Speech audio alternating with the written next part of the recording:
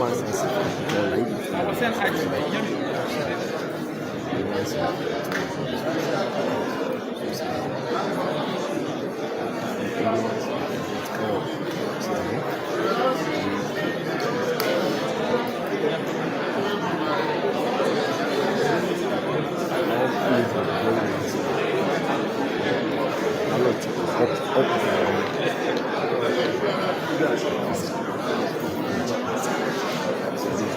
Yeah, Ali. Cannot do this. They're going to be doing palace strike. They hold on.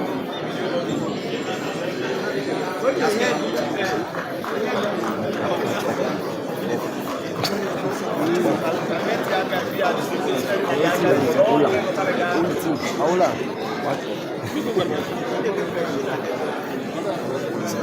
Just one more.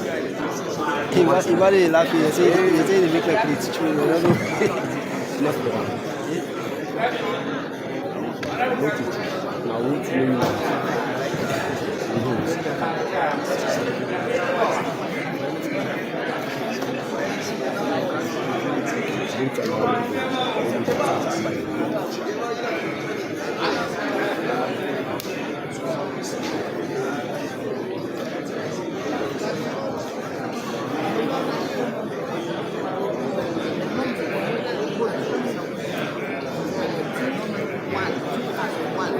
Every 2 days,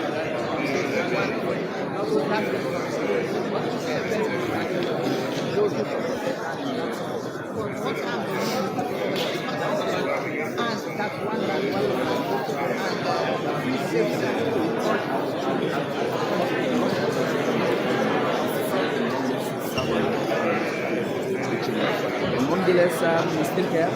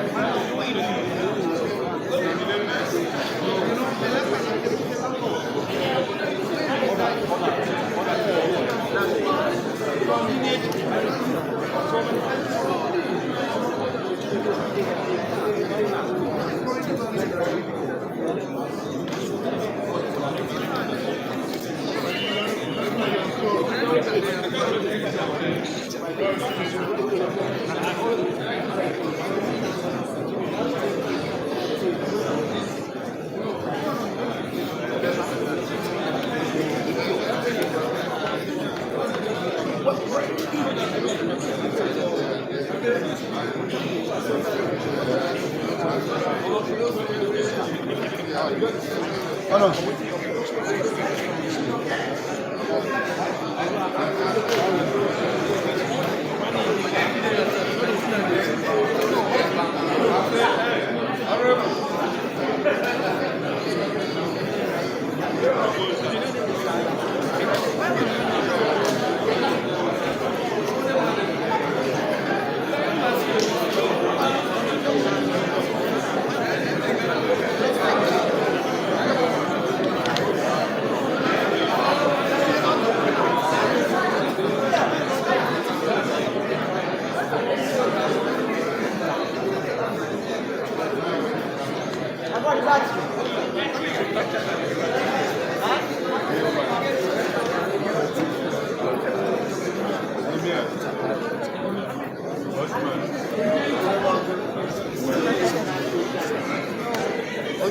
Okay, you get that.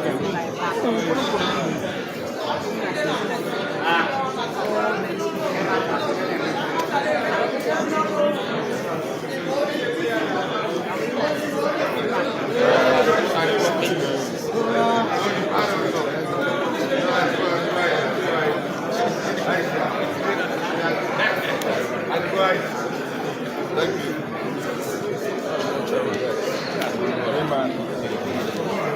Pardon, pardon, see no red and red. So I don't know how to go talk to them. No, let me pardon do the example, not to the pardon talk. That's guy.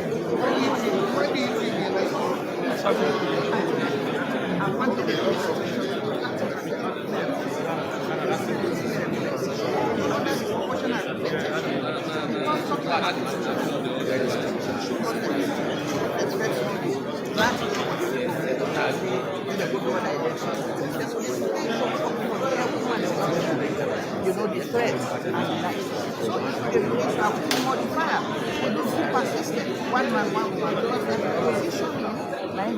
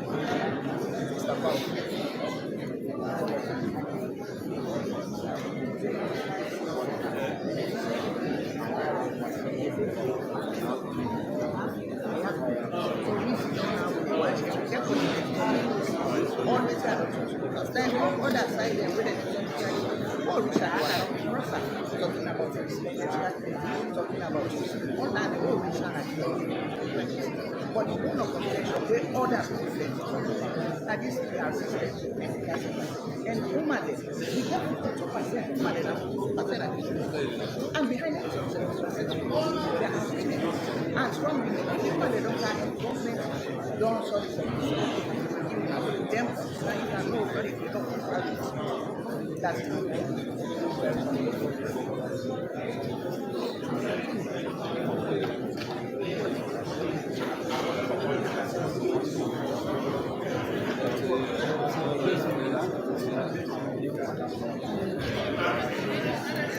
Acabo com tudo, cabelo.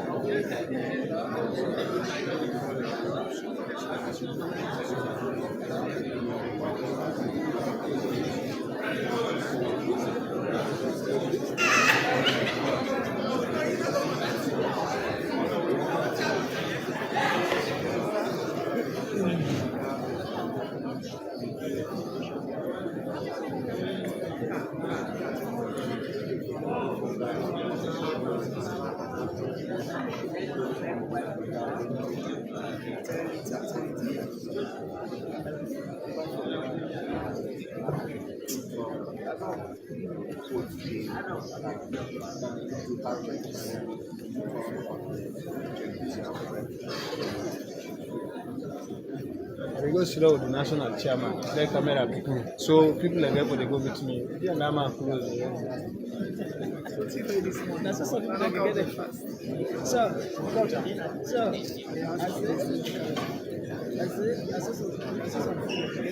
that's why they can't survive this. No, it's no.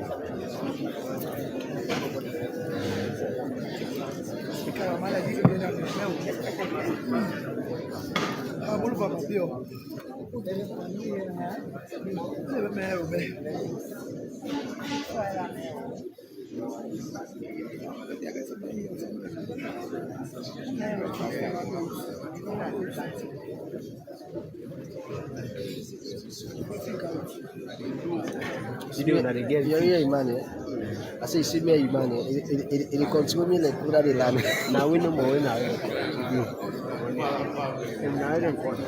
I mean, as you all have done, I can tell I always say, now we know. I didn't see your camera. Now we know. What are the same camera? We don't camera. Make only the make. Never can I have it. What the people say? 2 people they all. I can laugh with others. Yeah.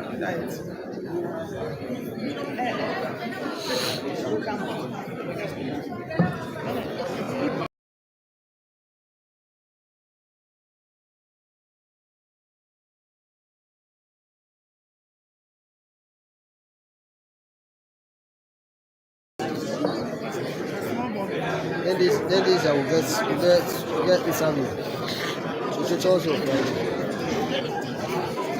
you need a minute there. Oh yeah.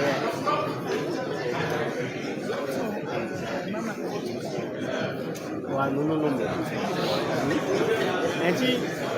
Therefore, I approve them before state review. I think that they 5. 5 or 6. You see, they don't approve them in past September.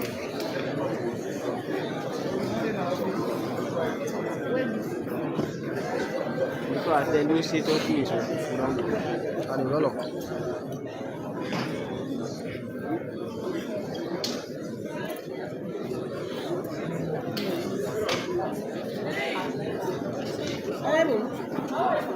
Thank you.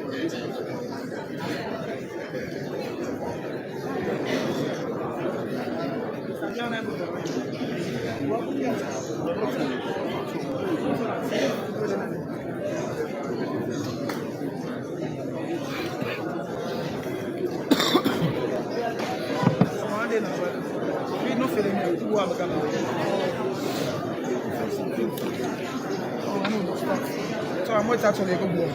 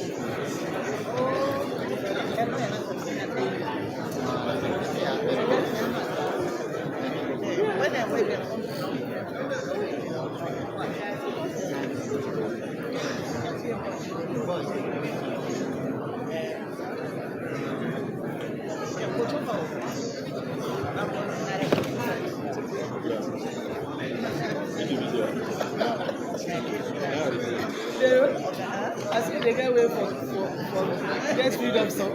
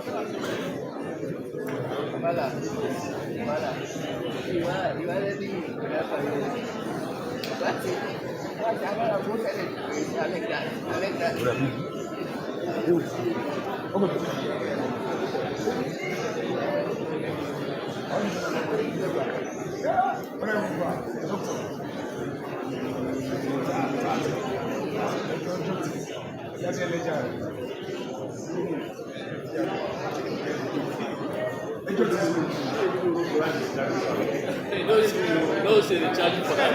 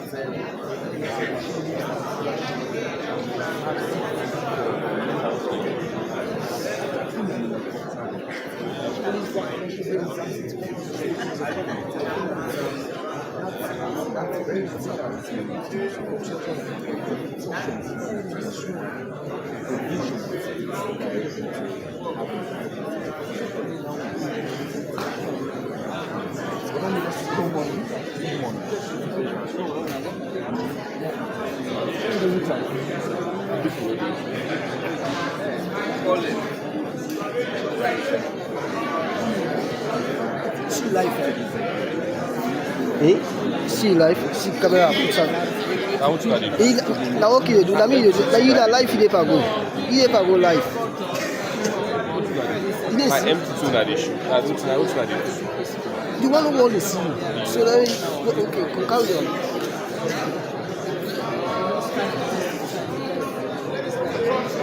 La people get beaucoup.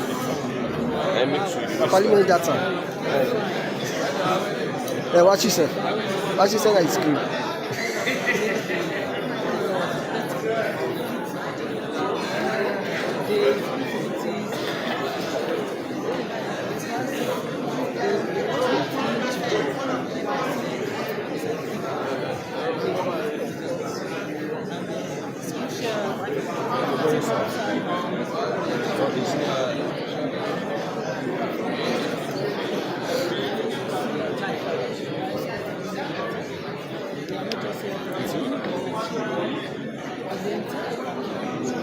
This minute, this is not for Victoria and that. This is not one more hand. You see? Yeah. See what you watch. See what you watch. No. Now what you can cross before the camera. Now you can cross before the camera and say you're not serious. See the one way they watch it first. Still. If I don't know. You might be console.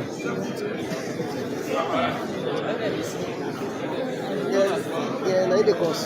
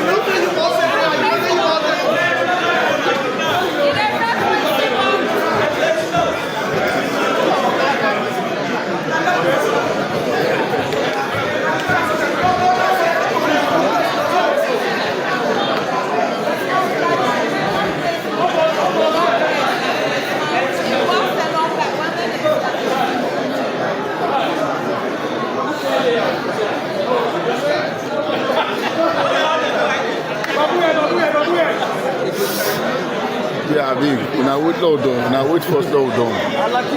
Send me for that.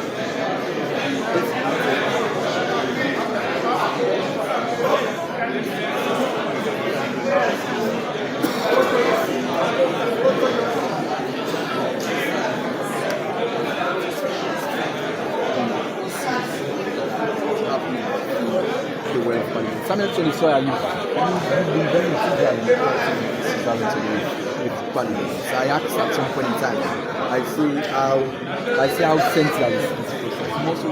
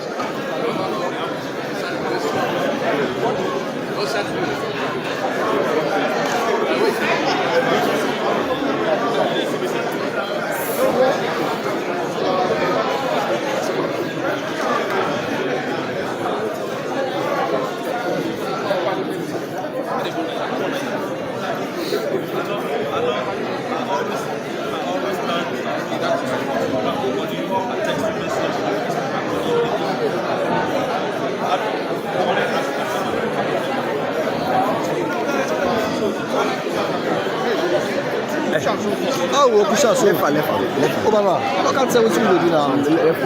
This one. Can push us. Honorable members, For county itself.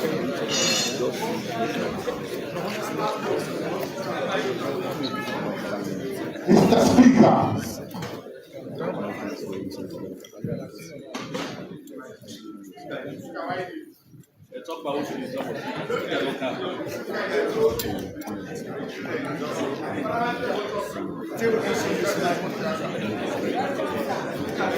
I wait, praise.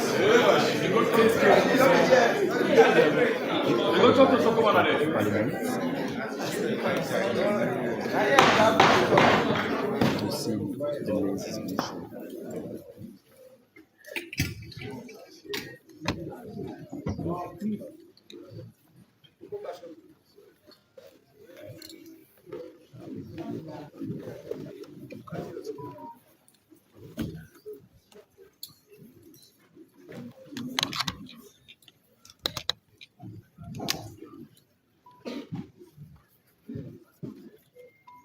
Honorable members, with the leave of Mr. Speaker, SO71 has been fulfilled for the business of the House to commence. Prayers. Prayers. Almighty God, without whose help labor is useless, without whose light search is vain, we thine unworthy servants here gathered together in thy name, do most humbly beseech thee to send down thine heavenly wisdom from above, to direct and guide us in all our deliberations, and lay aside all private interests, prejudices, and partial affections, the result of all our counsels may be to the glory of thy blessed name. Amen.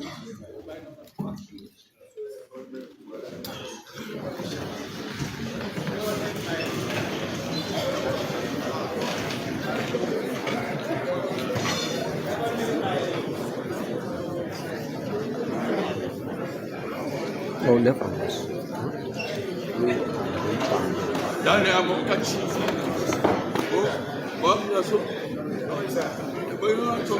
What the matter with it? Oh, the company, there's another company right behind you. Well, the company is all right, man.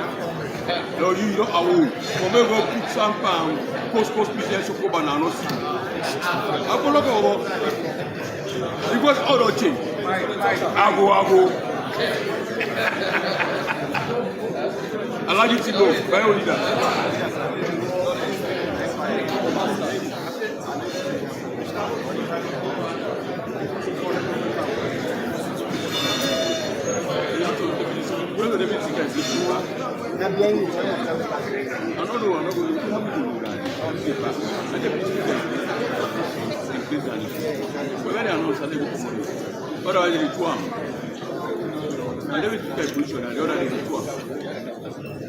Then they play with the mind.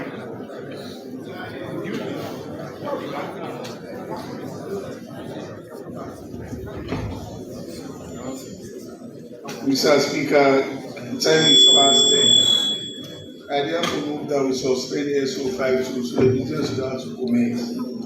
Any seconder? I so second, Mr. Speaker. What is seconder? I so second, Mr. Speaker. All those in favor say aye. Those against say nay. The ayes have it.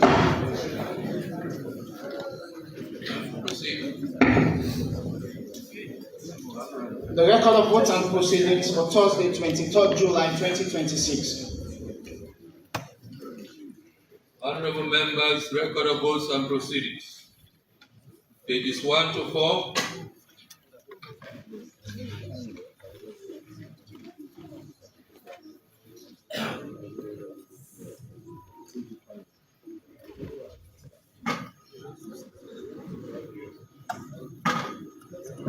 5.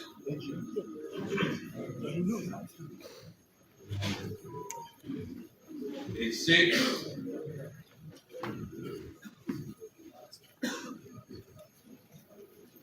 7.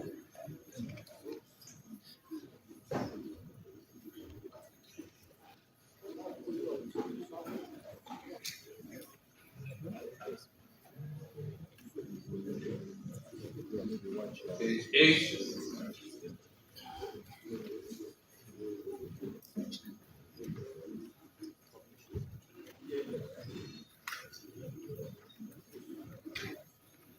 9.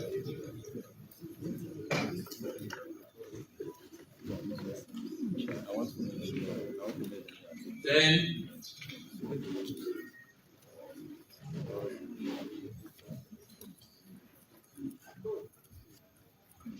11.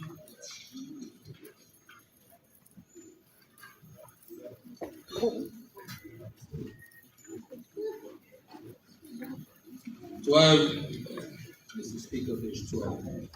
Page 12, yes. Second to last paragraph under Mr. Speaker's response. It's a minor change, but then also very important. It should be the head of NATCA and not NATCO. Yes. Mr. Clark, take note. The head of NATCA and not NATCO. Take note. Can the member please move? I so move, Honorable Speaker. Can the member please move? I so move, Honorable Speaker. Any seconder? I so second. I so second, Mr. Speaker. All those in favor say aye. Those against say nay. The ayes have it. Proceed. The record of votes and proceedings for Thursday, 23rd July 2026 has been adopted as amended. Announcement by Mr. Speaker. Proceed. Ministerial statement on the nationwide consultative meetings on the 2025 Constitutional Amendment Bill by the Attorney General and Minister of Justice.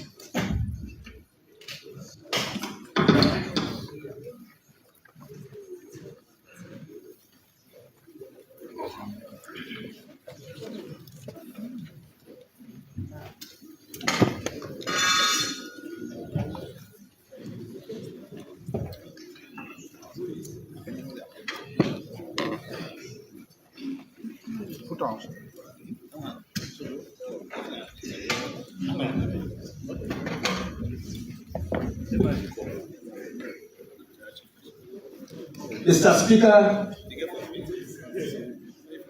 Hold on, Mr. Hayden. Hold on. Please sit down. Honorable members, the Attorney General and Minister of Justice has been summoned to appear before this House to provide an update on the nationwide consultative meetings on the Constitution of Sierra Leone Amendment Bill. The statement is basically to inform the House and the general public on the consultations his office has engaged in since the first reading. Mr. Minister, you may now proceed.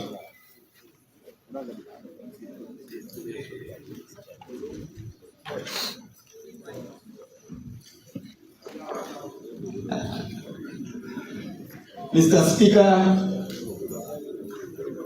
honorable members, this morning I want us to begin by looking back in order to understand how far we must look forward. In 1991, our nation stood at crossroads. We drafted a constitution that was, at its heart, a peace treaty. It was designed to return the country to multi-party democracy and secure national unity, a foundation of stability after years of upheaval. It served its purpose. But as Attorney General and Minister of Justice, It is my view that a nation cannot forever be defined only by its ability to not fight. Stability, which the 1991 Constitution gave us, is the floor. It is not the ceiling. Under the leadership of His Excellency, President Julius Maada Bio, we have reached a new mandate, and that mandate is economic transformation. We are moving from a constitution of survival to a constitution of prosperity.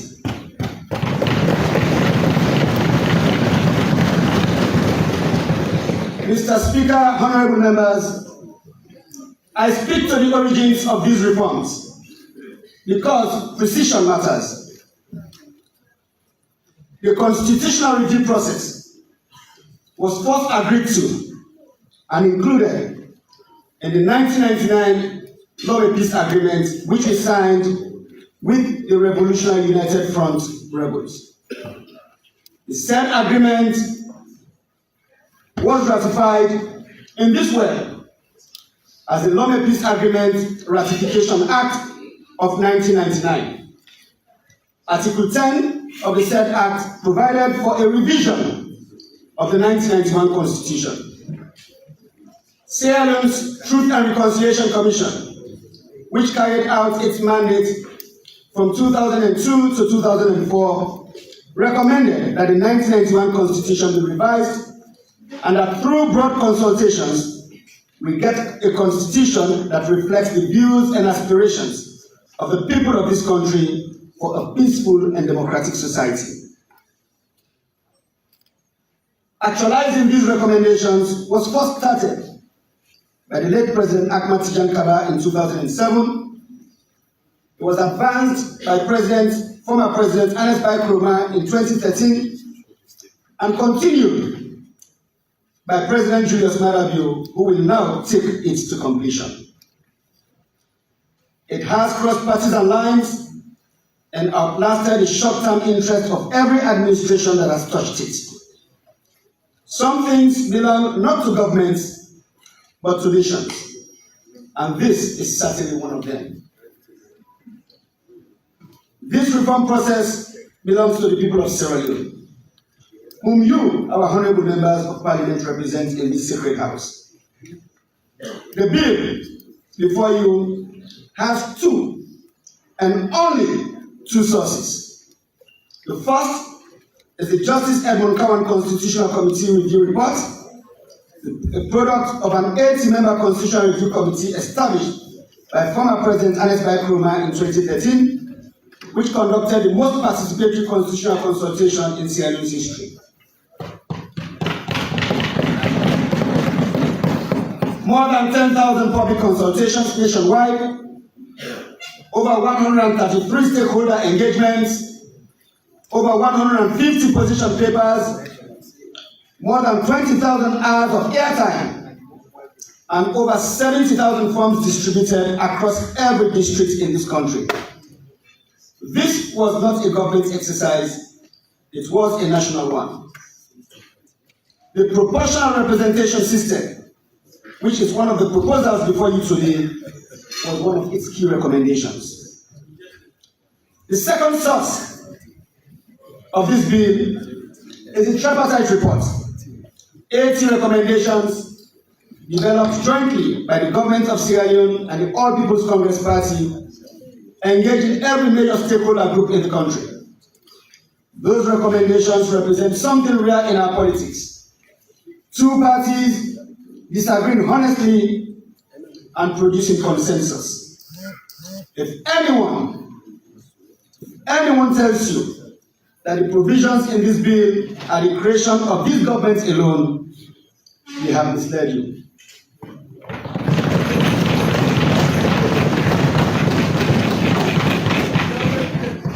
Every provision in this bill can be traced to one of these two sources.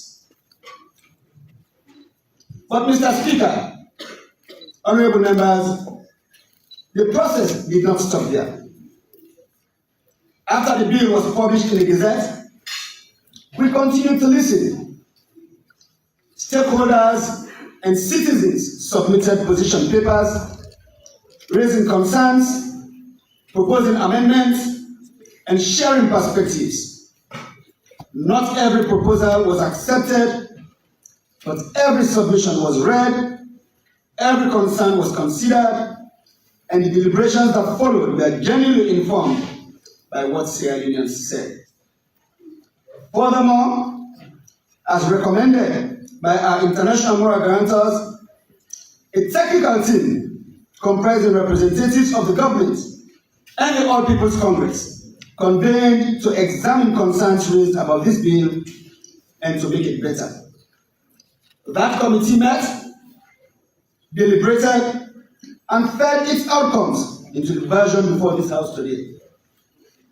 This is not a bill drafted in a room and handed to Parliament.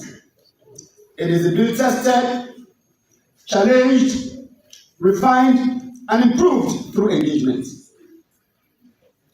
Several of my predecessors have done extensive work on this bill. This is a process that I inherited. And on behalf of government, I want to thank them for their contributions to this process and for their service to our nation. So this bill is not partisan. It is generational. I pay tribute to Dr. Emmanuel Gaima, representing the government of Sierra Leone,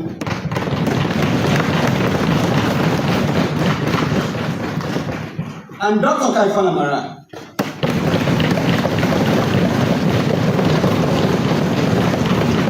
representing the All People's Congress Party, co-chairs of the tripartite process, whose leadership made a consensus in this bill possible. Permit me, Mr. Speaker, to also pay tribute to the Deputy Minister of Justice, Madam Satu Elizabeth Sako, whose unwavering advocacy for a gender-responsive constitution has driven my office to commit publicly and without reservation that all 16 recommendations in the Women's Manifesto, which was put together by a consortium of women's organizations across the country, that these recommendations will be enshrined in a full constitutional package.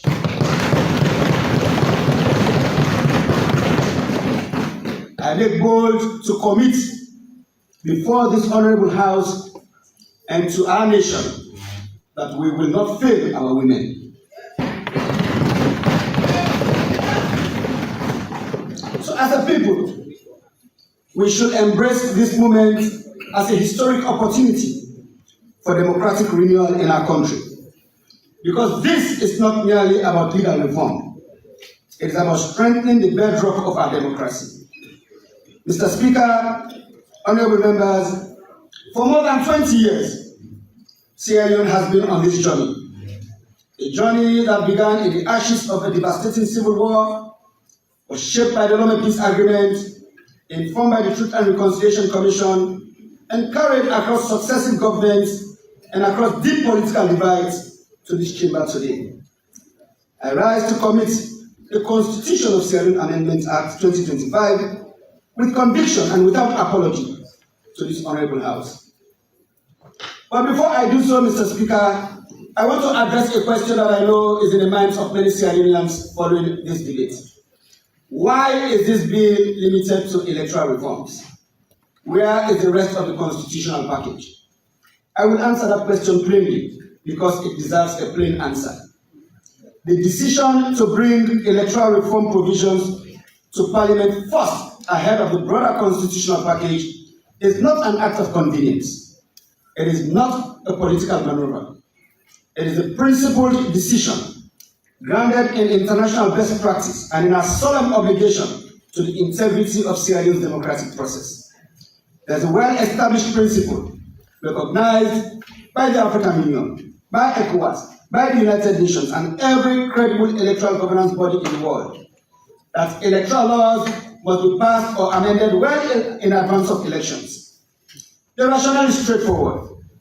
Political parties, candidates, civil society organizations, and citizens must have sufficient time to understand new electoral rules, to adapt their strategies and operations to them, and to hold their institutions accountable for implementing them fairly.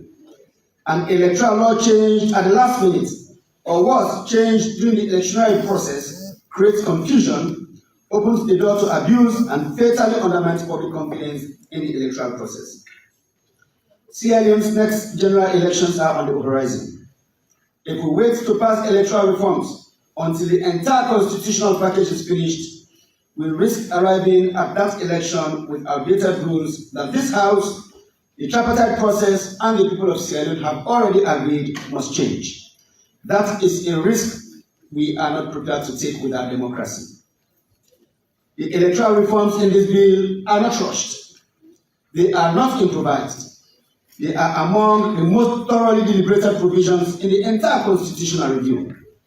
Products of the constitutional review processes established by previous governments before now, the tripartite process that brought the government and the APC together for 6 months, engaging electoral management bodies, civil society, political parties, and communities across every district of this country.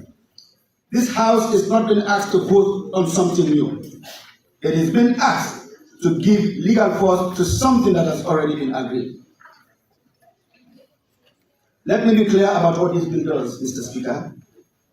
It introduces the proportional representation system, opening political space for women, for youth, minority voices who have systematically been underrepresented under the first-past-the-post arrangements. It constitutionally mandates a minimum 30% women's quota in political nominations at both national and local levels, a provision already in the Act,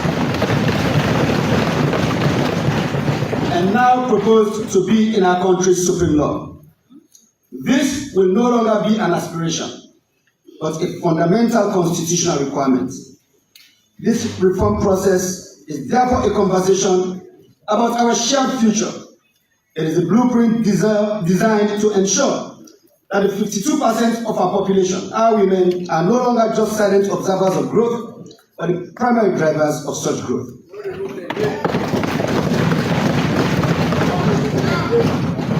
As we examine the bill before this Honorable House, we must be clear about what we are doing. We are not fixing an election law. We are re-engineering the DNA of Sierra Leonean governance to ensure that women are no longer guests in the rooms of power, but the rightful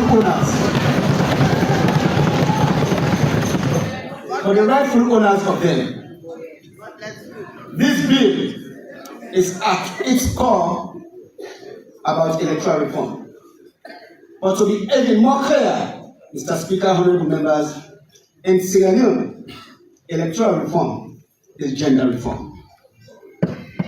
For over 30 years, the 1991 Constitution has helped shape our democratic journey. But its electoral provisions often created a winner-takes-all environment that was inherently hostile to women. It favored the loudest voices and the deepest pockets, often pushing women to the periphery of political processes. The bill before you today changes the game by requiring political parties to ensure that at least 30% of their nominees at both national and local levels are women.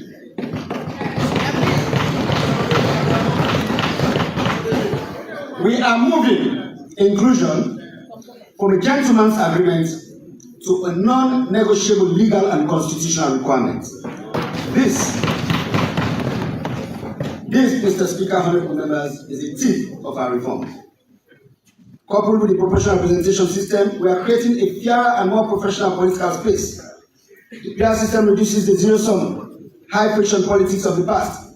It allows us to prioritize competence, youth, and most importantly, the 52% of our population. When we strengthen the integrity of our elections through this act, we are directly strengthening the voice of the Sierra Leonean women. Mr. Speaker, honorable members, I want to challenge you to look beyond the ballot box. Why does democratic governance matter for women? It matters because strong economies are built on strong laws. The 2025 electoral reforms are the gateway to the broader new and improved constitution we are building, a constitution designed for economic transformation. We know that when women are present in decision making, public resources work harder. When a woman sits in parliament, she isn't just representing a party. She's representing the female university students who on graduation needs equal pay for equal work, a right we are now enshrining in our constitutional reforms. She's representing the working mother who needs the maternity and family protections we are now strengthening. Democratic governance is the engine, but economic empowerment is the destination. You cannot have one without the other. Let us ensure that when history looks back at 2025 and 2026, it says that this was the moment CNA stopped asking for permission to be equal and started demanding it through the supreme law of the land. The bill also strengthens the governance framework around electoral institutions, improving accountability, independence, and public confidence in the bodies that administer our elections. And it lays the constitutional foundation upon which the rest of the broader reform package, including the transformative provisions on economic rights, education, citizenship, healthcare, and governance will be built. The broader package is coming, Mr. Speaker, honorable members. I give this House and this nation the full commitment of His Excellency the President, Dr. Julius Maada Bio, that the passage of this bill is not the end of the constitutional review process. It is a critical and time-sensitive component of it. The remaining provisions, those that go to the heart of our national identity, our social contract, and our vision for the Sierra Leone we are building, will follow in the next phase of this process. With the same rigor, the same public engagement, the same commitment to getting it right that has defined this journey over 20 years. The provisions in this bill on proportional representation, on women's political participation, on electoral accountability have been waiting for this moment for years. The international community, our development partners, and our own people have all said, reform before the next election, not after it. This House has the opportunity to do so today. So I urge every honorable member to vote yes, not for this government, not for their party,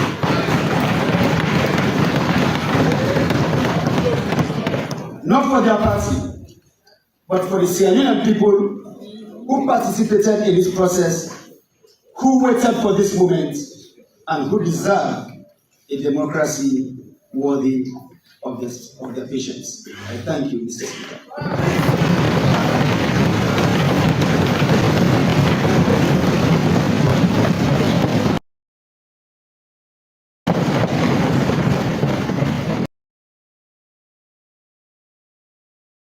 Thank you very much, Mr. Attorney General and Minister of Justice,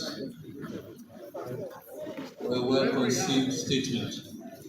At this stage, honorable members, I recognize the presence of Sir Jimmy Batulo Songa,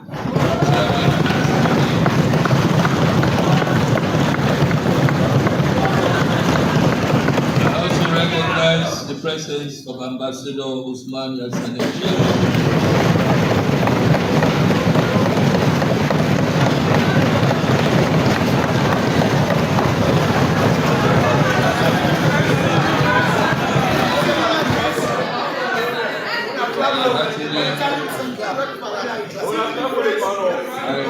Welcome the chairman of the SFPP and the chairman and leader of APC.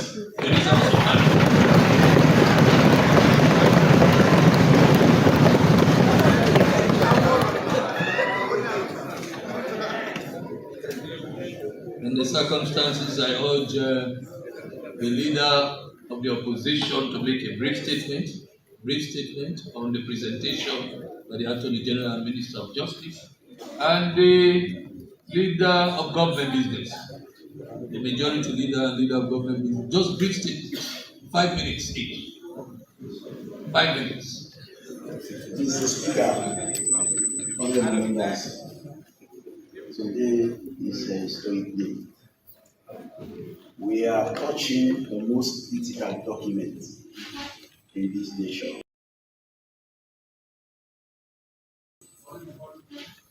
I am confident because I have known Mr. Speaker and he has presided over this parliament for quite a while.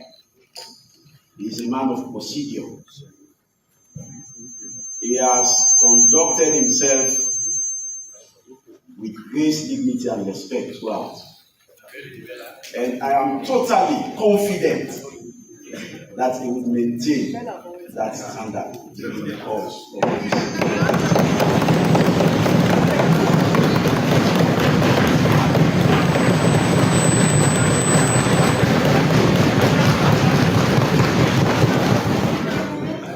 I think members of parliament should be clapping more.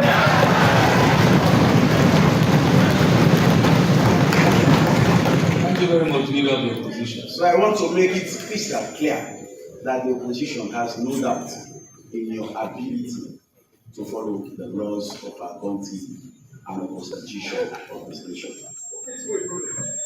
And Mr. Speaker, from the outset, it will be quite expedient for us to have a clarity of the procedures. We know that it is stated in subsection 2 of section 108. But there is a critical aspect there which I want you to pay great attention over. It's the fact that the Constitution insistently said, left to you. Let me just make a quick reference, Mr. Speaker.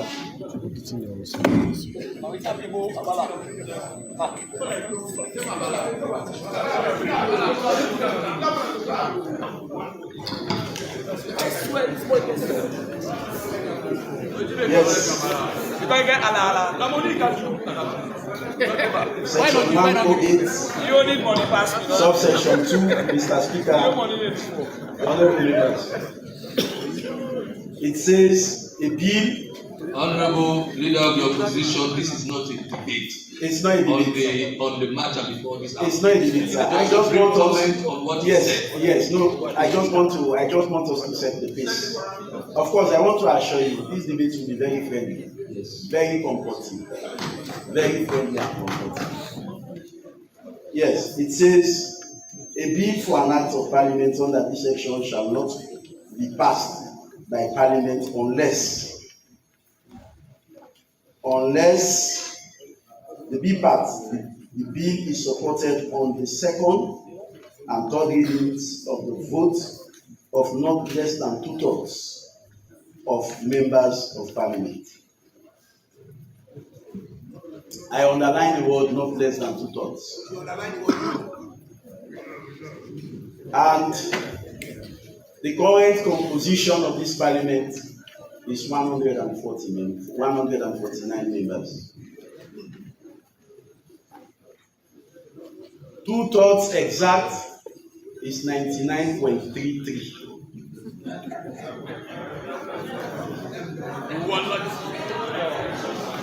By the way, I'm an engineer by profession. I normally do differentiation and integration.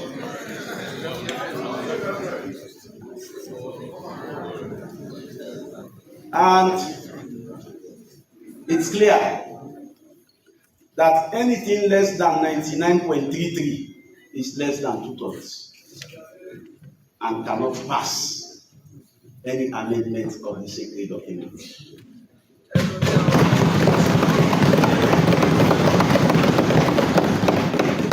So it means for us to touch any clause in this document, we must have 100 MPs.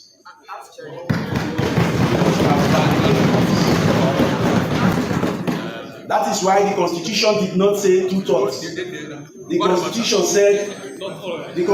says the bill is supported on the second and third reading by the vote of not less than 2/3. So anything less than 2/3 cannot pass any amendment to this Constitution.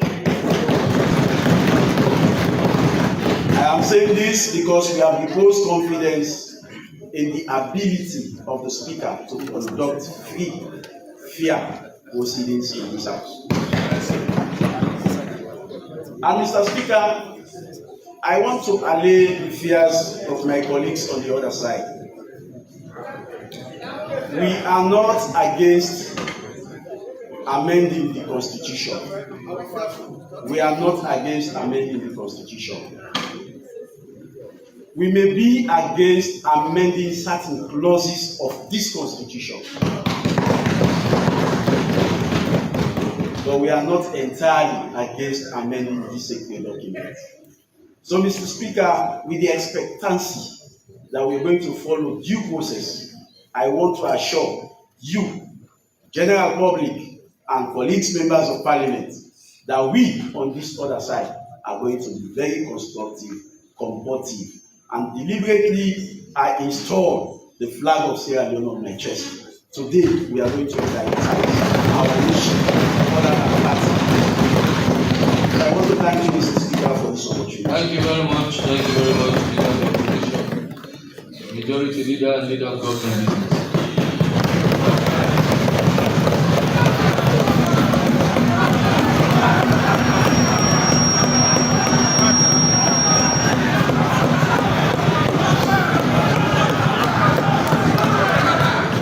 Osai, Osai, one country, one country. Respect to the paramount chiefs and salute you. God bless you. This is a unique parliament where we have our traditional rulers are with us. Thank you.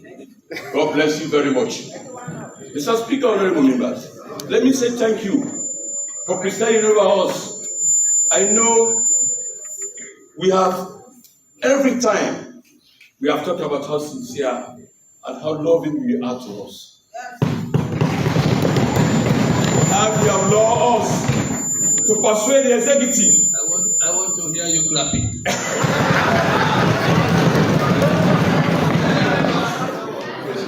How you have allowed us to make sure that this parliament functions in a very systematic and a democratic manner. I thank you together with your clerk and the team. AG, you have said it all. You have shaping the trajectory of this debate today. You have spoken like a statesman.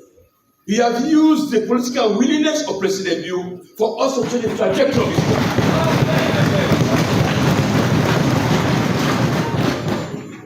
We cannot be captives of bad politics.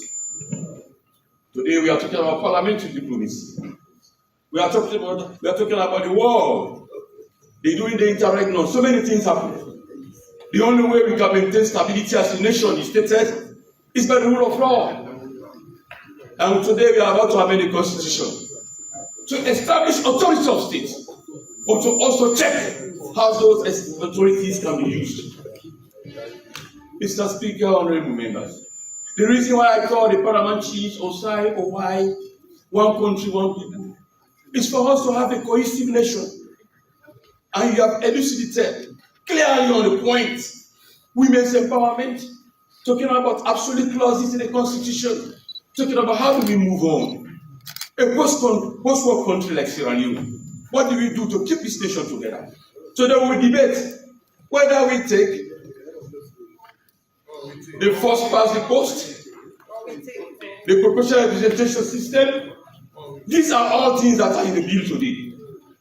But for us, we believe putting this nation first is in the interest of everybody. It's in the interest of everybody. Be you APC, be you all of the political parties who are not here. 17 registered political parties. SFPP is just in governance. We SFPP, we have led this country to so many successful, cohesive, and delivered this nation. We have delivered this nation independent. The war, because of bad governance, we had a war. SFPP-led governance. We redeemed this nation. In his blessed memory, President Kaba conducted the free and fair, transparent elections. Using same provisions, we transfer governance from opposition to governance to opposition. So be it. Today, we are here again, trying to make sure we put this country on a trajectory that this country, to make sure that we have a better Sierra Leone, good for everybody. A better Sierra Leone, irrespective of region, irrespective of tribe, to have a developed nation. And the only way we can do that with a better constitution in front of us. We are not doing it because we are SFP. We are doing it for the interest of this country. That is why our mantra, one country, one people. Mr. Speaker, honorable members, I will keep the rest for the debate. I will keep the rest for my concluding statement. I will go clause by clause. Support documents given to you today. By legislation that passed in this house, why we should have A, why we should accept clause B, why we should not accept clause C. These are things we put to the fore. But our interest is to get a consensus document where we meet to the interest of this nation. Mr. AG, I thank you very much unto the General Minister of Justice and the team for putting us through. You did not start this process. But I want to join you to thank the technical team by recommendation made by the moral guarantors. Dr. Richard Conte, thank you. Dr. Rema, thank you. I want to be a Sierra Leonean who can stand tall for the truth, not the edge of the truth. The formula for all this bill is nation. It has to be all political parties, whom good policies, whom the paramount chiefs, whom good laws will pass in this house. We make Israel a better place for all of us. It's not about one political party. It's not about one region. It's not about one tribe. It's about the interest of Sierra Leone. For generations yet to come, to look at us, you are history maker in the good faith of a better Sierra Leone. May the Lord bless us all. Thank you.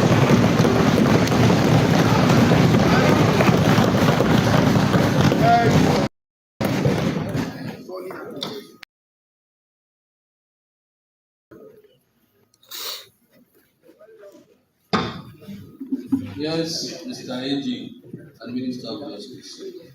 Proceed with me. Hold on. Let it back. Hold on. Bills. The Constitution of Sierra Leone Amendment Act 2025. Second reading, committee stage and third reading. The Attorney General and Minister of Justice.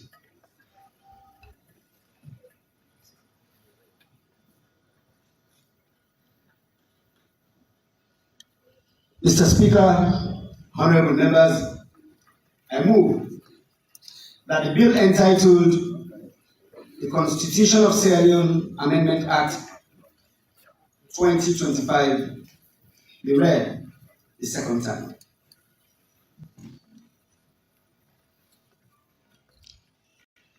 Mr. Speaker,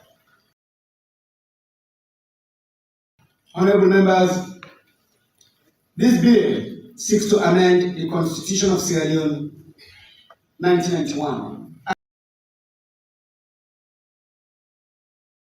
Act number 6 of 1991, in order to strengthen the country's democratic governance architecture, enhance the integrity, transparency, and independence of electoral institutions, improve constitutional certainty,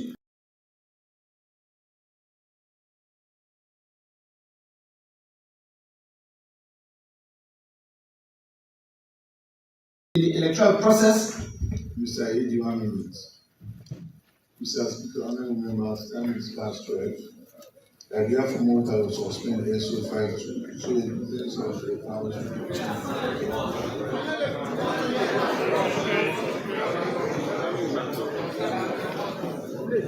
Ladies and gentlemen, I so second Mr. Speaker. 1991, Act number 6 of 1991. In order to strengthen our country's democratic governance architecture, enhance the integrity, transparency, and independence of electoral institutions, improve constitutional certainty in the electoral process, promote inclusive political participation, reinforce the rule of law, and implement key constitutional and electoral reform recommendations emerging from extensive national consultations. The bill forms part of the government's continuing constitutional reform program aimed at modernizing Sierra Leone's constitutional framework to respond to contemporary democratic realities whilst preserving the fundamental principles upon which the Constitution is founded. The amendments also seek to address practical challenges experienced during previous electoral cycles, strengthening institutional accountability and enhancing public confidence in democratic governance. Mr. Speaker, honorable members,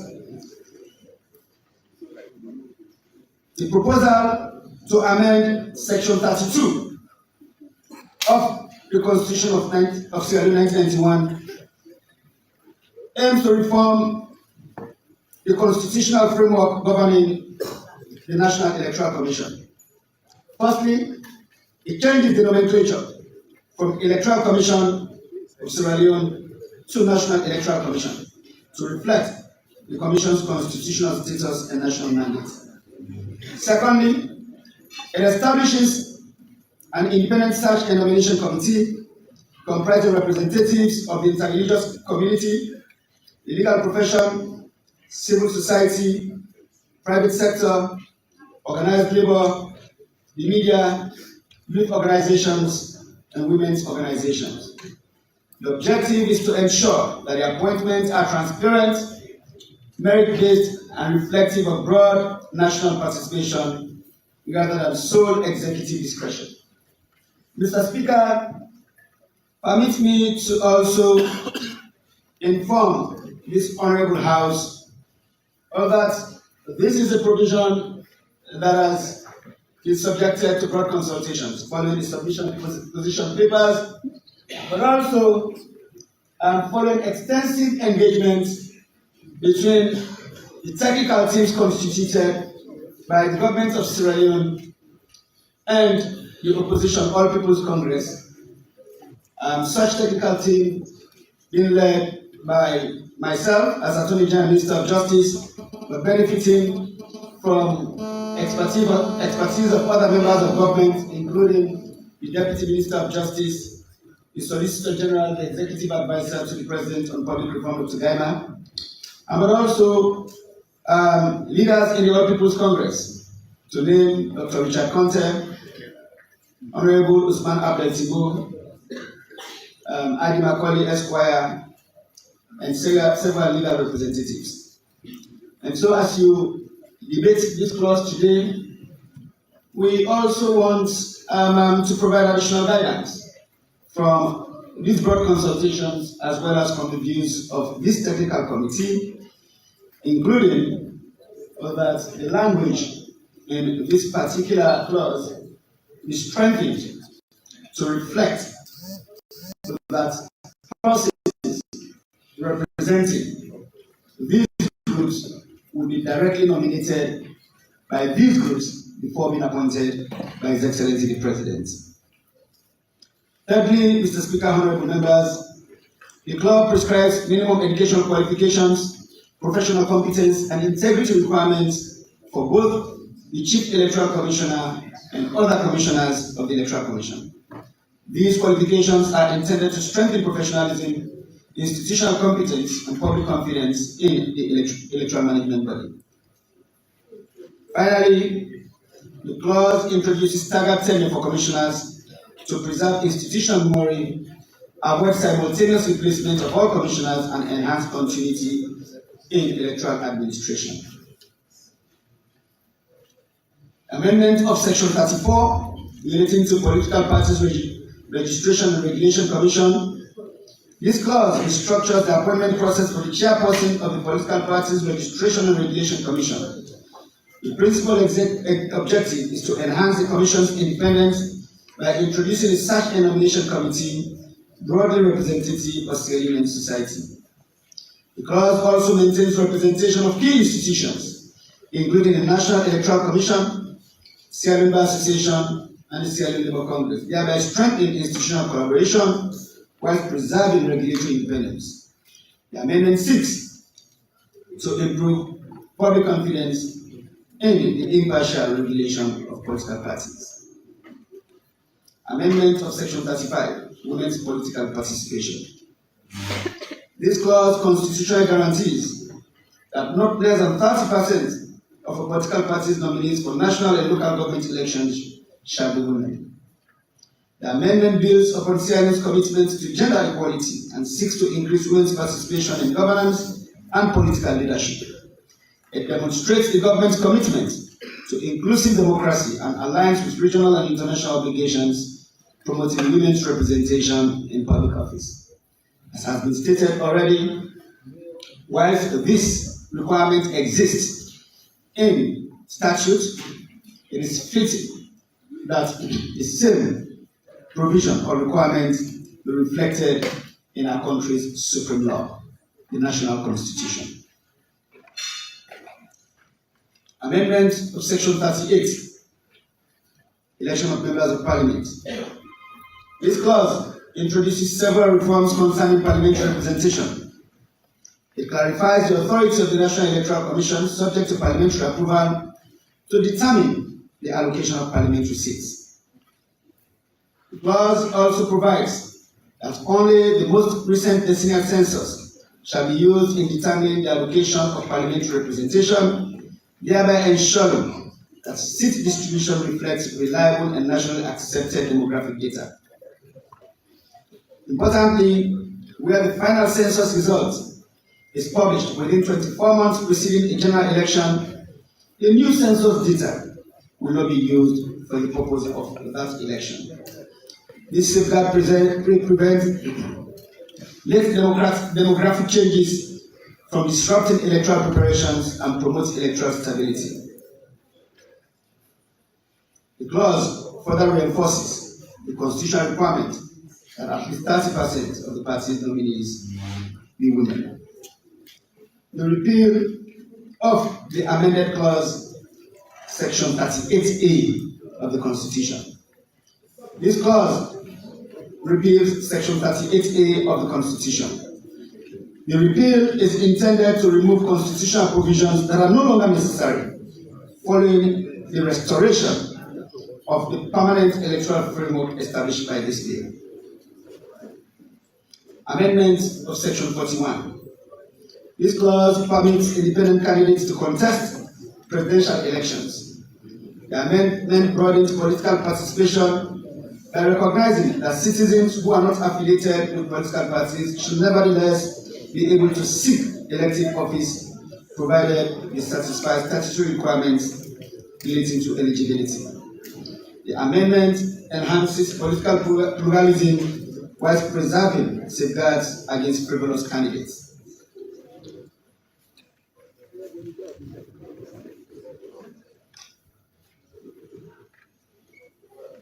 Amendment of Section 42 of the Constitution, Election of President.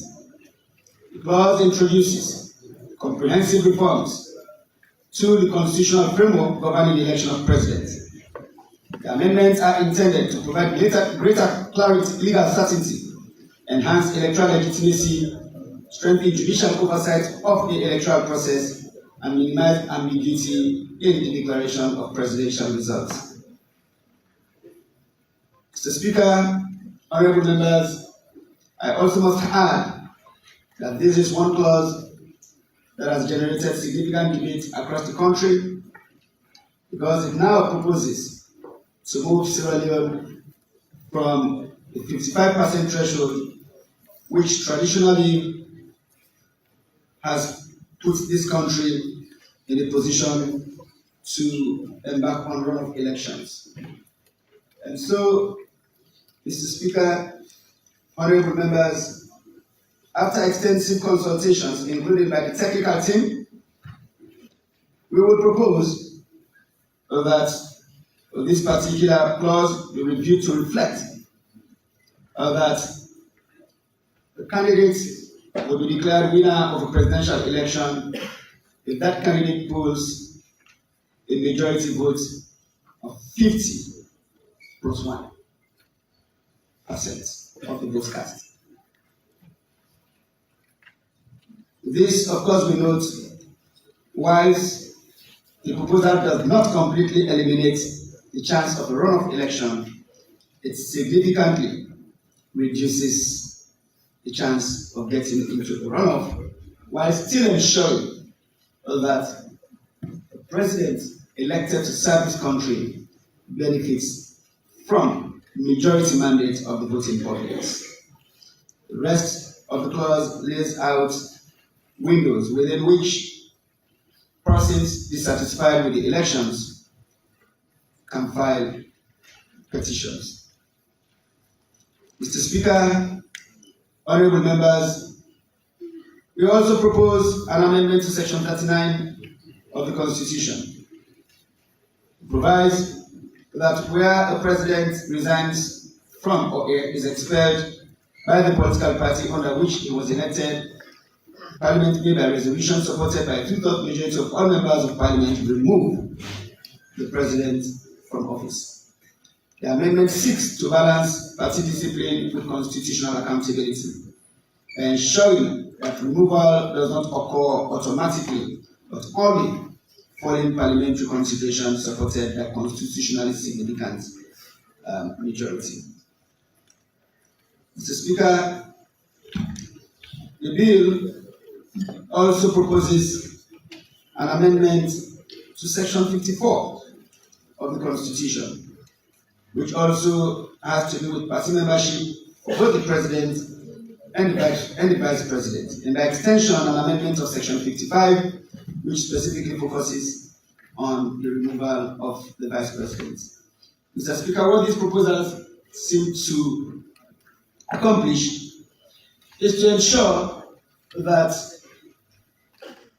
a political party that institutes disciplinary proceedings against the serving president or vice president does not carry the mandate to reverse an election outcome, but that the only procedure by which a president or vice president can be removed from office if they are disciplined by their political party is to trigger the already established provisions in our Constitution on parliamentary and judicial oversight. These amendments ensure consistency between the constitutional treatment of the offices of President and Vice President while preserving Parliament's constitutional oversight role. The amendment ensures that removal from office occurs only after broad parliamentary consensus, thereby safeguarding constitutional stability and protecting the democratically elected President or Vice President. We propose an amendment of Section 74, the composition and election of Parliament. Clause amends Section 74(1)(b) of the Constitution to provide a clearer constitutional framework for election of members of Parliament through a system of proportional representation. The amendment empowers Parliament to prescribe by legislation the number of members of Parliament to be elected under the proportional representation system and the detailed procedures governing nominations, allocations of seats, and the conduct of elections. The principal objective of this amendment is to place the broad constitutional principle within the Constitution, whilst allowing the operational details of the electoral system to be regulated by an Act of Parliament. This approach provides flexibility for Parliament to respond to future electoral reforms without the need for repeated constitutional amendments while preserving the constitutional foundation of the electoral system. This amendment also promotes legislative certainty by clearly distinguishing constitutional principles for matters of electoral administration.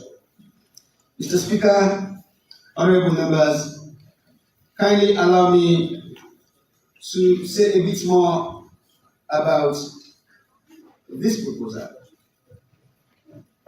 Mr. Speaker, honorable members, as I noted earlier in my statement, this was a proposal first made by the Justice Edmond Kawan Constitutional Review Committee, which in 2017, in its 2017 report, recommended that proportional representation should be included in the revised constitution, and so section 74(1) should be amended to reflect this. Mr. Speaker, government has accepted this proposal. A significant percentage of our country's population has accepted this proposal.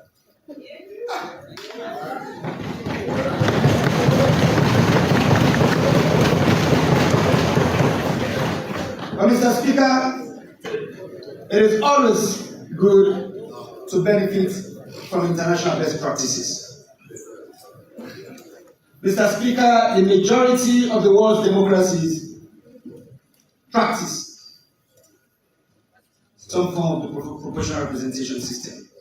Matter of fact, more than 130 countries across the world use either proportional representation or a mixed system.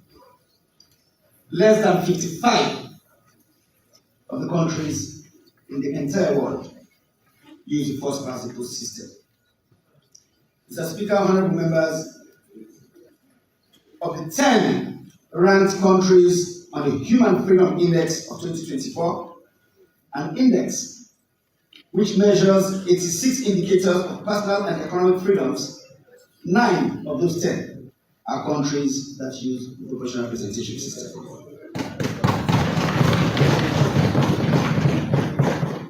Similarly, 9 of the 10 countries ranked or classed as full democracies on the Democracy Index of 2023, which is based on 5 categories: electoral processes and pluralism, the functioning of government, political participation, political culture, and civil liberties. 9 out of 10 of these countries use proportional representation.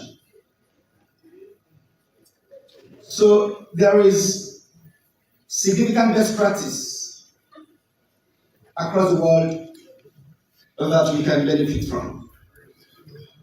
But we also note that concerns have been expressed about the challenges with the proportional representation system. And when the technical team got together, comprising representatives of the government of Sierra Leone and representatives of the All People's Congress, but also in consultations with the other registered political parties represented by the All Political Parties Association, APA, it was clear that we can address these challenges that have been identified with the proportional representation system. That is because together we all took note of the benefits of the proportional representation system, noting that it strengthens national cohesion. Because in our current political climate, replete with regional and ethnic divisiveness, proportional representation will help build national cohesion and enhance unity by limiting party strongholds, as parties will have the potential to win a seat anywhere in the country. It restricts the growth of regional fiefdoms because PR systems reward minority parties with a minority of seats. They are less likely to lead to situations where a single party holds all the seats in a region or a district. This can be particularly important to minorities in areas which do not have significant regional concentrations of party supporters. It reduces electoral violence.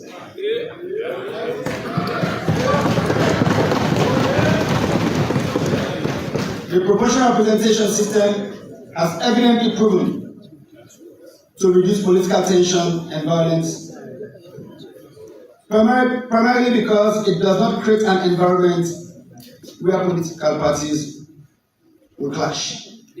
In PR systems, by-elections are not held to fill vacant seats in parliament. Vacancies are filled by the next in line on the list of endorsed candidates submitted by the political party. Because this process does not require an election which will bring political parties together to fight for a seat, it helps reduce political tension and violence. Mr. Speaker, honorable members, after the 2018 elections, 2 persons were reportedly killed and dozens of others were seriously wounded in violent clashes during by-elections. Before the 2018 elections, we all recall also what happened with by-elections in Sogama Chigam in Pudong districts, where people were even forced to flee across borders.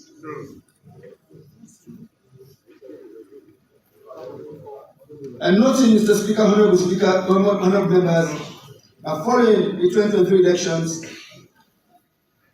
the Electoral Commission of Sierra Leone has been able to fill several vacancies in Parliament without any political tension or violence. The Commission has also filled several seats at the local council level without political tension or violence. Mr. Speaker, we also note the cost effectiveness for a country like Sierra Leone that has to take difficult decisions on resource allocation. Because in a proportional representation system with no by-election, the PR system proves to be much cheaper in comparison to the first-past-the-post system. This has saved the country significant amount of money that would otherwise be spent on conducting elections. Mr. Speaker, the data with ECSL shows that a parliamentary by-election on average costs 2 million new euros. If you want to understand it better in the context of old loans, it's 2 billion old loans. Whilst a by-election for a councillor will cost this country on average of 600,000 euros. That's 600 million euros. A chairperson by-election costs an average of 400,000 new loans to conduct. In all loans, that's 5.5 billion in 400 million we're talking about. So in a country that has to take difficult decisions, saving these amounts of money is important. Because for this government, it means we have been able to keep more kids in schools across this country through the free quality education program. It means we have been able to provide health care to more pregnant women and lactating mothers across the country. It means government can invest more in food security and reduce our dependence on food imports. So the PR system is therefore the most cost-effective electoral system suitable to Sierra Leone, but also it is best practice in the majority of the democracies across the world. Mr. Speaker, it is also important to address wastage of votes. Unlike the first-past-the-post system, where a candidate is elected with a small number of votes, leaving all other votes unused, the PR system uses most of the votes cast in determining percentage of seats won. When thresholds are low, almost all votes cast in the PR system go towards electing a candidate of choice. This increases voters' perception that it is worth making the trip to the polling station at election time, as they can be more confident that their vote will make a difference to the election outcome, however small. Mr. Speaker, we have said a lot about how the PR system will also increase women's participation. proportional representation is much more guaranteed to increase women's political participation, representation in parliament and local councils. With the current legal framework in the Dewey Act and the provisions in Section 58 of the Public Elections Act, proportional representation is best placed to easily implement these legal provisions and yield expected results. Mr. Speaker, honorable members, let me share some data. Since we enacted the 1991 Constitution, or let's say under this 1991 Constitution, Sierra Leone has held 6 democratic elections. In 3 of these elections, we have practiced first past the post. That is 2007, 2012, and 2018. And in 3 of these elections, we have practiced proportional representation. 1996, 2002, and 2023. The data shows that each time we practice the first past the post system, the percentage of women's representation stays down. And each time we practice the proportional representation system, the percentage goes up.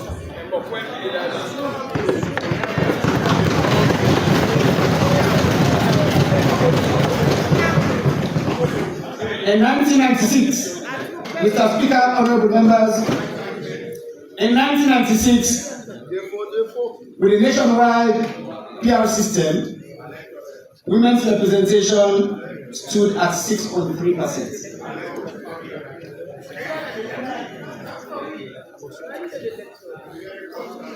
In 2002, when we applied the proportional representation system again, there was an increase to 14.5%. And then in 2007, we went back to the first past the post system.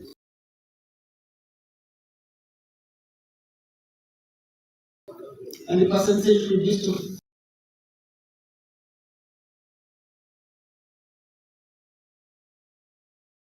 14.3%. And then in 2012, when we practiced the first past the post system, the percentage went further down to 12.4%. And then 2018, first past the post, the percentage went further down to 12.3%. And then finally, in 2023, so that's the highest, Mr. Speaker, honorable members. If we are to be informed by data, the data shows that we can show more commitment to increasing women's participation in our political process by agreeing to permanently use the proportional representation system.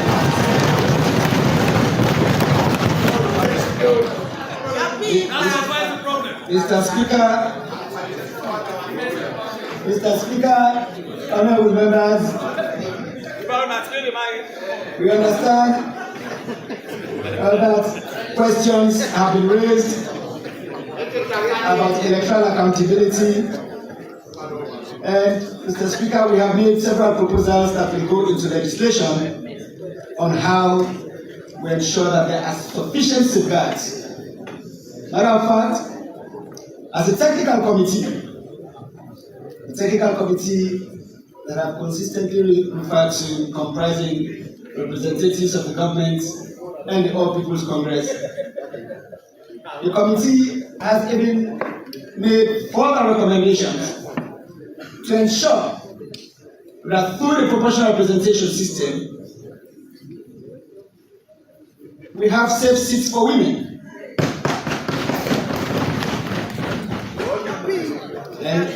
a list system, both the A and the B list, to ensure that as part of this system, if a woman, member of parliament, needs to be replaced, that replacement must be a woman.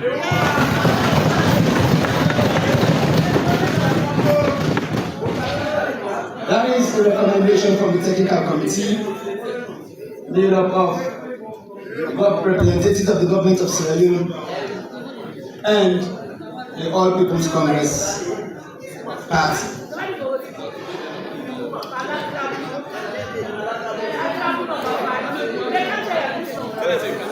Mr. Speaker, I came to Parliament without fear. I'm a fourth party, and I'm coming back. Mr. Speaker, honorable members, moving on, we also propose an amendment of section 76 of the Constitution, which has to do with qualifications and disqualifications for election of members of Parliament. Mr. Speaker, for some time, by way of interpretation of section 76, our brothers and sisters in the diaspora who remain engaged in Sierra Leone, who continue to make significant investments in this country, have been limited when it comes to political participation. So that is why we propose an amendment to section 76, specifically the provision that persons, Sierra Leoneans by birth, by implication, Sierra Leoneans by birth, who for one reason or the other hold citizenship of some other country, cannot run for elected office in Parliament. We propose, Mr. Speaker, honorable members, that this provision be reviewed and that safeguards be put in place, including the fact that such a person with a citizenship in addition to being Sierra Leonean by birth establishes strong ties to the country, including the proof of payment of local taxes, possibly for 5 years preceding the election, the proof of physical residence in the country, possibly for a minimum period of 24 months, to be allowed to participate meaningfully in the political process in Sierra Leone and being able to run Parliament. Mr. Speaker, under the same provision, we have also proposed that certain categories of public officers whose position require them to resign at least 12 months before being able to run for an election, that period be reduced to 6 months. Section 76.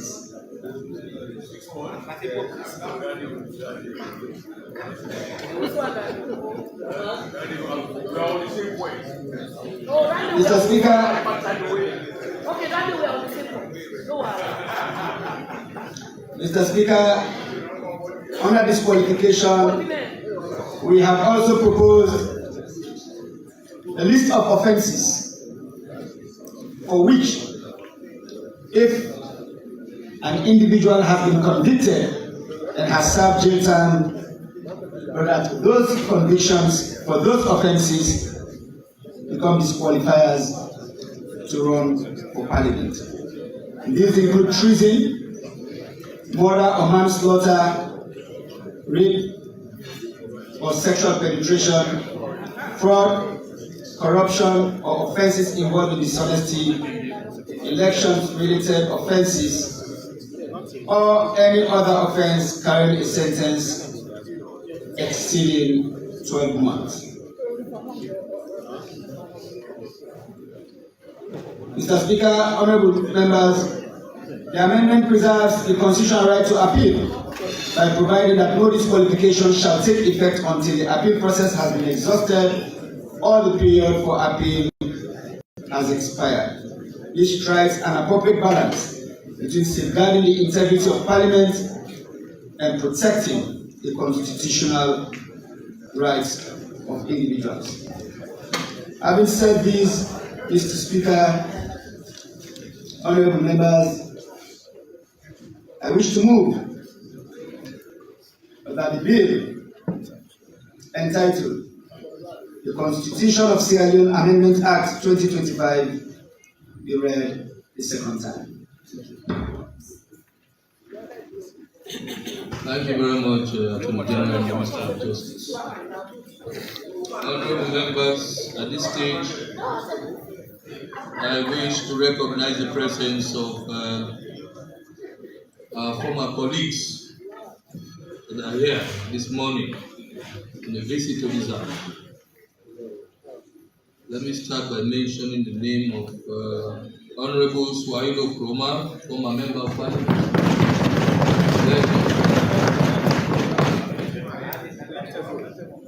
Yes, Honorable Uroti Jallo.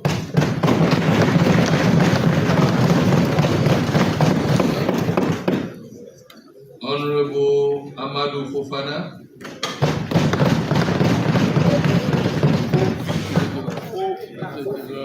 Honorable Dauda J.B. Kalon.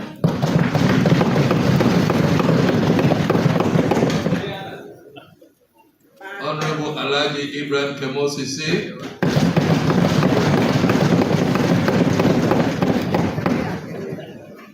Honorable Alusan Alu Conte.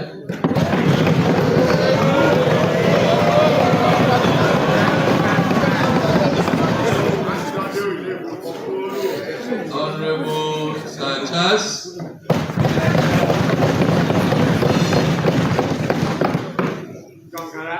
You are all heartily welcome to the House of Parliament. Then Honorable Johnson.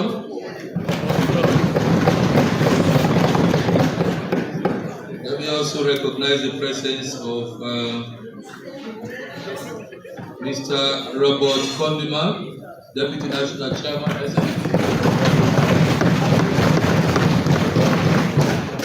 Yes, I recognize the presence of, another former honorable member, Honorable Usman Aikano, Alpha Khan.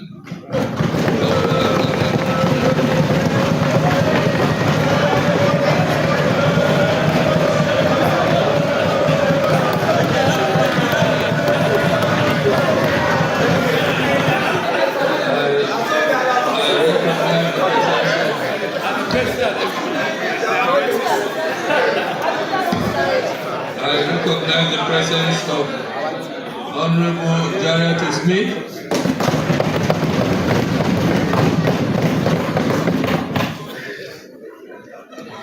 I also recognize the presence of Mr. Mohammed Radu Swari, Minister of Labour and Social Security.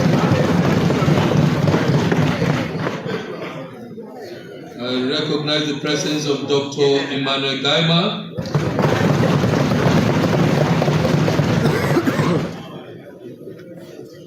I recognize the presence of Dr. Richard Conte. I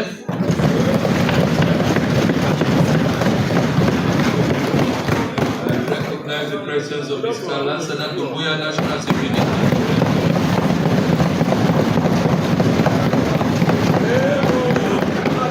I recognize the presence of Mr.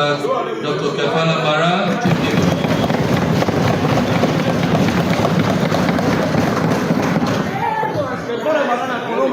I recognize the presence of Mr. Usman Aikanu, Solicitor General.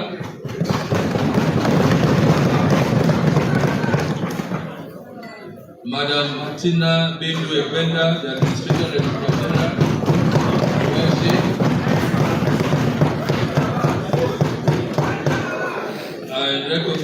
presence of Mr. Daniel D. Kaitabi, Executive Director.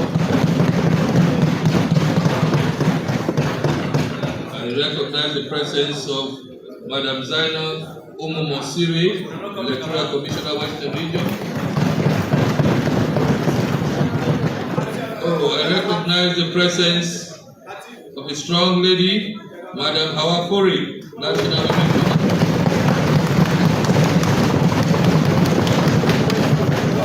I recognize the presence of Madam Masala Samba, Executive Director. I recognize the presence of Mr. Boloti Kata.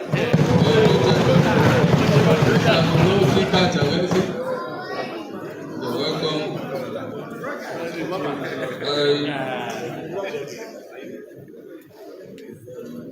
Okay. We proceed for now. Honorable members, the question is that the bill entitled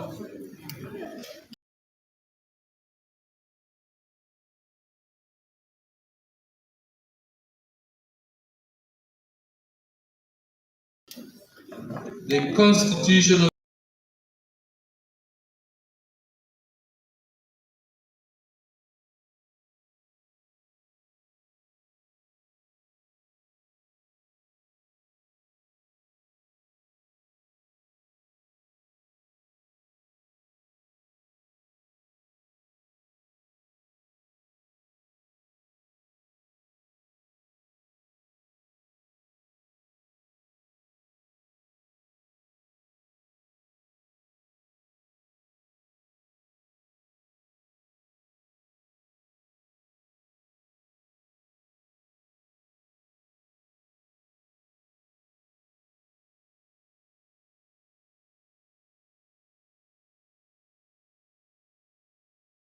Australian Amendment Act.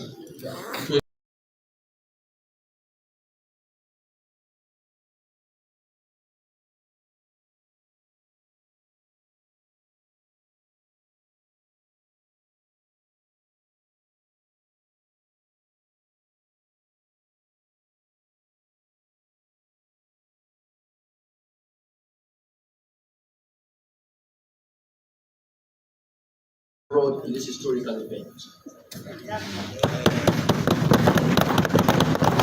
If we carefully look around today, we can hardly find those that were here in the rainy season of 1991. They made history, and we are going to make history too. What we are going to do today is to put Sierra Leone first. And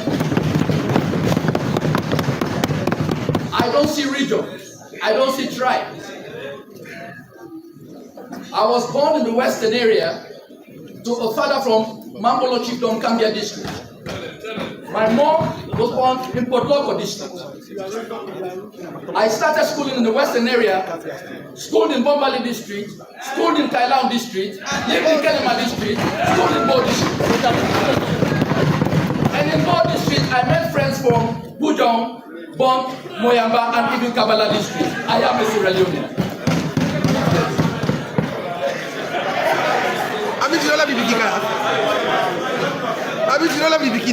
On 1st July 1991, Parliament passed the 1991 Constitution. September 24th, 1991, it was assented by the president. October 1991, it commenced. So, they did their best to bring this document. Like the AG said, it's not the ceiling, it's the foundation, and it's that foundation we are tasked to deal with today. Mr. AG, I want to thank you very much, together with your team, for bringing this journey this far. And I want to assure you that we will all walk out of this room as proud Sierra Leoneans.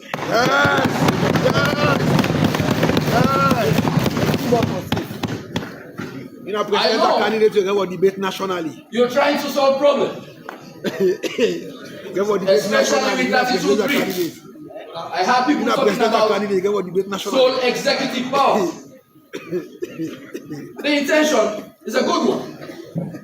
But I'm afraid, let's don't try to solve the problem and open up more problems.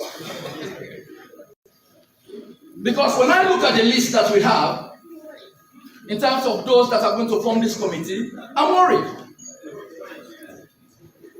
What if some of these groups that will eventually be listed cease to exist? Who makes the final decision to determine who should belong to that particular committee? So really, Mr. AG, you have to convince me to some point that we can be fine with this. Otherwise, I see no problem with our current provision. Yes.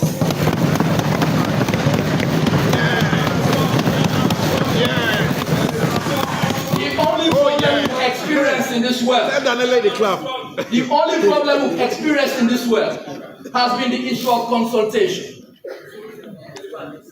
That meaningful dialogue of good faith. That's what we've experienced. So if the problem you are trying to solve of sole executive powers will open up more problems to ensure that we have political hotbeds in some of those institutions, I'm afraid we have to keep the current provision and then define consultation. Yes.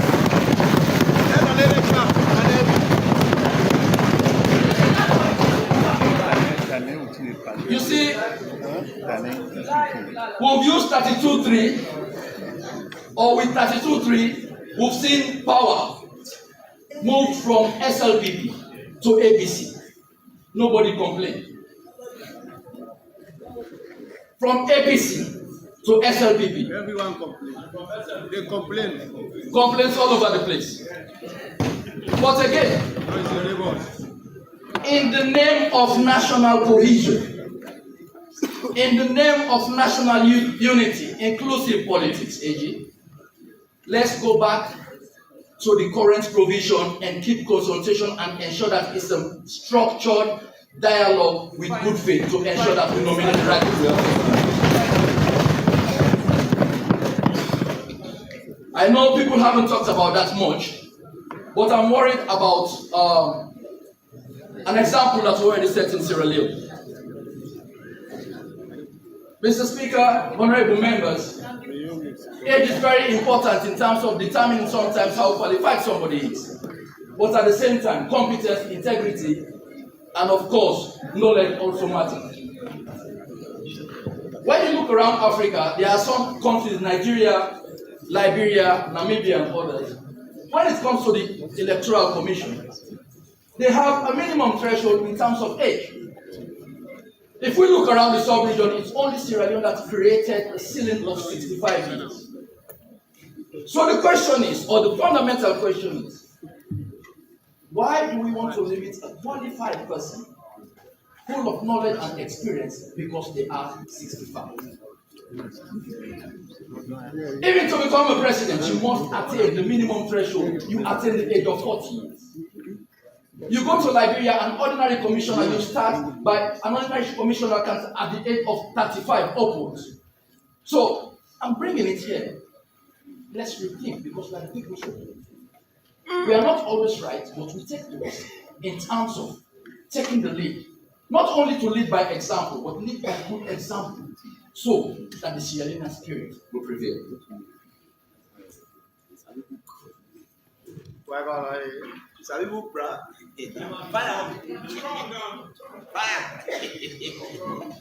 Mr. Speaker, honorable members, I want to commend the Attorney General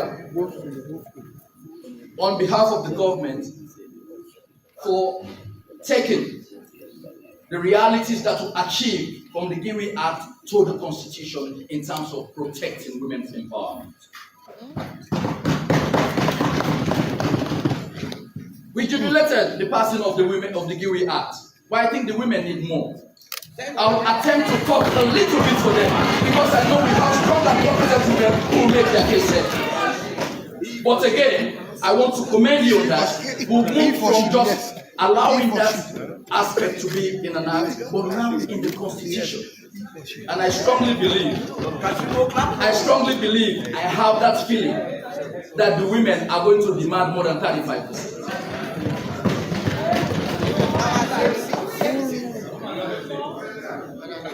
Mr. Speaker, honorable members, clauses 4A and B are very simple and straightforward, self-explanatory.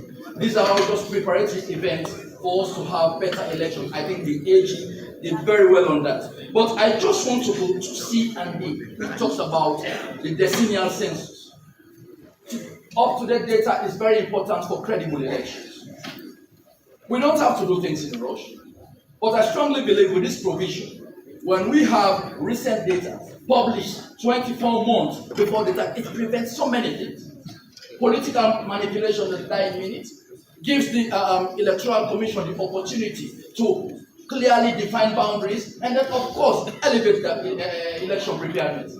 So I think that's a provision we have to take, because it's very important that the institution charged with the responsibility of conducting our election have ample time to gauge the political measurement and, of course, the political competitiveness. Mr. Speaker, honorable members, you see, I can't stop thanking the AG for the good work. And in fact, I think I must extend that to his predecessors. Again, today we think Sierra Leone. Active participation and total involvement. It is not an SLPP affair, but it's an all Sierra Leonean affair. So to the predecessors, I extend sincere thanks to you for the hard work that you put into this one. At least he is fortunate to be here to push this journey this far. It's clear in our constitution. You can pursue, an individual can pursue the presidency. But you must do that under an organized political institution. I don't know, AG, if you've thought about the kind of box we are going to open by allowing this independent candidate. It's scary. The majority of our democracy is still low to accommodate independent candidates for the position of presidency. Yes, it is their right. It is. But then we are opening the room for personal or ego politics. We are opening the room to weaken party discipline. We'll have instances wherein when somebody fails to secure nomination from a party, the next thing that person will do, and they will run against this party.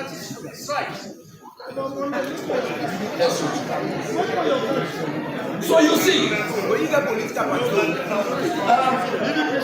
I support political participation at all levels, but political participation to the highest office, the highest executive office, must really be checked. How are we going to determine who is really capable to be an independent candidate? The PPRC is doing well to ensure that they go through the financial records and all other records of the political parties. It's going to be a tall order in doing that for independent candidates. Mr. Attorney General, I think it's something we really have to think about again. Now, I heard the voices in the room when the AG spoke about the threshold. I know we are traditional people. We cling to the things we're used to, the things that we are comfortable with. But sometimes we have to open up. In this new era of responsibility, we also have to be innovative in our thinking. We have to adjust to the current trends. So what we are saying here, if you elect a president from 50+1, that president already secured the confidence of half of the electorate. Why do you need a supermajority? Why do you need a supermajority? Some kind of an extra hurdle. 50+1 wins the hearts and minds of more than half of the public.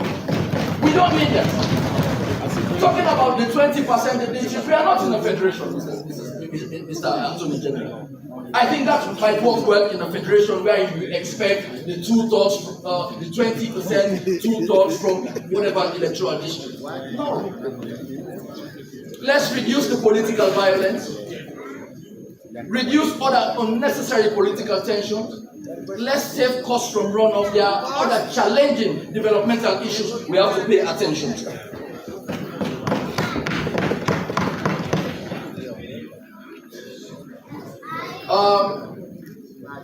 AG, when we look at page 9 under the clauses 7G8, I'm sure the intention there was 7 days, because I said 3 days, but the intention there was 7 days. I want to believe, because 3 days would not be enough to put together petition papers to file into appeal.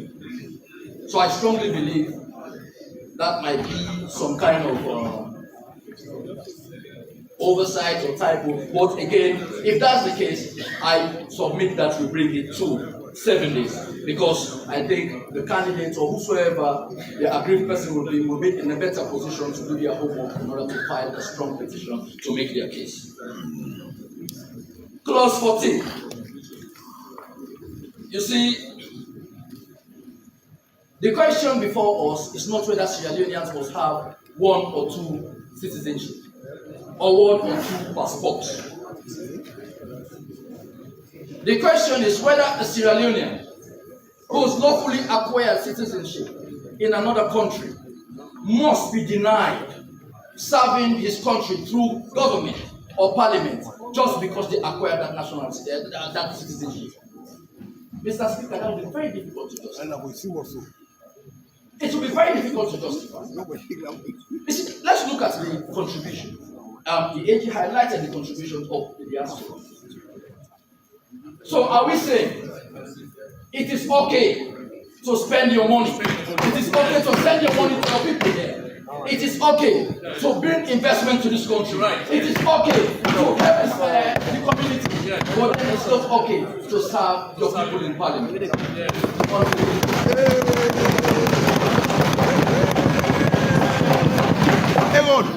Everyone clap.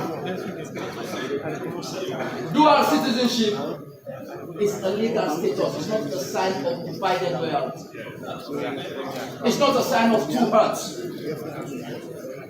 We must not confuse the possession of another passport to be hatred for Sierra Leone. They might have gone out there as a result of brain drain, but when they return, it will be an issue of brain gain. Mr. Speaker, Honorable Members, they are Sierra Leoneans. Let's give them an opportunity. If it's okay for them to invest in this country, if it's okay to send remittances, if it's okay to support their communities, I think it's also okay for them to serve as member of parliament and also bring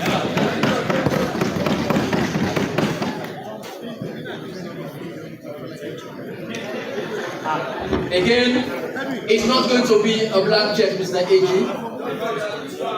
Of course, there must be safeguards for that. And I believe that will come up as we progress. There are some other issues that you really clarified that I won't belabor on. Of course, the amendments in 43.1 and 43.2, of course, they're all well in place. But then I want to draw your attention to clauses 11 and 12, wherein you said the president or vice president. You explained the point clearly, but I think in clause 11, we have to remove the area of president, because when you look at the amendment itself, 54 is talking about the vice president. So we have to be very consistent there. Then again, the wording in clause 12, while following his resignation or expulsion from the party. I know, yes, it's about expulsion. But again, if we, even in our constitution, the 1991 constitution, I think you can hardly find the word expulsion there. We talk about his removal. So I just want you to consider that as well, because expulsion will be, yes, maybe that's the intention to send a strong signal, but then I think it will be too strong to survive there.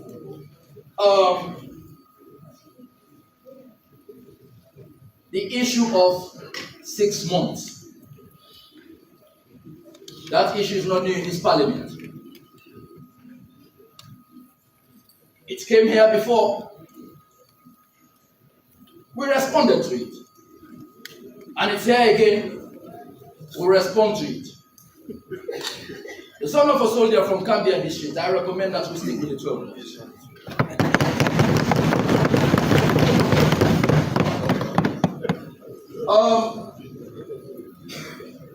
Mr. Speaker, honorable members, AJ, I want to draw your attention to page 16. I think just before section 15, clause 15, where you mentioned the Local Government Act 2004. I think we've moved beyond that 2004 Local Government Act. Pay attention to that as well. I think we have to incorporate the most recent one. Then I thank you for the reconsideration to expunge the entrenched clauses 15 and 16. I think they are on the right track. Again, the professionalism of the military and the police will be welcomed by every level-headed Sierra Leonean who wants the betterment of this country. So it's our responsibility to ensure that we help this election management body to be as professional as possible. I also welcome that particular those particular provisions. I want to draw now under the consequential clauses.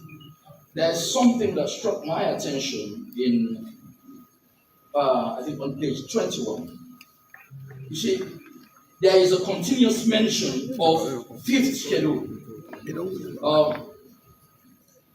3A issued is successful candidate certificate of election in Form D set out in the fifth schedule. We have to be specific. Because if you look at the Constitution, it doesn't have a fifth schedule. And the fifth schedule of the Public Elections Act that you have currently, understand, is only A, B, and C, and D. But again, if we want to make our point very clear, we have to be specific. Fifth schedule of what specific legislation? Let's pay attention to that particular aspect.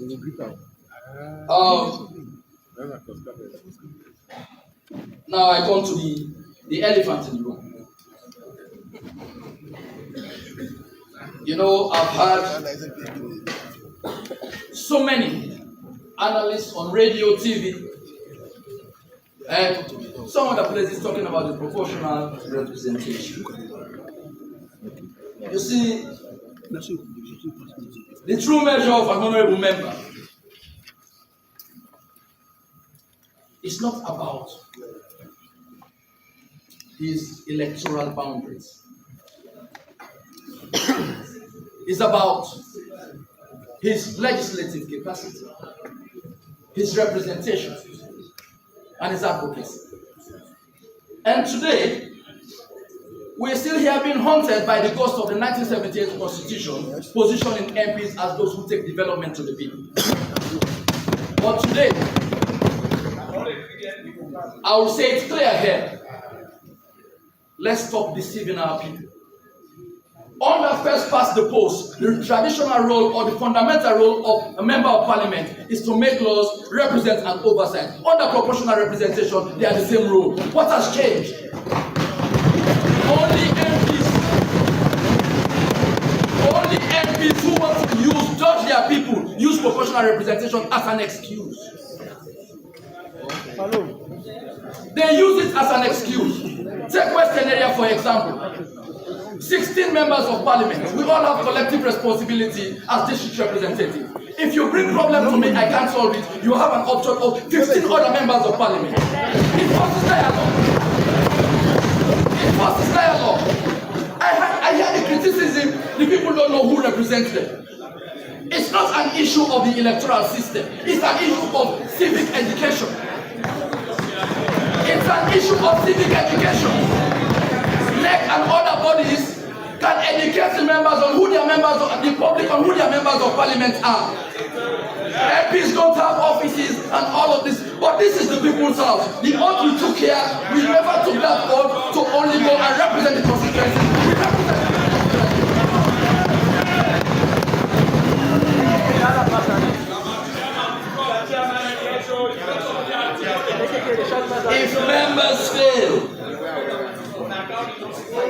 If members fail to engage their constituents, their districts, it's an issue of internal party measures to create strong accountability measures. Let's don't use it as an excuse. The Constitution does not reduce the role of MPs to take local development projects. MPs take loans to go fund these development projects and we end up dying poor. And they know it's true, they are not clapping. You clap, you know it's true. You know it's true. The executive and the local councils, they take. Zenith. We used to have Zenith one. They brought their future to the present. Yes. Yes, true. You know it's true, and you're clapping. Doing this job that is not our job. Why are we using this cost of 1978 to outdo our opponents and we keep suffering inside? That's the problem we have here. Like for most MPs now, they don't even reside in the constituencies they were before. During first past the post, I resided in 28 Eyebrow Street, Moray Town. Under proportional representation, I'm still there. They come in the morning, they meet me, I solve their problems, whatever I can, humanitarian problems. But at the same time, you understand, I never cease advocating for them. And today in Moray Town, we're enjoying one of the best roads in Western area. I thank the government.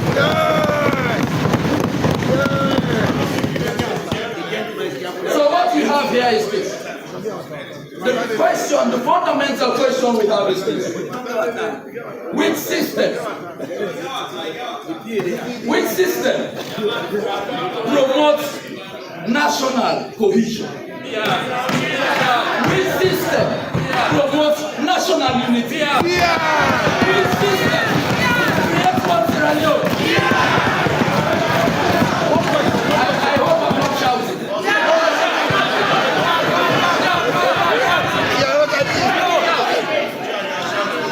You see, Mr. Chairman and Mr. Speaker, I hear the criticism all the time that the political parties have so much power. The political parties make the decision for the people. I disagree with that. Political parties are very important, of course, in political competition because they set the policy. They set the direction. But guess what? The people just don't nominate somebody who goes to the ballot box. If first past the post, proportional representation, the party sends the nominees there. And the sovereign decision to vote those people is in the hands of the electorate. They make the decision. So who's making the decision here? We have to be very sincere here. So, finally, honorable members, Sierra Leone has made remarkable progress and sticking together after the dark years of the Civil War. That makes us a unique people, a resilient people. We don't want to go back to the dark days of history. Let's build institutions that promote inclusion rather than exclusion. And for this reason, Mr. Speaker, I humbly submit and close at this juncture that it's only the proportional representation that will turn Sierra Leone to its past glory, that will unite Sierra Leone, that bring us all together. Thank you very much and God bless you.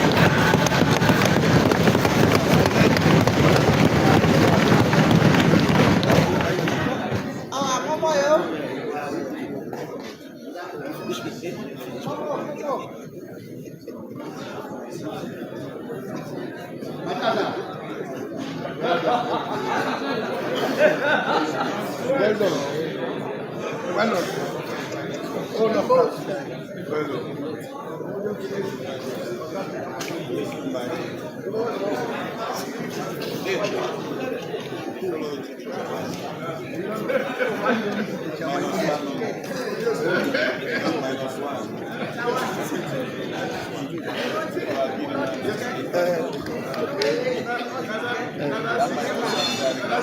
Honorable Daniel Krumah.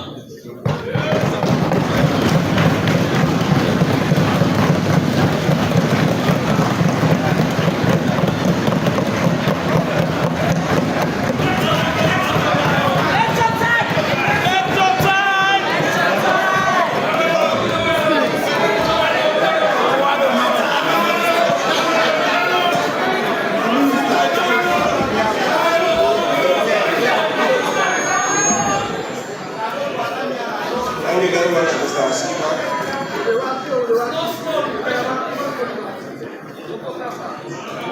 It is indisputable that today is a historic day. As the historians write, they will pay special attention to the proceedings of today. It was a day to shape the future of this country. And we on this side will do so with no partisan politics. During the Board declaration, I learned a physiology which, from my primary school days to the date of the Board declaration, I thought otherwise. Only from that day, I learned that particular physiology. I used to say, the phrase to say, you disagree to agree is the correct phrase. Let us disagree to agree. That was my understanding. But thank God for Dr. Banadel Lahad. She was present. Dr. Abbas Mundu was present. And after some heated arguments, the professor of English, Honorable SPD, our former speaker, was consulted. And they all agree that the correct phrase is you disagree to agree. Mr. Speaker, honorable members, I want that modus to be established in our minds, our mindsets. Agree to disagree. Agree for me to disagree with you. And then you agree for me to disagree. I agree for you to disagree. So at the end of the day, we will be tolerant. And we will put Sierra first. I want to use this opportunity to thank the Attorney General, the Minister of Justice.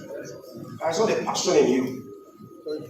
You made history, of which nobody can take it from you. Today is your day.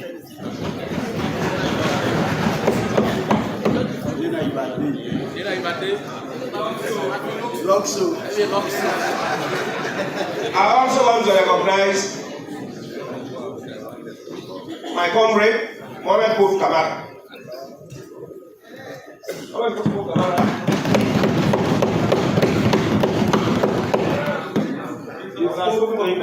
He murdered his sleep last night. He murdered his sleep. Just to ensure Salim get the best. He did not go there on behalf of his party. He went there on behalf of Sierra Leone. Mr. Speaker, honorable members, we are here to amend the 1991 Constitution. The 1991 Constitution, in my opinion, has outlived its usefulness based on current trends. But what I observe is that the amendment before us is just like scoring 1 or 2 political points and then it's done. When you make laws to serve you, just you, and you forget the future, then it's dangerous.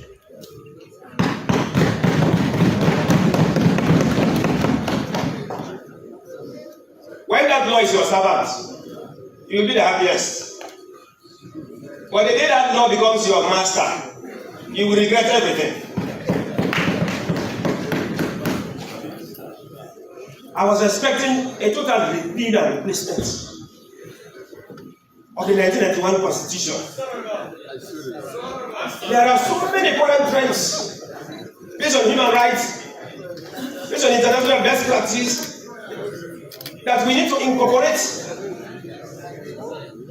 But now, I see only maybe just 2 scores. The rest are just addendum. Mr. Speaker, honorable members,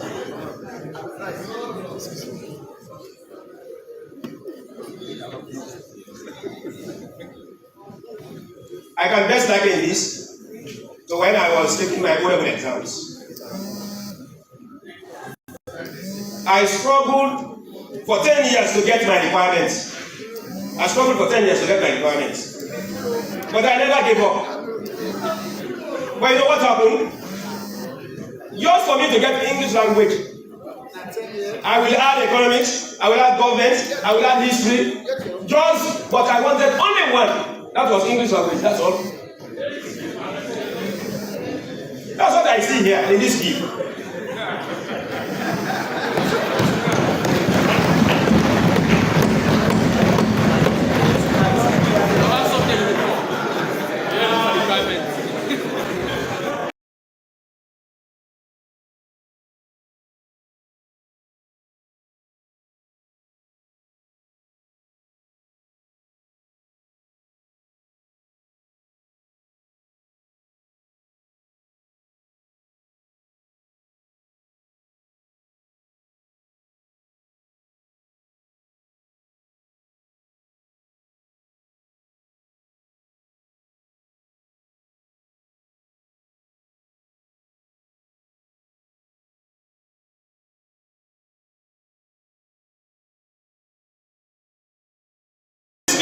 On search and nomination committee.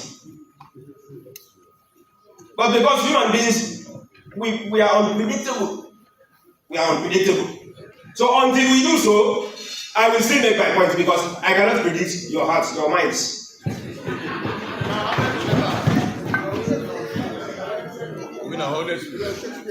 The search and nomination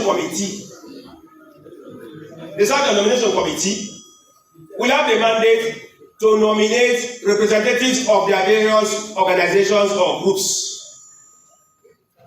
And once those groups are nominated, that group that is called the committee. That committee now will nominate like three nominees. Under PPRC and under ECSN. They will nominate 3 nominees for appointment of His Excellency the President. But the issue now is, the president has the power to refuse all. He has the power. And nobody can take it from him. He has the power to refuse all. Yes, fine. But what was not provided for now is that in the event the president refuses all 3 nominees, what happened?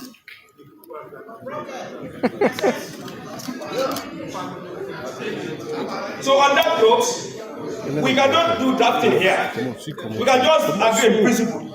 The drafting can be done by the Attorney General's office. But in the event, President decides to reject all 3,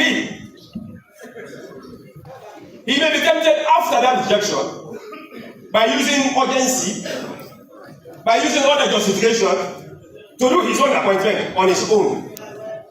Because you did not give me what I wanted. So we'll use the model stated in section 106 and 107 of the 1991 Constitution. That is in respect of passage of bills. Not all of that model But for purpose of drafting, in this case, we can use section 106 and section 107. Under those provisions, Parliament, under section 105, has the supreme legislative authority to make laws. But the President is part of Parliament, so it's part of that legislative authority. So the procedure is, once we pass the third reading, we now present it to His Excellency for his assent. But he has the power to reject it. So if he chooses to exercise that power, then the Constitution says he must give reasons. He must give reasons. So with those reasons, for this one, we cannot go to the next. But for Parliament, when His Excellency gives reasons, we present those reasons in the way here. So we are not at liberty to accept his reasons or to ignore him. So well, that if you say you are not accepting, that's your business. As far as we are concerned, we are proceeding with the provisions. We have that power. But by then we need 2 thoughts. But we are not going to that extent. For purpose of drafting, we need to make provision in the event he rejects all 3 nominees for both PPRC and the ECSL. There must be provision for him to give reasons. And at the same time, renomination of new people still lie with those institutions. It must be stated. Renomination must continue to lie with those institutions. Let's say, for instance, SLASH. If SLASH is part of those groups, the first nominee of SLASH is rejected. Or when they are there, the first 3 they are rejected. The nomination should be done by the same SLASH, not His Excellency the President using urgency or emergency to just say appoint anyone he feels like. So assuming we go with his suggestion, then this one I will follow the queue. But since man is unpredictable, this is my point for you to take notes. In the event of any change of mind, Mr. Speaker, honorable members, I always say this. I'm proud to be a man of the spirit. A man of the Holy Spirit. A man of the Holy Spirit. A man of the Holy Spirit. Because the God I serve is the Spirit. The God I serve is the Spirit. And if you want to worship Him, you worship Him in spirit and in truth.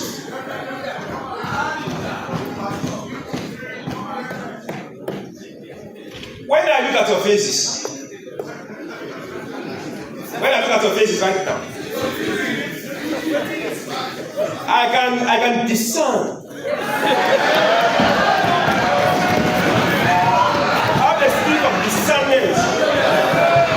And I can see disappointed faces.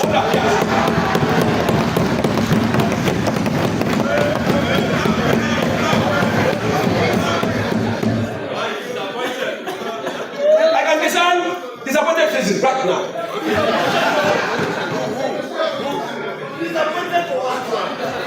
Disappointed because if you don't belong to the camp of our revered chairman of the SNPP, Mr. Martin Osonga, you stand at risk.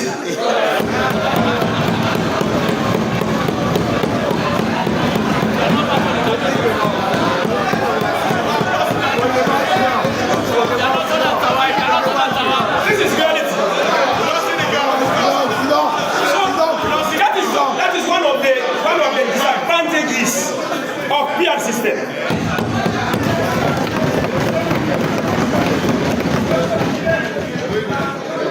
Nothing is hidden. Hold on, honorable. This is not Thank you very much, Honorable Danekuma. Honorable members, I recognize the presence of the Honorable Alusai Kane.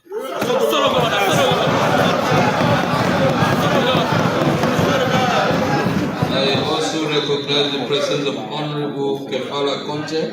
Honorable Conte. I recognize the presence of Mr. Joseph Fitzgerald Kamara.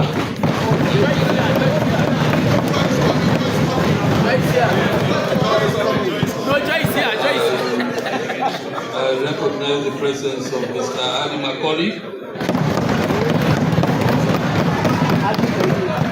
I recognize the presence of Mr. Sidi Yaya Tunis.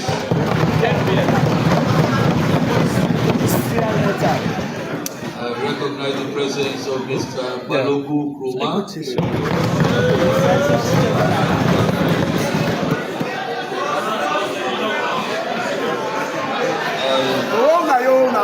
I recognize the presence of Mr. Sori Suleiman Sise.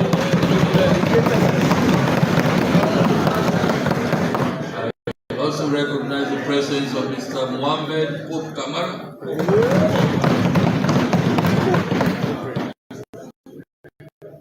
I recognize the presence of Madam Judith B. Kose.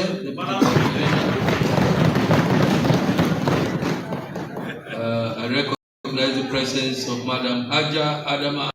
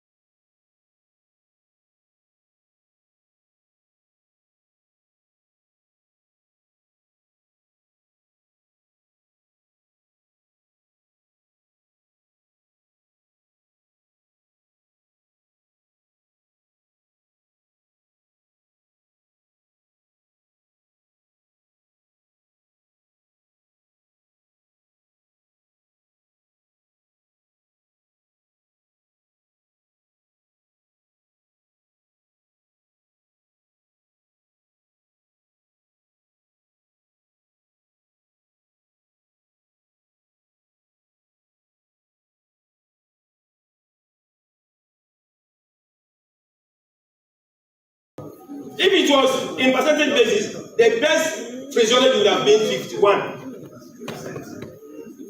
If it was in percentage basis, the best phraseology, the best wording would have been 51%. But it says 50 plus 1. 1. Plus 1.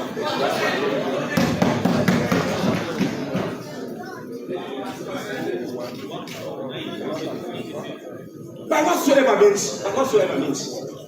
If you give me that law as APC in charge, you are there.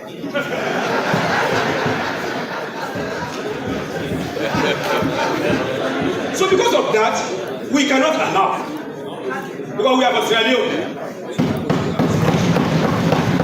We are not here for APC, we are not here for SMPP, we are here for Australia.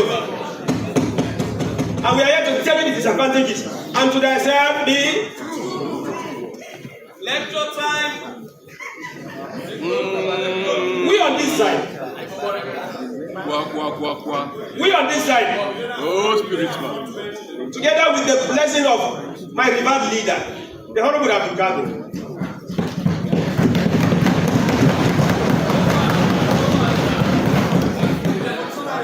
We are speaking to 55%. For the following reasons.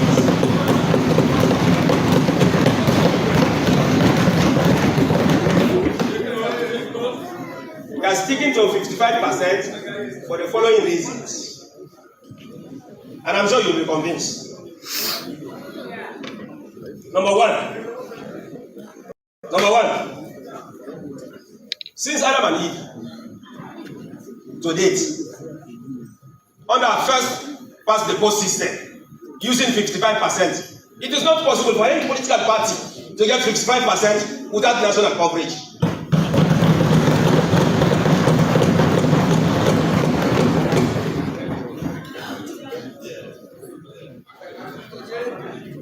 You cannot get 55% in just one region. It is not possible, sir. It is not possible, man. Mr. Speaker, it is not possible. 55% must have national coverage. You must get good percentage in other regions.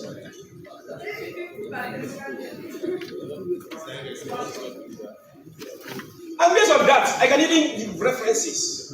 What the first was the post system during our former president's reign, Dr. Nesbai Gorman. We won a seat in Kailao. Somebody say Kailao.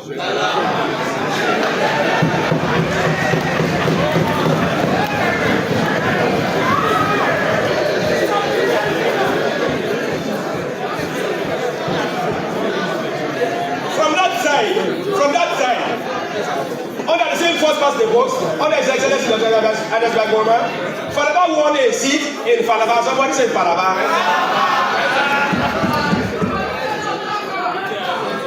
SNPP won a seat in Falaba. And then ABC won a seat in Kailao. We won another seat in Moyamba. We won a seat in Kwano. So what is broken?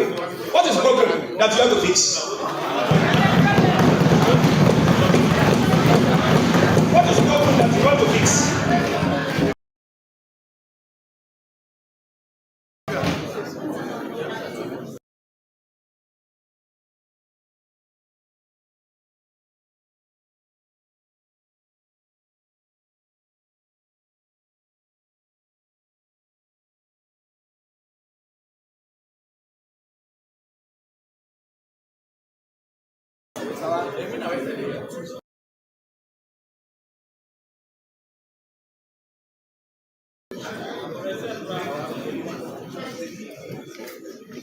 Under the same first past the post system,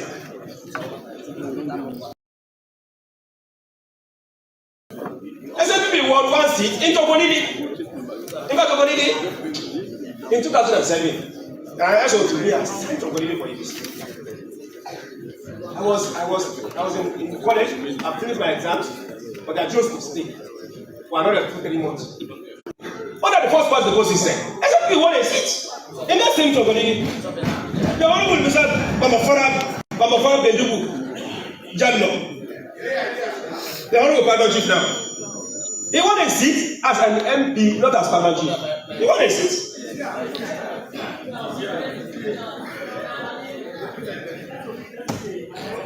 Nothing wait, Kalam. Then I will revert Deputy Speaker. I will revert Deputy Speaker. He won a seat in Western Alba. True or false? At the time you want to speaker. Without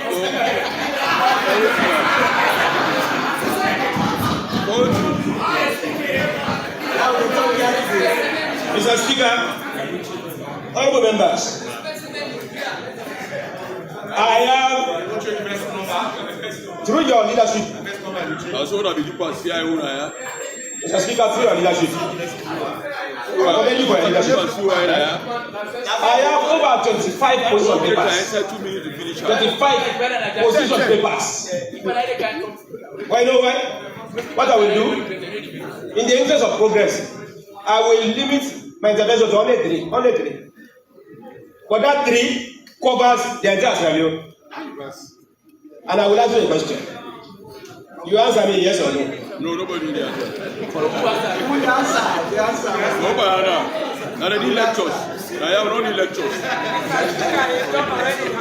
Now that's speaking in the end of granting the Interreligious Council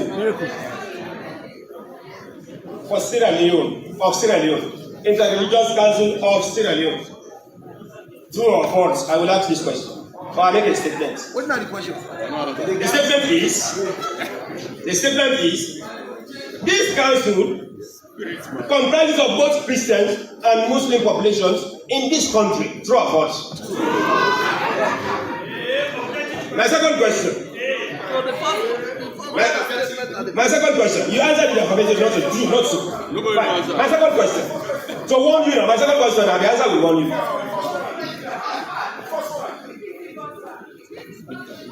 Let me repeat the first question.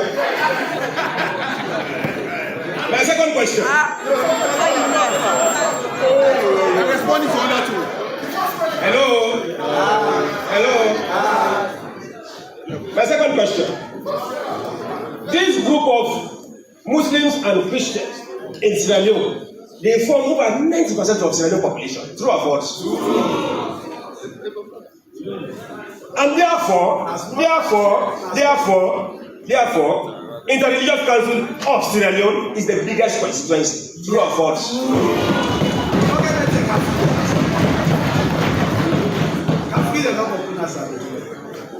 So now let me warn you.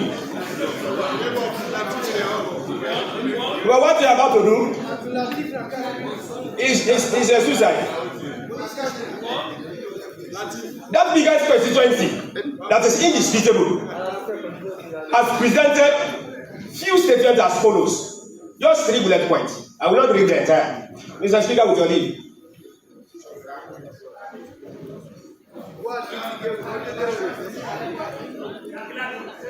However,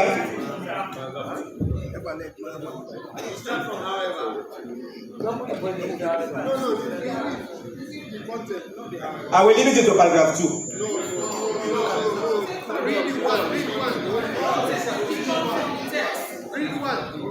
The title of paragraph 2 is a reflection on the proportional representation of the PR and part of inclusive reform. I will read it again. Reflection on proportional representation PR and part to inclusive reform. Now they gave their views as follows. Say, however, PR also presents. Sorry, sir, which one? PR also presents notable challenges in Sierra Leone. In Sierra Leone context. Mr. Speaker, I don't need to interrupt you, but if he wants to refer to us, he should start from the beginning. Mr. Speaker, you know that's not correct. He has the right to exercise his discretion on where to read.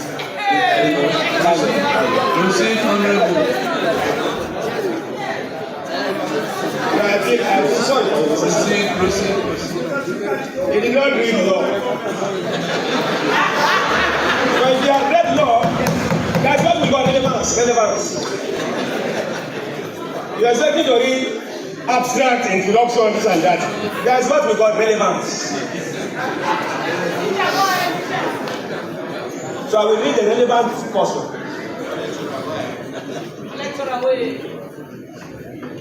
Number one, it can within the direct link between voters and their elected representatives. Your biggest constituency is speaking now. Number two, it may confuse voters due to its complexity. The words of your biggest constituency for State House. Number three, it risks party elites.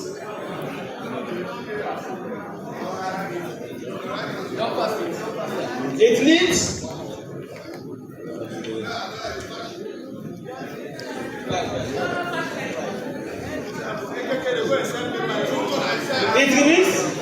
party elites dominating the candidate list, limiting grassroots accountability. I have said this, and some of you are victims. In fact, I know of one, I will not name names.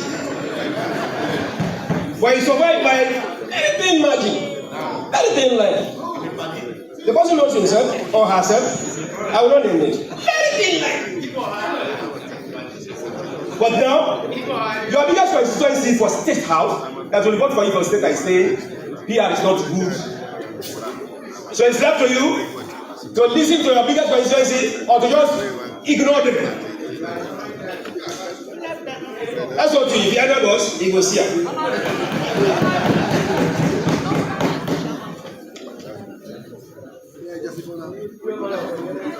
Mr. Speaker, honorable members, I did some research,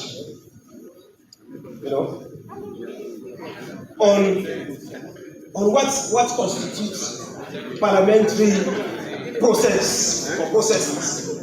I did some research. What constitutes parliamentary processes in terms of voting? Somebody say voting. What constitutes parliamentary processes in terms of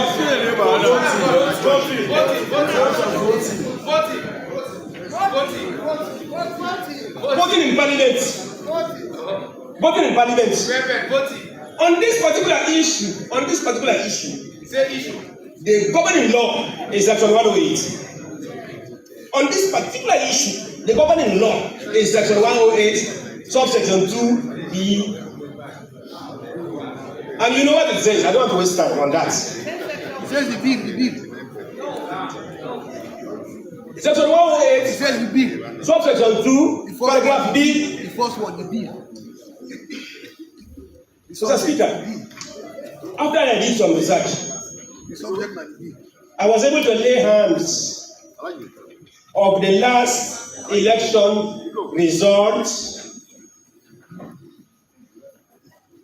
for the removal of the Auditor General, Lara Telapias. I was able to lay hands. Once I read, I can furnish you with a copy, sir. But allow me to read and then I will furnish you. For transparency, for your perusal. It says, by the then Clerk of Parliament, Honorable Baran Umar Tanwali.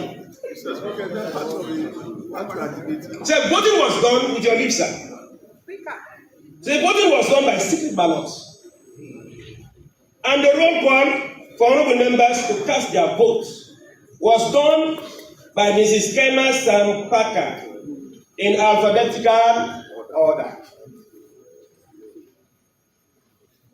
Next, the announcement of election results. Announcement of election results. The Clerk of Parliament, Baran Umar Tanwali, announced the result as follows. Listen very well.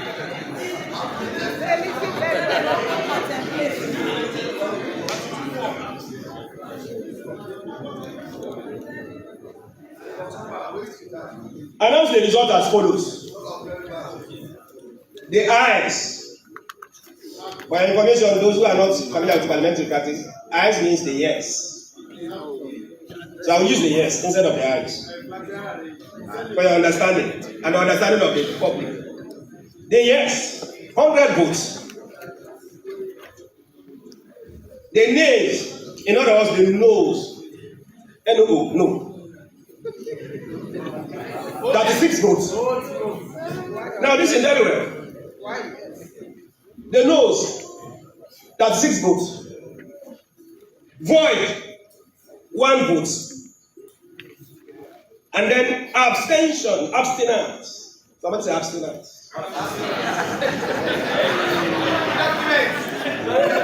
Abstinence. Abstinence. 0. Mr. Speaker, what does this imply? It implies, if I would have no objection, that abstinence is part of the voting process. That is why it was recorded. Abstinence is part of the voting process of parliamentary voting. That was why the Honorable Parang Emma Taiwan, former Member of Parliament, recorded it as 0. But it was recorded. And it was used in the calculating the 2/3 majority. Somebody say 2/3 majority. 2/3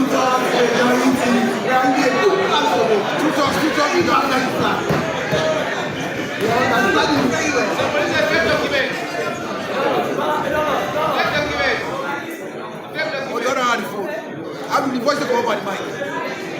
The voice come over. I don't give you a bad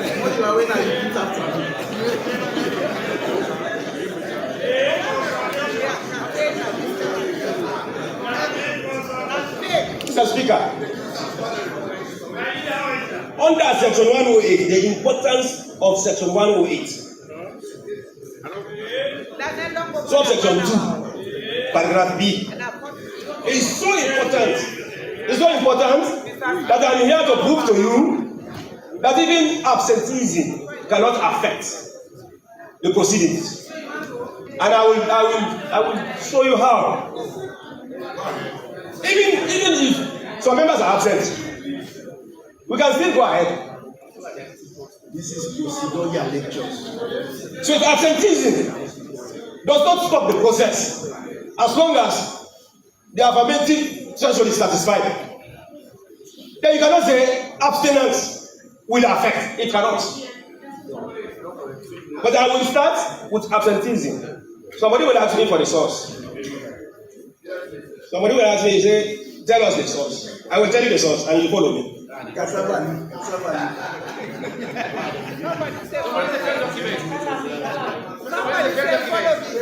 Type, go to Google and type, do absentees count?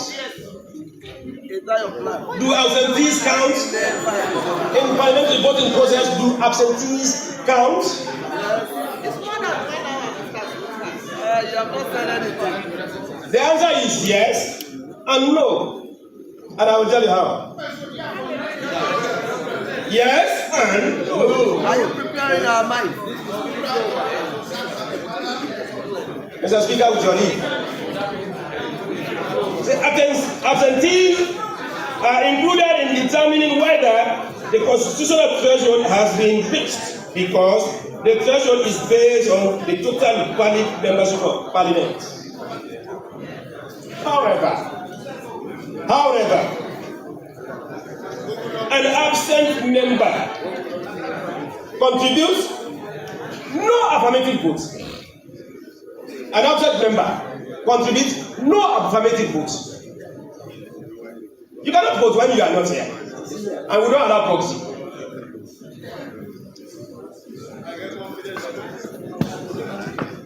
Now let me tell you. Mr. Speaker, 38. Mr. Speaker, I'm calling on SO 38. And I want you to give us your ruling if we are going to continue that trajectory because at here he's saying no honorable member should take the floor for more than 30 minutes. 45.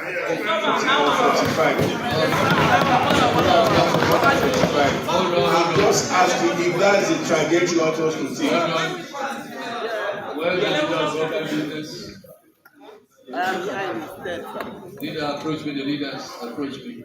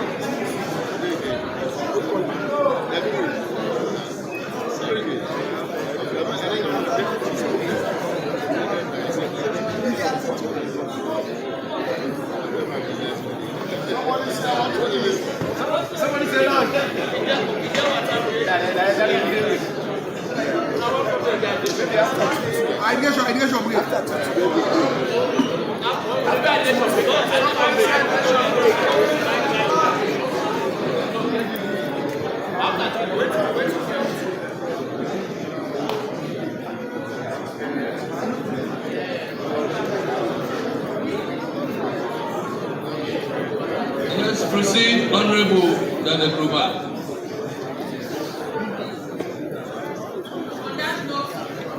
Mr. Speaker, have you taken a ruling on my Yes, I've spoken, Honorable Chief Whip has spoken to the leaders, and it is agreed that we will debate for up to 7 p.m. No, that's what I'm saying. Because I don't want a situation where our members will get up here to talk and they are treated like that. There's no limit. No limit. I'm not imposing any limit to any speaker. But at 7 p.m. prompt, the leaders will round up. The leaders will round up at 7 p.m. prompt. But no limit to any debate. Proceed, Honorable Daniel Kruba.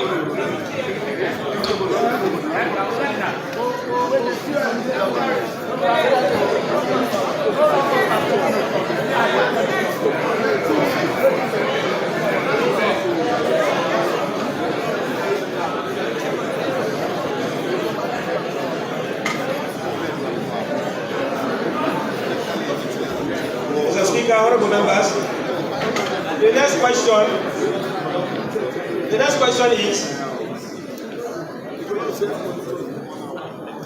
does abstention count as a vote? Yes. Does abstention count as a vote? If somebody chooses to abstain, can it be counted as a vote? Now listen to the submission. For constitutional amendment under section 108, section 108, an abstention does not count as a yes vote. It does not count as a yes vote, which is clear.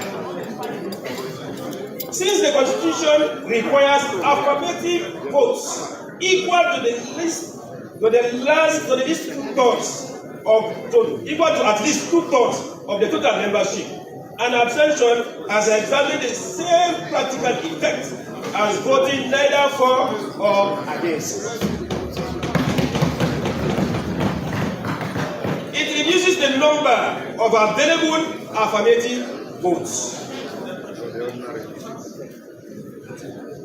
Result. Let's say, for instance, we have 149 votes. Out of that 149, 9 absent, 140 present. 9 abstain. 9 abstain. 140 votes. And we all know indisputable that the threshold of 2/3 majority, as we sit here now, is 100. So out of that 140, 41 vote against. 41 vote against. 9 abstain. And then 99 votes in favor. 99 votes yes. What will be the result? It says the bill fails. The bill fails.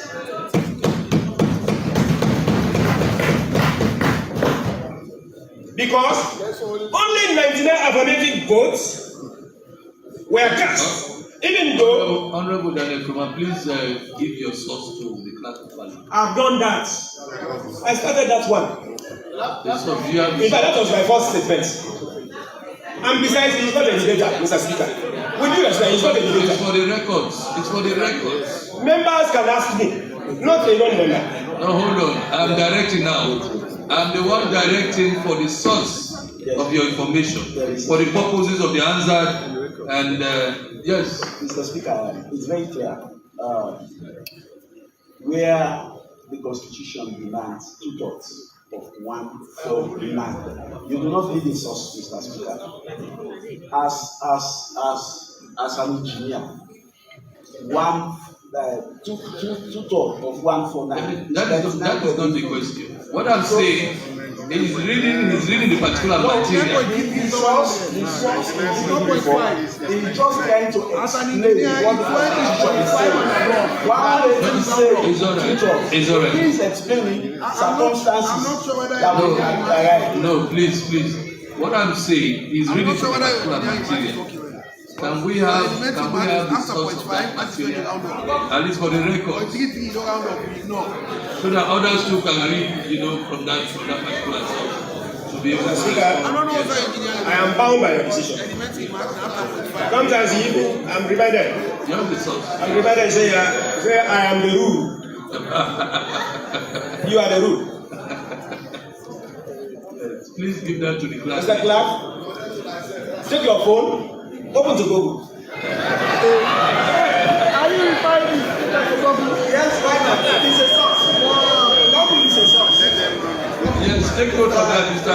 Clark. Take note. Take this. No. Take note of that. Yes, take note. That also is a source. It is also a source. It's a source. Yes. So give the particular source. I will dictate to you and you write. Okay. Number 1.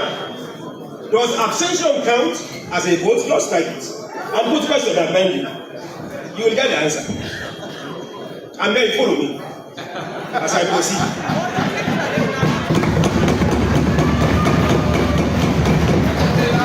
But mind you, Mr. Speaker, you are not allowed to say anything. But you are not a member. Mr. Speaker, I'm sending a point of order. Mr. Speaker, when my colleague Which started his debate, he said he read from the document and he presented a document to you. That was why he said, and he went further to say, Mr. Speaker, he is quoting an event that took place in Israel. That is the voting of the voting out of the Auditor General. So it's a very important document. We should not be just talking to the guy. We need to prove. We need to have fact. And he said, I have the fact. So we are asking that he present the fact to you, as he said. Thank you. So that's what the speaker is asking for. Everything here for react. Mr. Speaker, we do not wish that this all-important debate is concluded. Let's allow the honourable member to make his point. He is making his point. Allow him to make his point. Proceed. Thank you.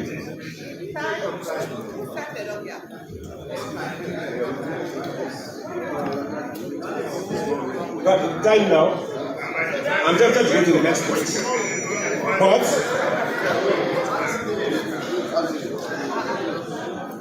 I don't take long now. Now I will read this one. Since the Constitution requires affirmative votes equal to the least 2/3 of the total membership, and abstention has exactly the same practical effect as the voting, neither for none or against. It reduces the number of available affirmative votes. My point here, for the understanding of the public, under section 108, the 2/3 is affirmative votes. For instance, out of the 149, the required number is 100. And then yes, 99, accept this, no, 20, abstain, 30. With that mathematics, the result is the bill fails because 99 affirmative votes does not satisfy the requirement of section 108. So the bill fails. If after abstinence, the rest of the affirmative votes, 100 votes for yes, then your abstinence, that number of abstinence will just be discarded.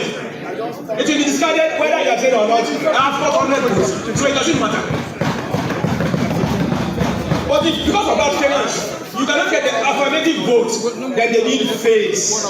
It fails. Mr. Speaker, members, I promise to give you a copy of this. I refer to your ruling after this result. We're not lawmakers, we're not to talk today for interpretation. What the matter? No, man, it's not to. I will send it to law school. Mr. Speaker, honorable members, I cannot read all because of time, but I will mention the key provision which you use as a platform to give your ruling on the removal of the Auditor General. You don't give President the Speaker to give ruling. You don't do that. Sir? No, you don't praise the Speaker. I don't what? What do you? Go ahead. In this ruling, standing on section 119, subsection 9, and section 137, subsection 7 of the Constitution of Sierra Leone, and then subsection 3 of section 13, subsection 3 and subsection 13 of section 29 of the same Constitution of Sierra Leone, you rule that what is stated there is members present and voting. Members present and voting, which implies you even use a car, you use a keke or whatsoever, you use building, just for us to understand, for which we appreciate you. That being a building, for instance, Present and voting implies members in the building. Present and voting implies members in the building. That was how you, that was the platform you stood to give your ruling. But Mr. Speaker, under section 105, section 108, subsection 2, paragraph B, it is completely different, sir. It says members of, not members in. It's completely different. And if you show me, I can give you copy. Show me.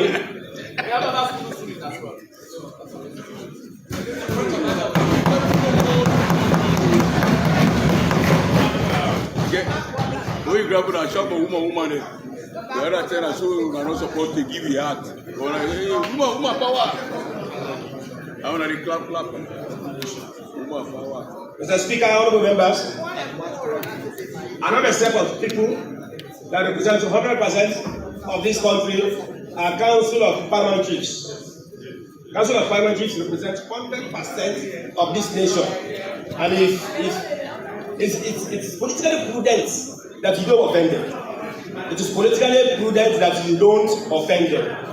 The Council of Paramount Chiefs, I don't need to read because of time. The Council of Paramount Chiefs said they don't need PR system. They prefer first past the post.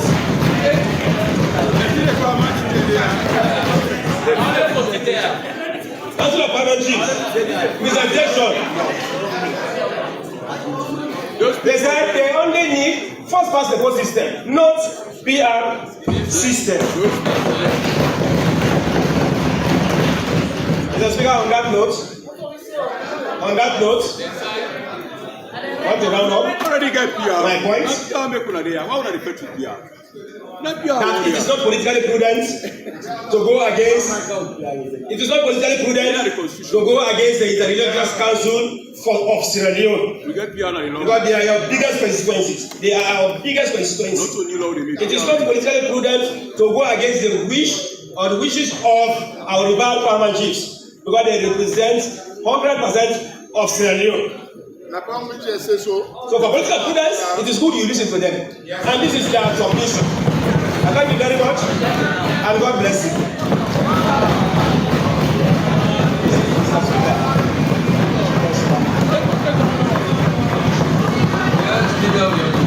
Yes, I just hungered.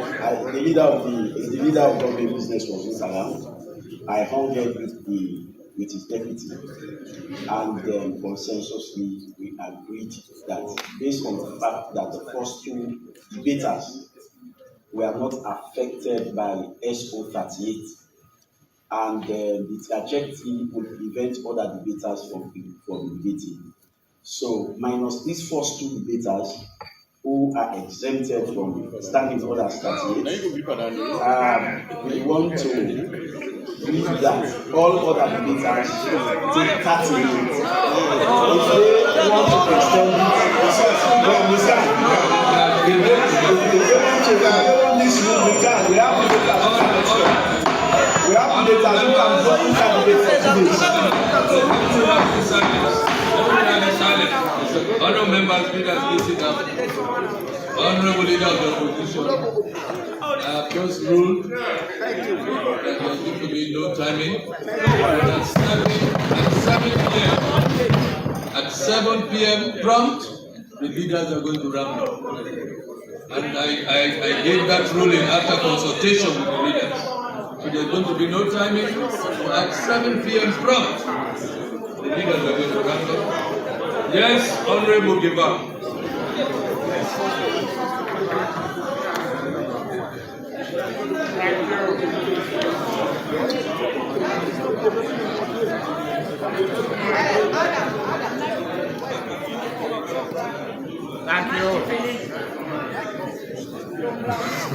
Thank you, Mr. Speaker.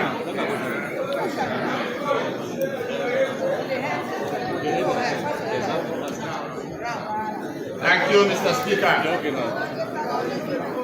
Mr. Speaker, honorable members,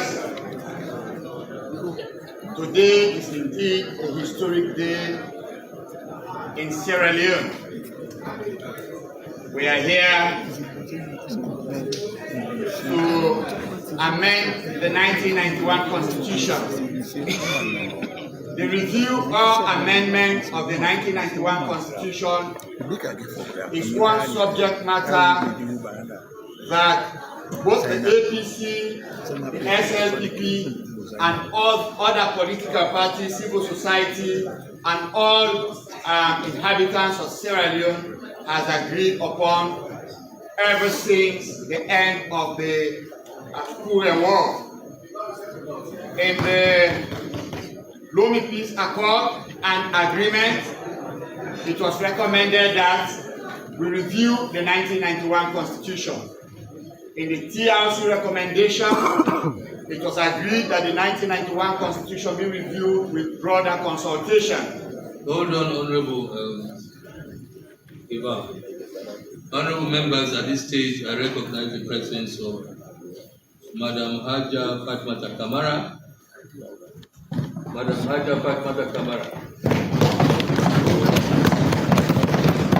She is the current Deputy Minister of Trade and Industry and the Deputy National Women's Leader. I also recognize the presence of Honorable Starjego, the former Member of Parliament.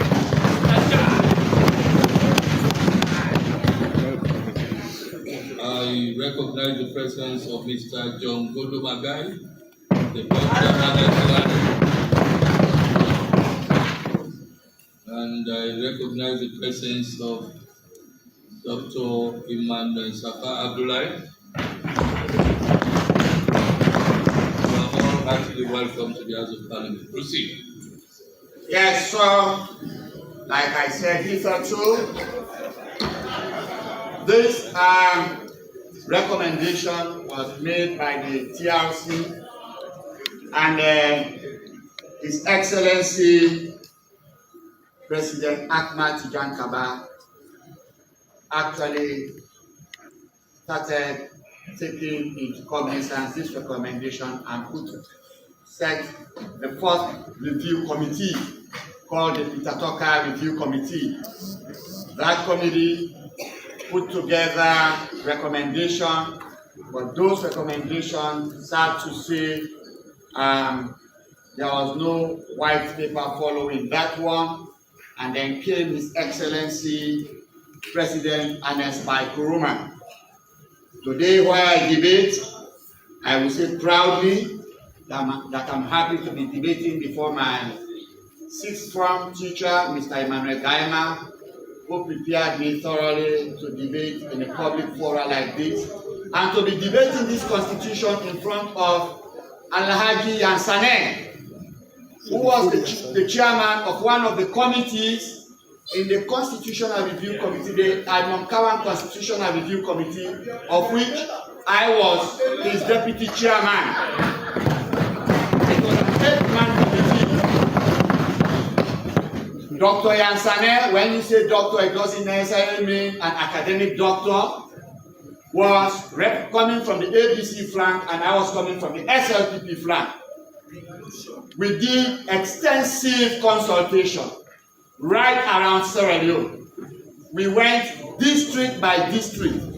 I was with the late Justice Kawan. My duty was to give an overview of the 1991 Constitution in all of those sessions. Went to Kailam, Kenimap, all over Sierra Leone. Civil society organizations, we are called into those meetings. Market women, we are called into those meetings. I mean, apart from the fact that they were also represented in the 80-man Constitution committee. We did not only do national consultative meetings. Payansana will tell you we did international benchmarking. I think Payansana went to Ghana. Other members went to other African and West African countries to understudy.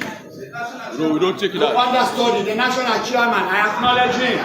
Somebody that has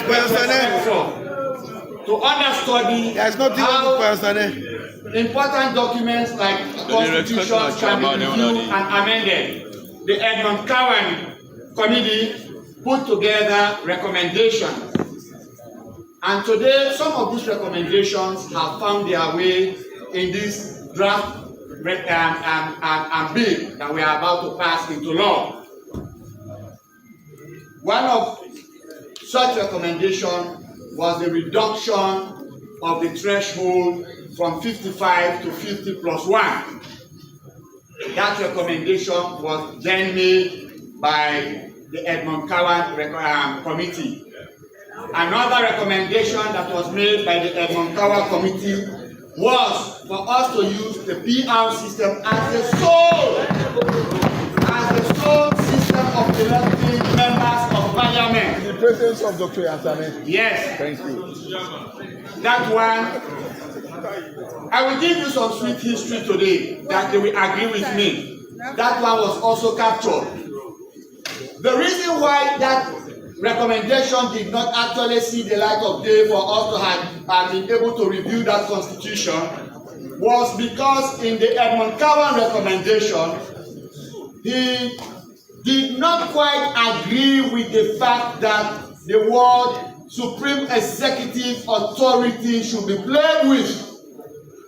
So as a result of that, APC and SLPP were on television, AYB, the clips were there, to a point that APC were saying they were going to unsign their signature. And we were saying, no, you cannot unsign your signature. Having signed this recommendation, you cannot unsign it. Thank you. But that was the issue. White paper came out, but they did not take it to another level. Fast forward, the president with the largest appetite for legislative reform took over in 2018. When I say the president with the largest appetite for legislative reform in Sierra Leone, nobody will deny the fact that under him, my brother Honorable Chano Baisia, in the 5th Parliament, we were able to repeal the death penalty. We were able to remove the seditious libel law that is now making all of us to be able to air our views as and when we want to, so long as we are all right, starts where the other person's own ends. I mean, he has been able to ensure that extremely progressive legislations have been enacted by this parliament. The Criminal Procedure Act of 1961 has been reviewed under or repealed and under this administration. Today we are here, like Honorable Hassan Prince normally says, today again we are here under his presidency, yearning to have the national constitution that we have all agreed that is problematic in some areas amended. As I debate, I look at this debate from a nationalistic point of view. There are areas, like my colleagues have said, that will definitely agree to disagree. I will start my intervention by the provision of Section 32. What has always been the problem with our 1991 Constitution with regards to the appointment of the Chief Electoral Commissioner and the other commissioners is the fact that most often and again we say there has been some ambiguity with regards the word consultation. In my debate today, I will try as best as possible not to leave the listening populace discombobulated with regards to lawmaking. I will lay these issues very bare. So in the tripartite recommendation, the All People's Congress, I am informed and verily believe that they pushed that in this draft bill, we have what we call a search and nomination committee. But like my honorable brother, my colleague, Honorable Diane Krumah was saying, the problem we've had, it has been with the word consultation. If we can solve that word consultation without creating another problem with the Constitution, why not try to solve it by perhaps trying to define the word consultation? So much so that anytime that the issue of appointing the Chief Electoral Commission or the Commissioner of PPRC comes up, by that definition, the President will go strictly by that definition and so appoint the Chief Electoral Commissioner or the PPRC Commissioner. Because like you rightly said, I don't want this nation to whittle the powers of the President. Presidency is a very important office in every nation. Let us, because we are enjoying democracy, let us don't push too much that we try to take away all the powers of the president. My brother, Honorable, perhaps if it is the will of God, might be president one day. He will want to have executive powers whereby he will sit in his office and take certain decisions to move this country to another level like President Julius Maada Bio is doing. If we now take away all those powers, that give the office of the president those powers to take the nation from one point to another, then we'll be doing disservice to Sierra Leone and no good to this country. Can somebody say for me, this bill, I look at it as a bill in good faith. That is what they suggested. This is parliament. These are mere recommendations. We have the right to reject all the recommendations in here and redraft what we want to be called an act of parliament after this. So on this debate, it is my recommendation that we don't go so much towards the issue of having a search committee to recommend people from institutions whose recommendations the president is not bound by. If the president, if the Bar Association recommends Honorable Gleba, for example, even though I am a member of parliament, and the president says, no, I am not going to appoint Honorable Gleba, what do? He is the president. You are not going to take him to court. He is immune by the 1991 Constitution. And the provisions in the 1991 Constitution gave him powers to appoint the Chief Electoral Commissioner, and it has been like this since 1991 up till today. My lady Christiana Top was appointed under the SLPP government. She conducted the election. SLPP lost. My brother Infa Conte was appointed by President Ernest Bai Koroma. He conducted election. APC lost. So what is the fear? So long as you have somebody full of integrity, full of patriotism, he will do the right thing. So I beseech you today for us to introspect, and like my brother Chukwuemeka Taylor was on Truth Media saying today, there is nothing wrong with Section 32. Exactly. The problem we've always had is the one consultation. Mistrust. Let us come together. We are highly educated, dangerously educated members of parliament in this way. No radical members. Let us come together and no radical members are dangerously educated. Radical members are dangerously educated. How many times CGC? One. Twice? Yes. So let us come together and define the word consultation. Like the learned Attorney General said, if we are to succeed in passing this elections-related provision, the broader constitutional amendment or review process will commence.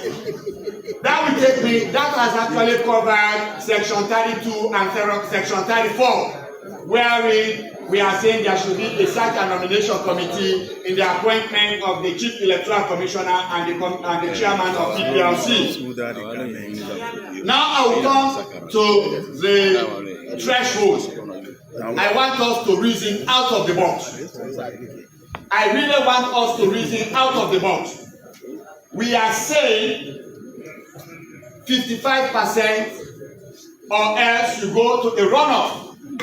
And my colleague, Honorable Daniel Koroma, was saying 50% does not assure you of a broader of a spread of support across the country. Will you be assured of having a spread across the country if you go for a second round and you get 30% simple majority and win? Because during second round, you are no longer going for 55%. Exactly. During second round, even if you get 10%, if there is voter apathy and less than 80% of those who voted for the first round decide not to vote for the second round, and the 20% who voted in the second round, you get 5% of that one, and other political parties get 3%. You are already secured the presidency. So can that assure you of a spread across the country? Take a man for me. It doesn't. No, it doesn't. So what we are trying to say, all across the world, 21st century democracies, 55% is so much of a high threshold. As APC recommended, and I am supporting, you know, the best of my friends are on that side, on the side of the APC. No, I always tell people, the ones that I drink soft drink, go out and come back and drink again. My brothers, they are on that side. Let us agree, like you recommended in the Edmund Cowan recommendation, in the tripartite recommendation, for us to go by 50.1. Let us don't shift the goalpost again because we are on camera. If you stick by your position, if you stick by your position in front of your supporters, by your decision during your NAC meeting, because this is a meeting you agreed on at NAC, that yes, you agreed to the 50+1. Now that you are in front of the entire Sierra Leonean population, please don't shift. Let them understand that this is representative. Mr. Speaker.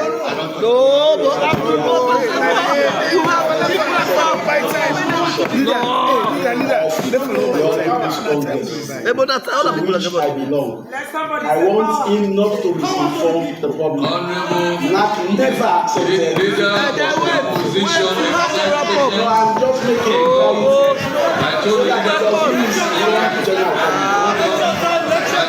I told the leader of government to ignore.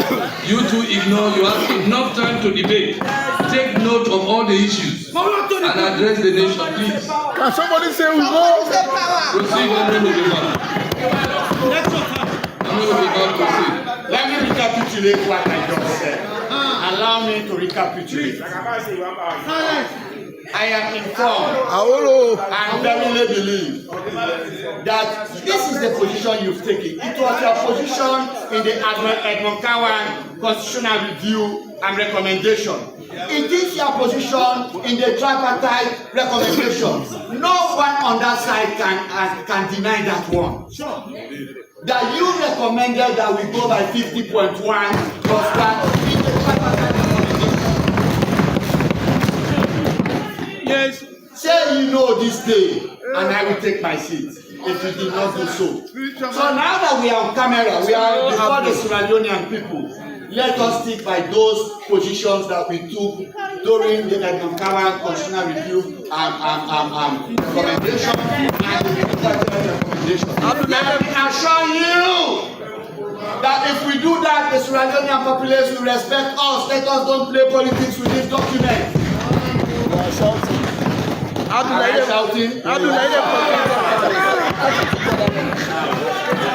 Confuse the fathers. What the father go take decision? Say they. So,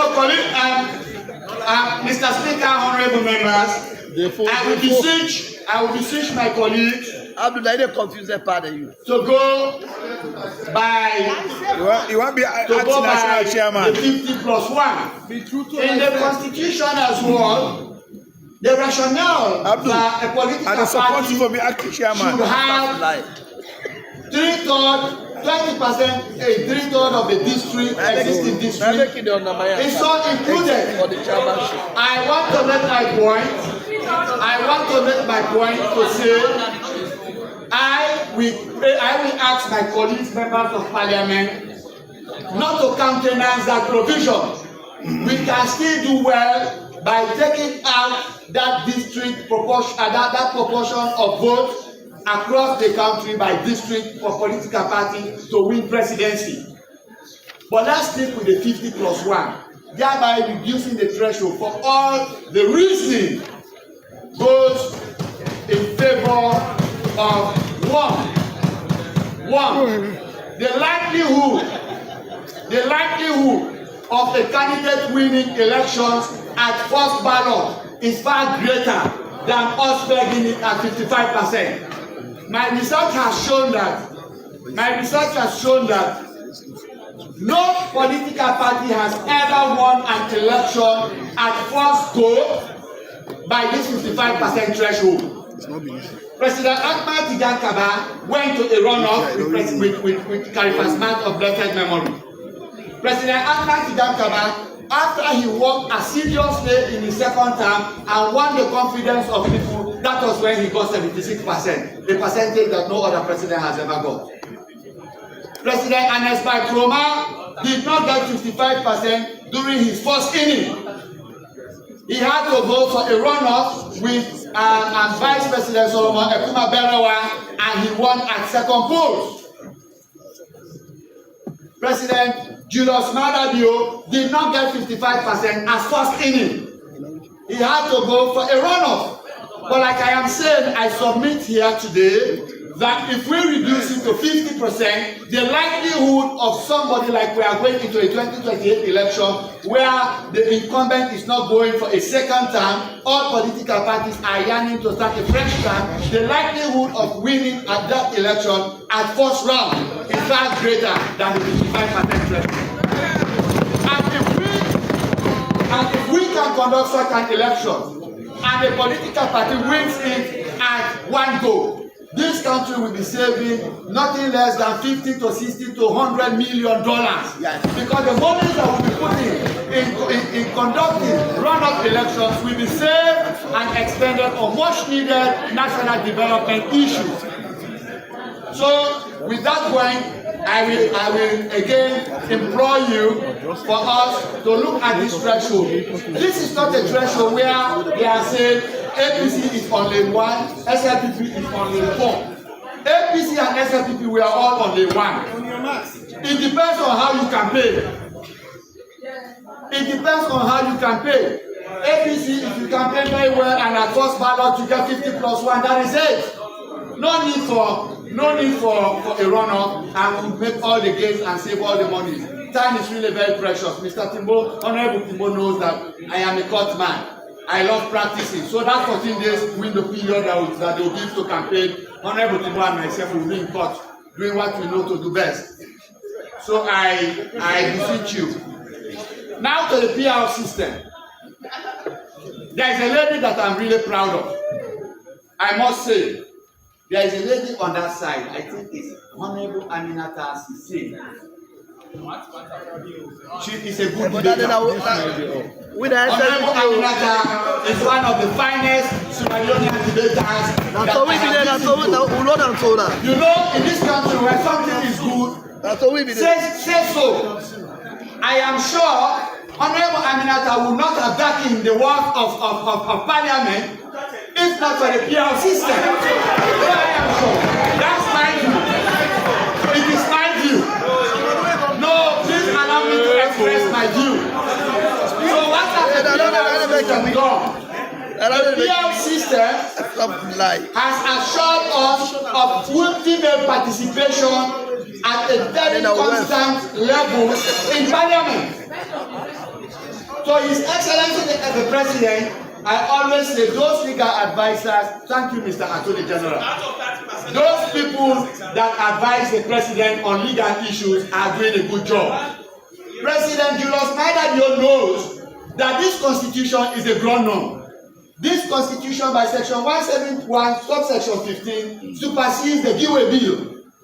We can come today and say we are just going to repeal repeal the Giwe Bill. But if we legislate a 30% women quota in this constitution, it becomes very difficult for any president to just come and throw it aside. President Joe Biden's legacy of seeing women participating in national space, national politics, secure. He does not want to do such a marvelous job, and when President Deval comes, President Deval says, no, I am going to throw it in the dustbin because it is not being legislated. So he is asking that we bring it into the national constitution so that women are even more secure. With the caveat that even when a woman dies, another woman takes it since. What are the advantages of PR system like properly canvassed by the Attorney General Minister of Justice? During one particular by-election, I think it was the by-election of Honorable, it's Zainab Khan constituency 10. Somebody lost his life. Yes, the by-election for Honorable Hawa Safar, somebody lost his or her life. For the one in constituency 10, I was the legal representative for those that they arrested. In the by-election at Godrich, we know what happened.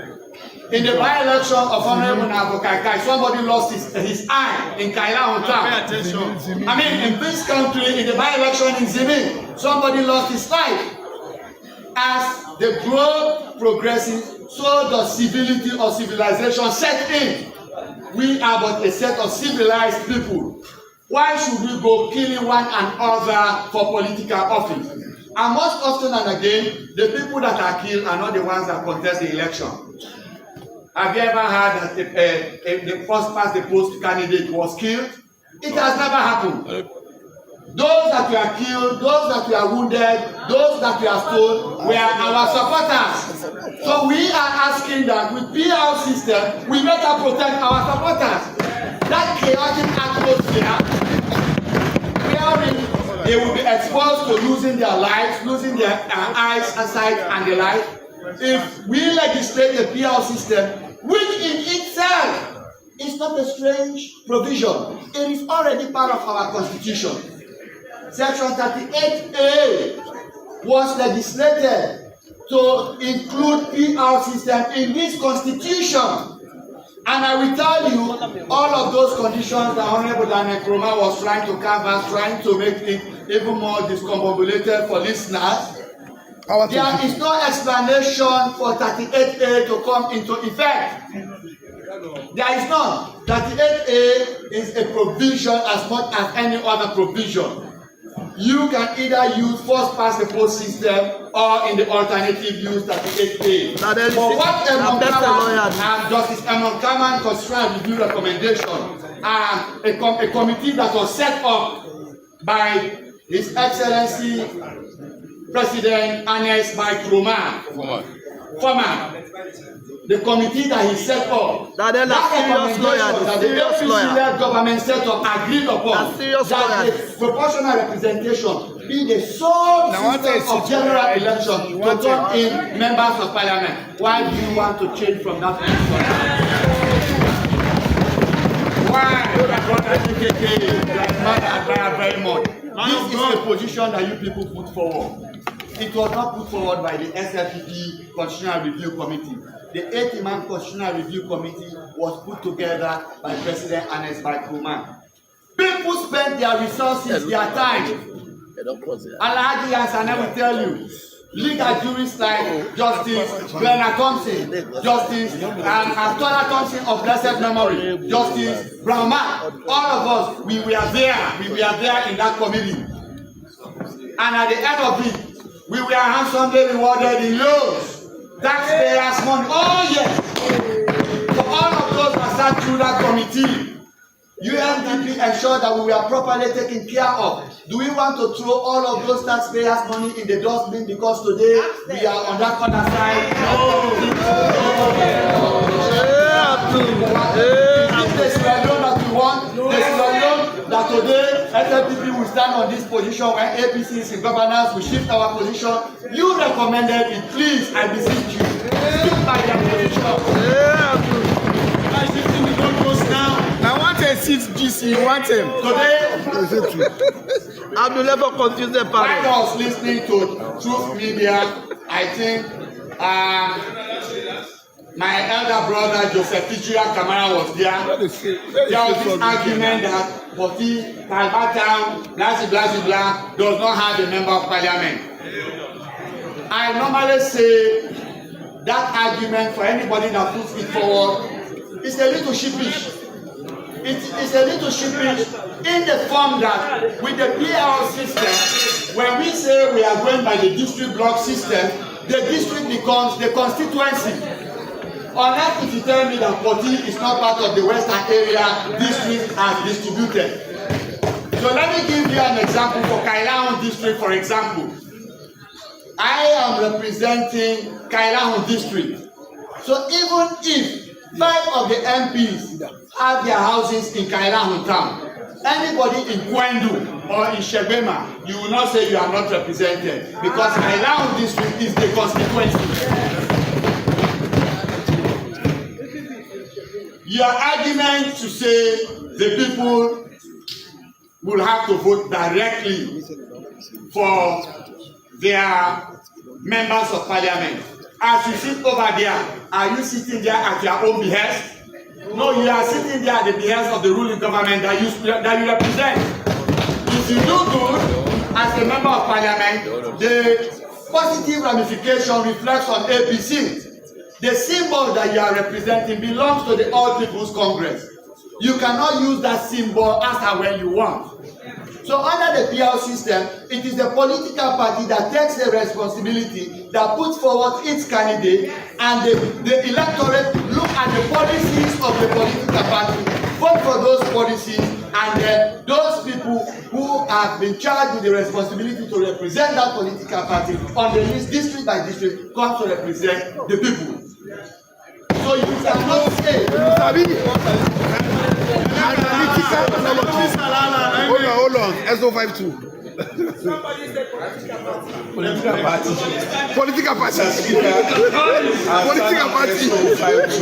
I want to suspend SO52. So if you just allow me comments, I want honorable to continue eating.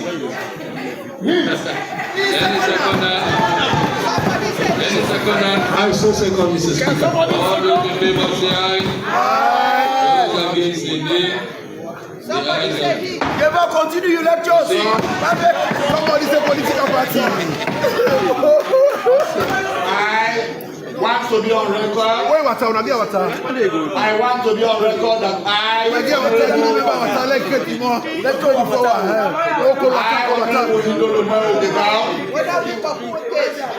am the proponent of the PR system. It is not because I cannot win the first past the post. I won landslide in my constituency, but for the interest of Sierra Leone, for patriotism, in the interest of development, for our people, because of the type of economy we have, how long can we continue spending monies on my elections? And again, to crown it all, I would love my wife to come to parliament under the PRC.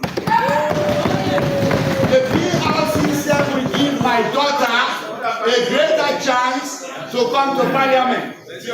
Let me give you an example. Women, say what you may. They are women. Since the days of Adam and Eve, we are very strong. It is said in the Bible that our counterpart, the other gender, was brought onto this world through our ribs. So when we are competing with our female counterpart, there is every possibility that our power in power, our economic power in power will be far greater than theirs. Former pastor, listen. If it is first past the post system, we have better opportunities to organize violence than women. But guess what? Women are more meticulous and better performance in most of the offices that we give them. So if you want Sierra Leone to go to another level, I beseech you, let us give 10 hands to the ideology of President and Julius Maada Bio in ensuring that women have a safer space in participating in politics. Safe participation. And was also a he for she. Yes. I am sure if he had got this idea, he would have done it as well. They normally used to say action past intention. President Julius Maada Bio put into effect the action. He had the intention, but President Julius Maada Bio actually put it into action. All the reasons, I like that. all the reasons why we now have women. When I normally sit and I see my lady sister, Honorable Bernadette Kuyata Songa representing Sierra Leone, out of Sierra Leone, only God knows the feeling that I get. When I sit down and I see Honorable Aminata Sise arguing vigorously on AYV, challenging men, putting her point, canvassing her point, I would say yes, that's the lady. Another time. Okay, she is very good at what she does on the media, and we want women to take their space without fear of favor. Does she look like Oye? Oh no! So, Mr. Speaker, honorable members, so I will raise my indulgence. Even with the PR system, it creates for deeper representation of political parties all across the country. Do you people know that APC have a councillor in Kailam? Yes. In Kenima too. They have in Kenima. They have in Bo. And we went to Ifikiapa, first past the post system. APC was not going to have a councillor in Kailam.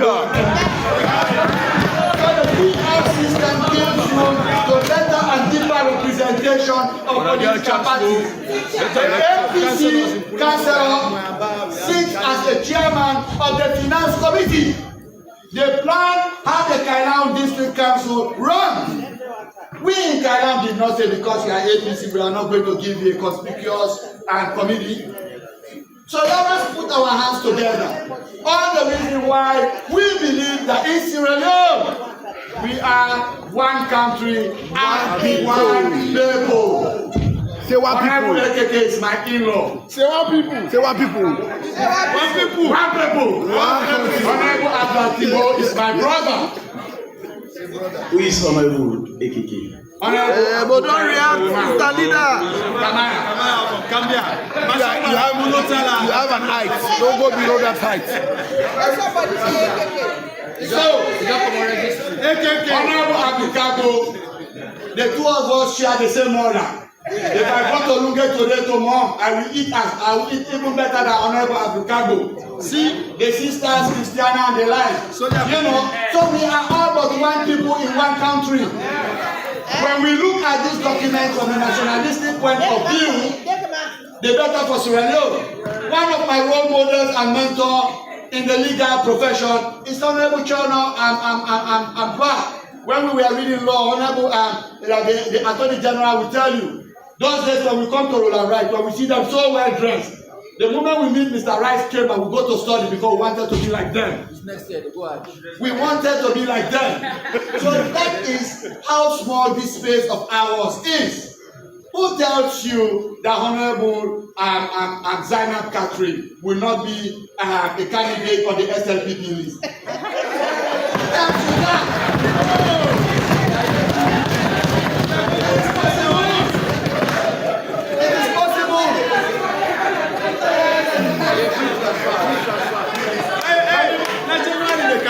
Let me tell you again. Ask your member to debate the bill, not to debate property.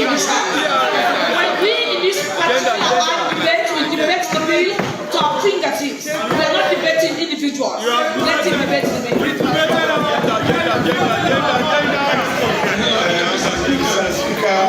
The Honorable was not debating an individual. He was making a point for the PR system.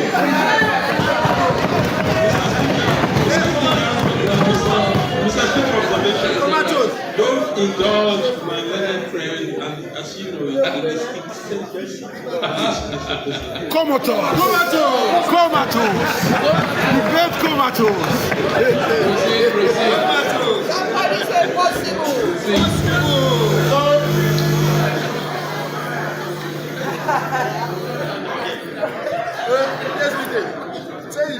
As Sierra Leoneans, we should be looking at politics. As Sierra Leoneans, we should be looking at politics from politics. You have the mic. Hold on. The mic is off. No, you have the mic. Put the mic off. Outside. What are you doing? Yeah, If you got his mic here, so I'll be on that.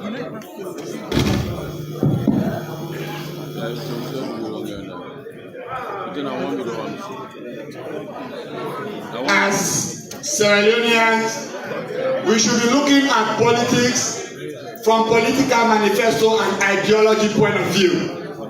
Politics is a game of ideas. not a game of trying to outsmart another.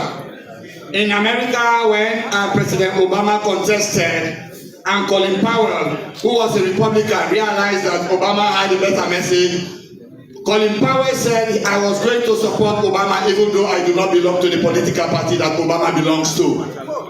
That is how I look forward to us practicing politics. That is how I look forward to us practicing politics. To section 42. To section 42. I will debate to say, sorry, Honorable Mohammed Bangura, that the idea of independent candidates will weaken political party participation, like Honorable Daniel Kroma said, because what history has taught us in Sierra Leone is the fact that most often and again, we put ourselves forward for flag bearership slot in our different political parties, thinking that we are fit and proper people for those positions. But the moment we lose those slots, the next thing that comes to our idea is how do we destroy that political party that did not give me the symbol? So all of those people that used to support us will go and create another political party, drag them to that political party, knowing fully well that we are not going to win, but that we have the chance to destroy the political party under which we have been and did not win the symbol. If we really want to have proper democracy practice, we should have what we call game spirit. When you lose, like President Bio once said in politics, if you don't get what you want, don't leave the institution. Go sit down in your corner, cry, wait again, better days to come. Better days to come. I was telling somebody today to say I have been national officer for the Sierra Leone People's Party since 2011. And I have been involved in the thick and thin of internal electioneering process. My elder brother, Honorable Matthew Numa, in 2012 contested again to be given the SLPP symbol. We went to Kenema to conduct that election. He did not get the symbol. He did not leave the party. Where is he today, leader of government business? It is game spirit. If Honorable Matthew Numa had left to go independent, his chances of being leader of government business would have been infinitesimal as at the time that he got it. So let us discourage the idea of having independent candidates contesting for presidency. The office of the president is not a child's play office where anybody can get up from anywhere and say, no, I am going to contest as an independent candidate. We are asking that you belong to a fundable political institution. Be a member of PDP Sobe. Be a member of APC. Be a member of SLPP. So long as it's a political party that has met the benchmark and standards of a political party with offices all across the regions in Sierra Leone, you will be put forward as a presidential candidate of that political party and you will contest. If you don't want to join any of the political parties, go and form a new political party, meet all the requirements, you will have your political party and you will contest as a candidate of that political party.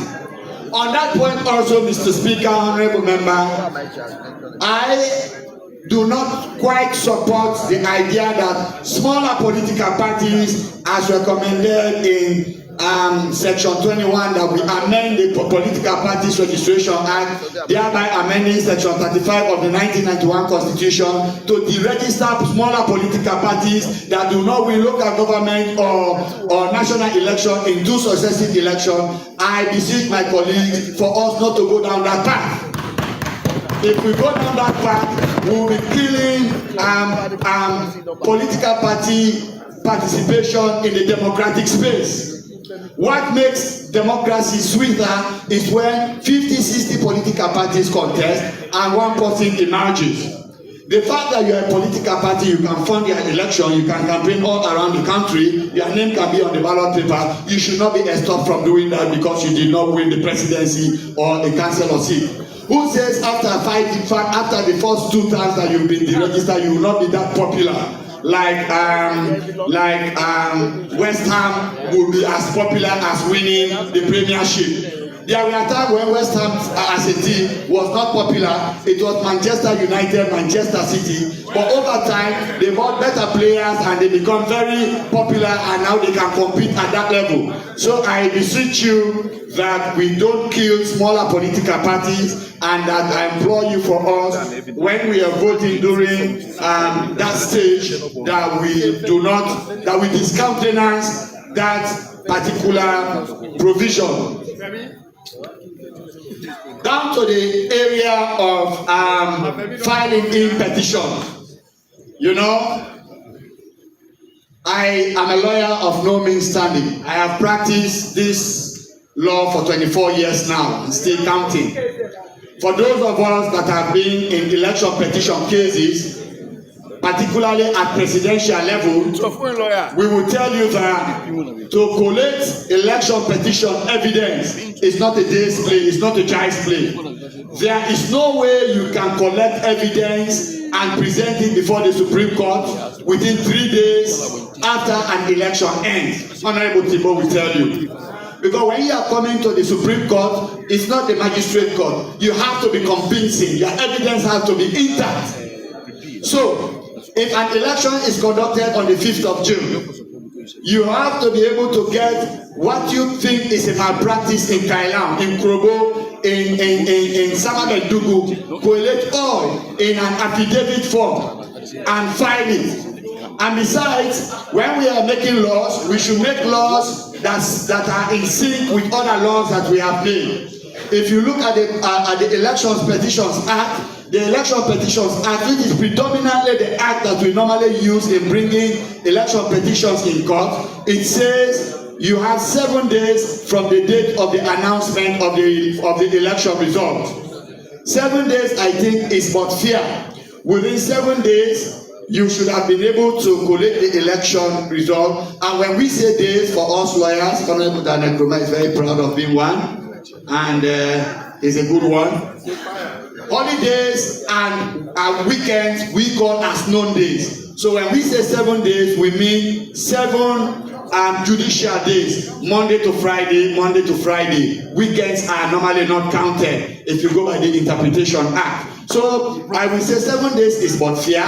Let's stick at 7 days, and when we get to that stage, I entreat you, implore you, beseech you to get rid of the 3-day recommendation. Mr. Speaker, honorable members, when I was first elected member of parliament, all I thought about was being sworn in this house. I even wanted to be sworn in the next day. To say when a presidential candidate, a president-elect wins his election, he waits for 7 days until the Chief Justice declares that an election petition has been filed, an election petition has failed, before that president can be sworn in. No, sir, I beg to differ. Election petitions can be ongoing while the country has a president seated.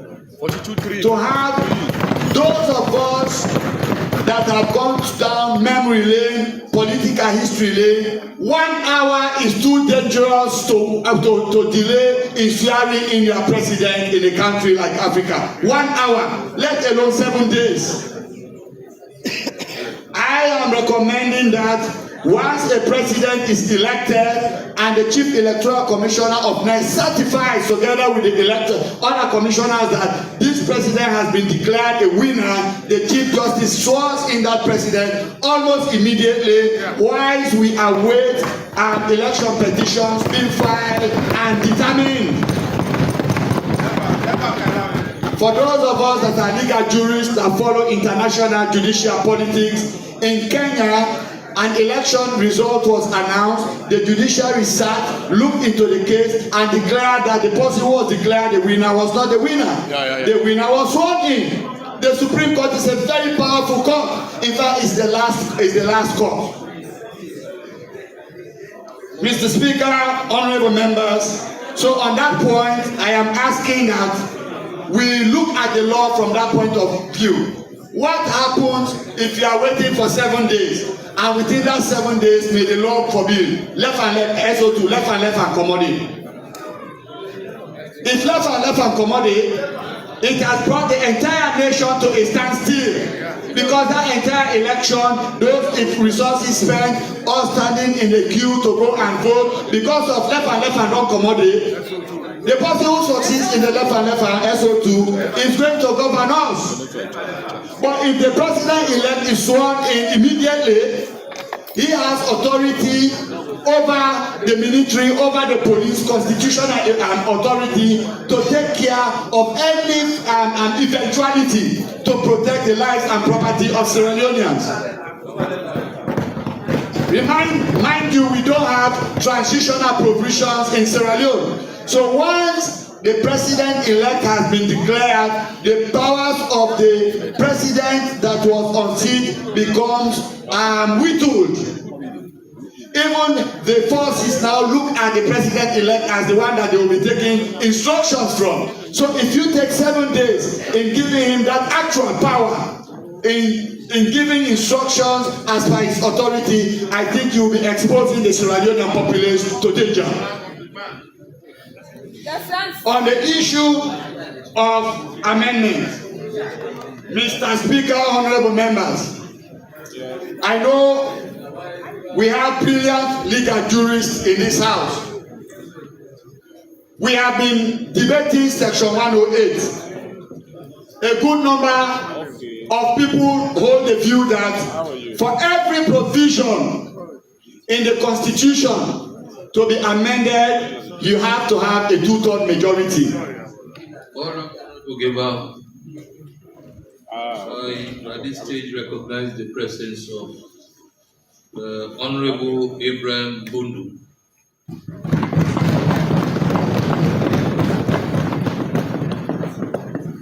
Where is he? I think he's somewhere around. He's on that side. Proceed. Mr. Speaker, honorable members, I stand here, I will say, as they call them in America, as a professor of law that lectures constitutional law. And the one who has a PhD in law, Dr. Emmanuel Safabula, is here, will agree with me or not. It is my view, and I will opine, that it is only enshrined clauses that calls for a 2/3 majority. Entrenched clauses. I ask anybody to challenge me, either in the Supreme Court or we test the law. When you look at section 108(2), it says a bill for act of parliament under this section. It did not say this constitution. It said this section. It went forward to highlight all the provisions that are entrenched clauses. And when you come down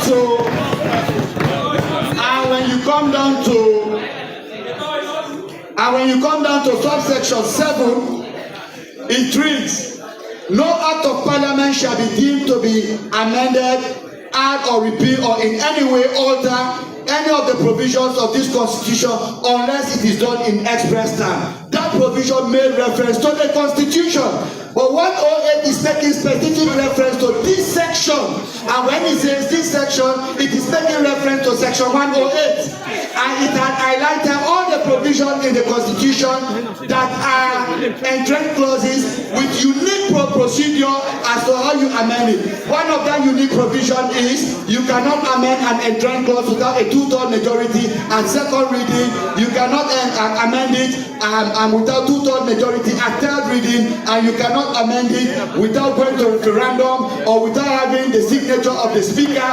The procedure is laid there.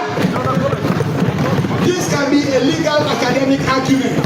I have the Solicitor General here present. I have my lecturer in drafting at the law school here present. I trigger that debate today, that legal debate. That when it is a non-entrant clause, you don't need a 2/3 majority, because this has been the vote in this house for the longest of time. Since the 5th Parliament down to the 6th Parliament, we hold the view that if you want to amend even a non-entrant clause, you must have a 2/3 majority.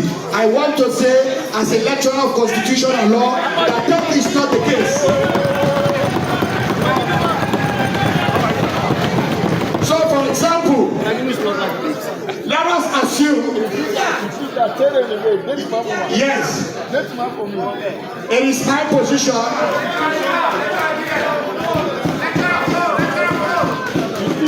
It is my position that if the provision is a non-entrenched provision, you don't need a two-third majority. You only need a simple majority. For example, if this bill had in section 85 and 87 that are entrenched clauses, there would have been no need for a two-third majority. Because the bill has entrenched clauses, yes, there is a provision for us to go through all of those procedures as laid down in section 108 subsection 2. Because if we don't get it right, then as a people, we will continue applying the wrong procedure, the wrong law. That the wrong thing has been done over years does not mean it cannot be corrected. Right from my fifth form days, I was taught that when the constitution, when the provision is a non-entrenched provision, it's a simple majority. Mr. Emmanuel Gaima here taught me government at 640. By clause. So I have provoked that argument. I know Supreme Court judges to be listening.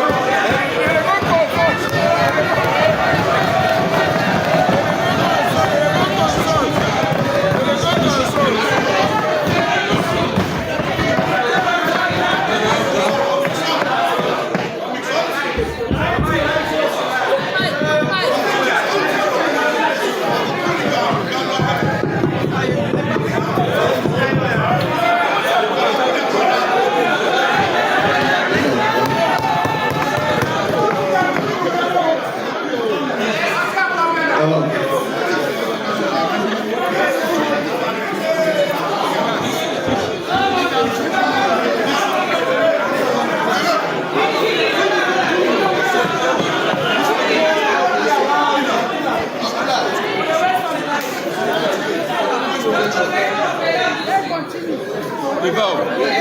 Give up. Give up. Give up. Give up.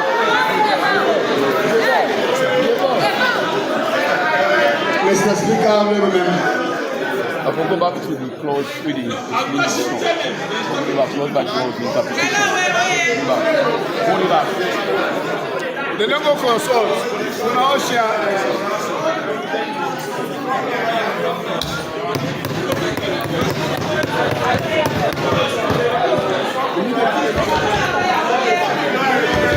Mr. Speaker, honorable members.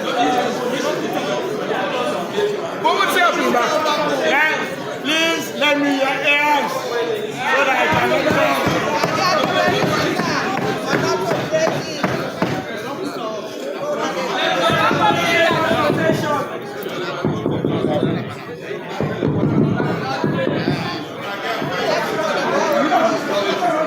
Mr. Speaker, honorable members, I will try to recapitulate this very sensitive issue because I saw my brother and learned colleague, Honorable Dana Kroma, even try to subtly cast some aspersion on the last voting results, an issue that I will come to.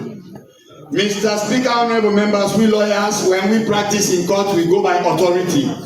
The authority on this issue, the authorities are all found in section 108, and I will read it and make emphasis. Mr. Speaker, honorable members, section 108, the side note says, alteration of this constitution. Then it says, subject to the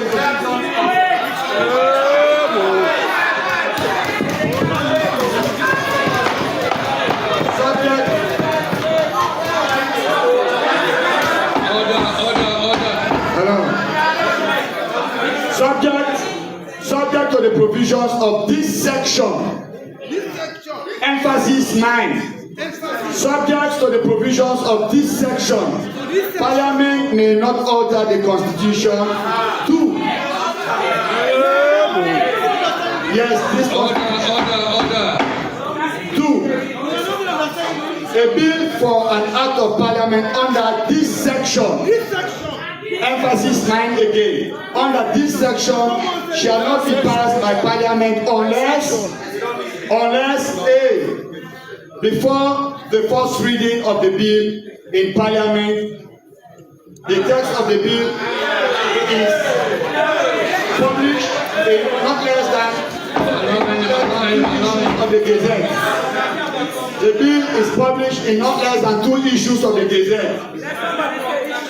Provided that not less than 9 days shall elapse between the final publication of the bill in the Gazette and the second publication. B. The bill is supported on the second and third reading by the votes of not less than 2/3 of members of Parliament. And Mr. Speaker, honourable members, a bill for an act of Parliament creating a new constitution or altering any of the following provisions of this constitution, that is to say, section 3, chapter 3, and it now listed all the enjoined clauses.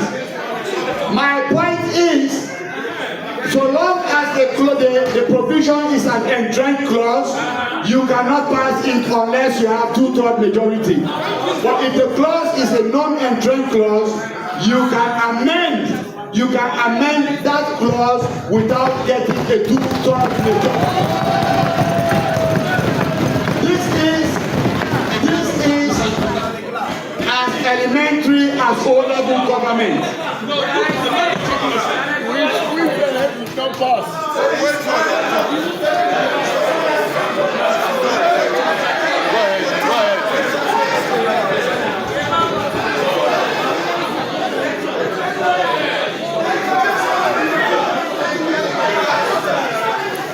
Everyone are patient. We know which day.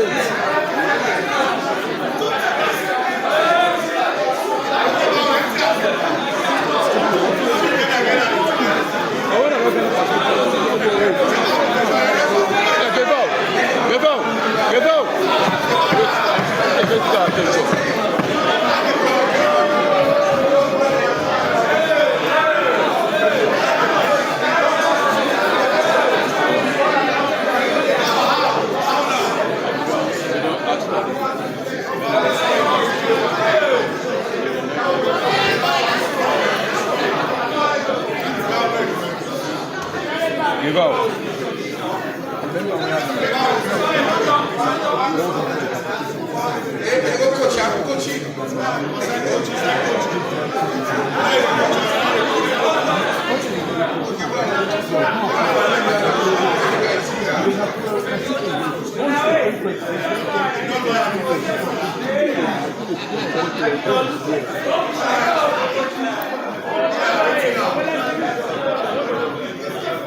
No, we need the attention of Mr. Speaker, so don't worry, we'll come in there.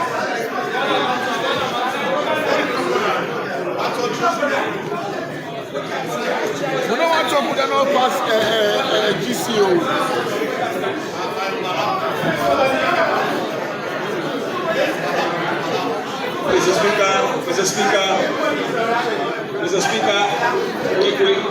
Mr. Speaker, time is not in our favor. Mr. Speaker, time is not in our favor. Proceed.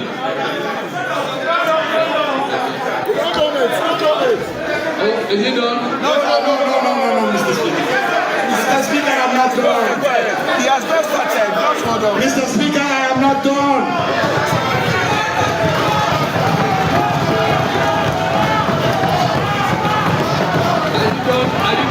No, Mr. Speaker, no. Mr. Speaker, I am not done. Mr. Speaker, for those who were around during the 1991 Constitution, Dr. Abdullah Conte took this floor for over 3 hours. When you know law, you don't fall short of ideas. Mr. Speaker, honorable members, so I entreat this House, anytime that we are amending a non-enjoined clause, that we don't go down the path of asking for a 2/3 majority. We will be going against the very spirit of this Constitution. If we are not sure of it, let us ask the Supreme Court for interpretation of Section 108. You guys don't need to be agitated. You don't need to be agitated. Honorable Daniel Koma debated from 12 o'clock to 2 o'clock. Okay? Mr. Speaker, honorable members, I will now avert my mind to Section 76. Section 76. the 1991 Constitution under the side note amendment of section 76 of the Act under 14. Mr. Speaker, honorable members, section 76 is asking under the 1991 Constitution, if you have a dual citizenship, you are automatically disqualified to be nominated or elected as a member of parliament. But today, like we have agreed, both APC and SLPP, that we are going to be nationalistic. I know there are a very good number of our brothers on the APC bench and on the SLPP bench who gave birth to their children in the western part of the globe. Some have children in Canada, America, England, as the case might be. Some in Ghana. Do you want to deprive your child of the right to participate in elective democracy because he studied in America? It is so disadvantageous, Mr. Speaker, that when we want our young boys to come and play for us, we say come and take Sierra Leonean passport and go play as a professional. I was chairman for sport. 40% of our national players live in the diaspora. When we want them to come and play for Sierra Leone, we will not say no, you were born in America, you were born in England, you were born in Canada. The moment they say this young man's mother is a Sierra Leonean, the father is a Sierra Leonean, but was born in America, we will approach the parents to say, can you please avail your son to come and play for the OSA? Dr. Emmanuel Safaudula is here, he holds a team. And when those kids come, we give them our passport, they play for us, they make us proud. Why would we deprive them of participating in elective democracy because they were born outside, or because they have gone to study, or because they have gone to seek greener pasture? Honestly speaking, when I went to the United Kingdom to study in 2005, if they had given me the opportunity to give me a British citizenship, I was going to take it. Because it would have made life easy for me out there. Who wants to be under hardship? Who wants to be in another man's country and not go to work freely? But getting those opportunities does not deprive you of your right in your country. We can have safeguards to these issues. We can say, for example, if you own a dual citizenship and you want to contest for a general election, you should have resided in Sierra Leone perhaps 2 years leading to the election. You should have been paying tax in Sierra Leone perhaps 1 year leading to the election.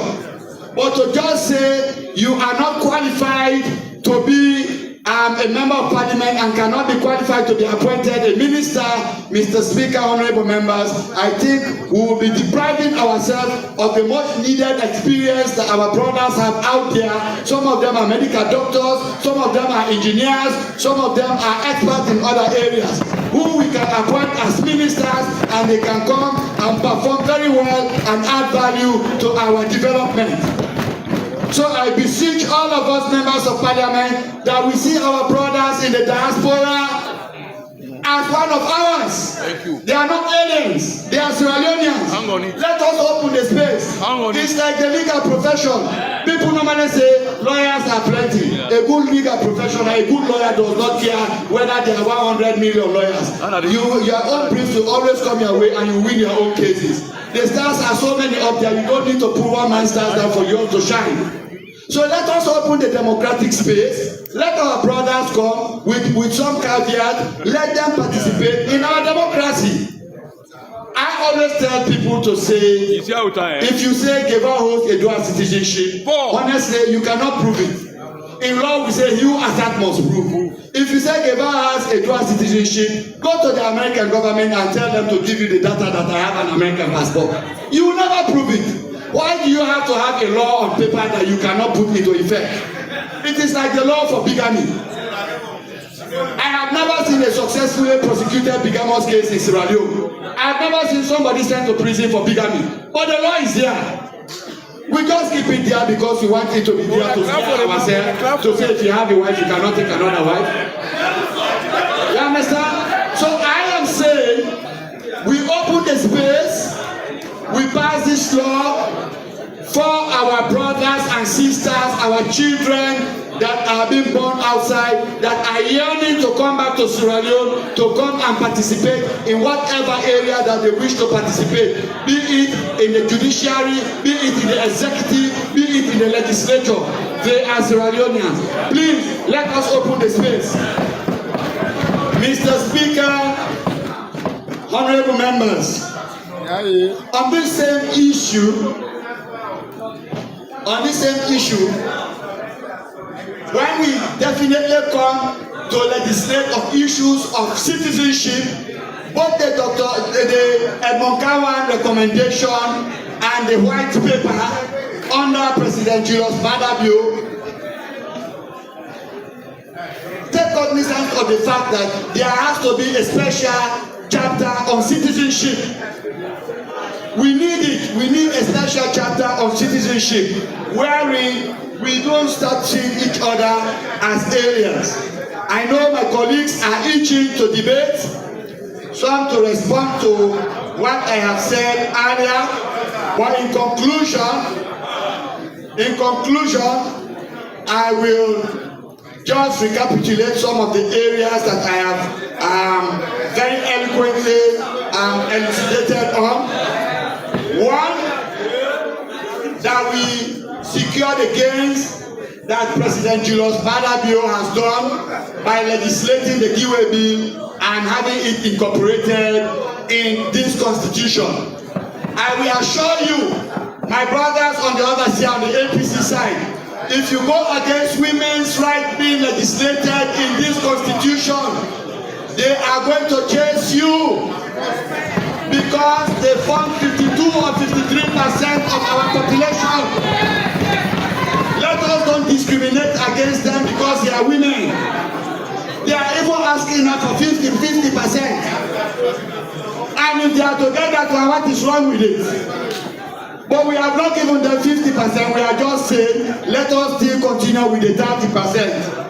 It's a game that all the international bodies have given accolade to President Julius Maada Bio for legislating on. And whatever positive accolade that our president gets, that positive accolade is an accolade to all of us in Sierra Leone. So let us consolidate this game. Let us also look at this issue of consultation, have it defined, and move away from this search and nomination committee. Let us agree on the PR system, thereby making politics and political landscape less toxic. The days of barbarism is over in politics. All the reason why you can now see a 25-year-old young man coming to parliament. Ask Honorable Alpha Khan. In those days, you hardly see a 30-year-old man venturing in politics. It is because civilization has now started entering into the realm of politics. Let us maintain that one. That area of sitting to plan, I am going to throw feces at the doors of my counterpart tomorrow, just so that I outsmart it. Let politics be a game of ideas and ideology. Put your own ideology, I put my ideology. Like the SLPP is going to win the 2028 election based on their handiwork. We on this side believe that based on what we have done, both human development, infrastructure, and the like, when we put our scorecard there, when we put the scorecard of President Julius Maada Bio there, you go to Kailam, where they've never been getting electricity. Now they get 24 hours electricity. You go to Isikamadia, a chiefdom that never used to get electricity, now getting electricity. Go to Kabbalah, they now get electricity. Kono, Bo, Kanima, Moyama, and Makeni. When we put our scorecard there, honorable members, all of you cannot help maybe perhaps to follow the line, to say, I am proud of SLPP. I would love my name to be on the SLPP PR list. So, Mr. Speaker, honorable members, I want to say thank you for giving me this space to debate, and I look forward to all voting and passing this legislation. Thank you.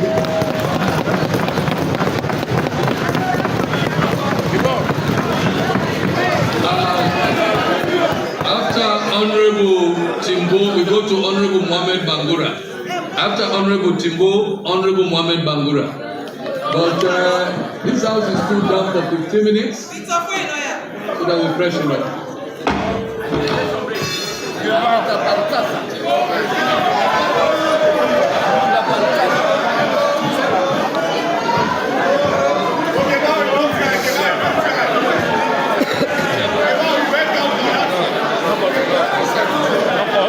Not just mute.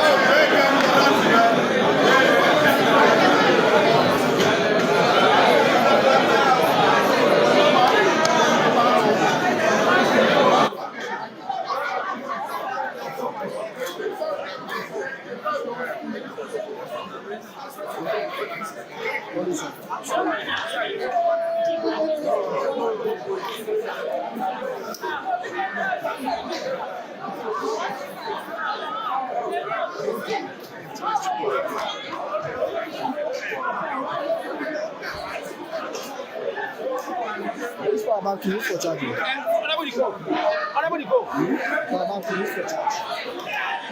You full charge?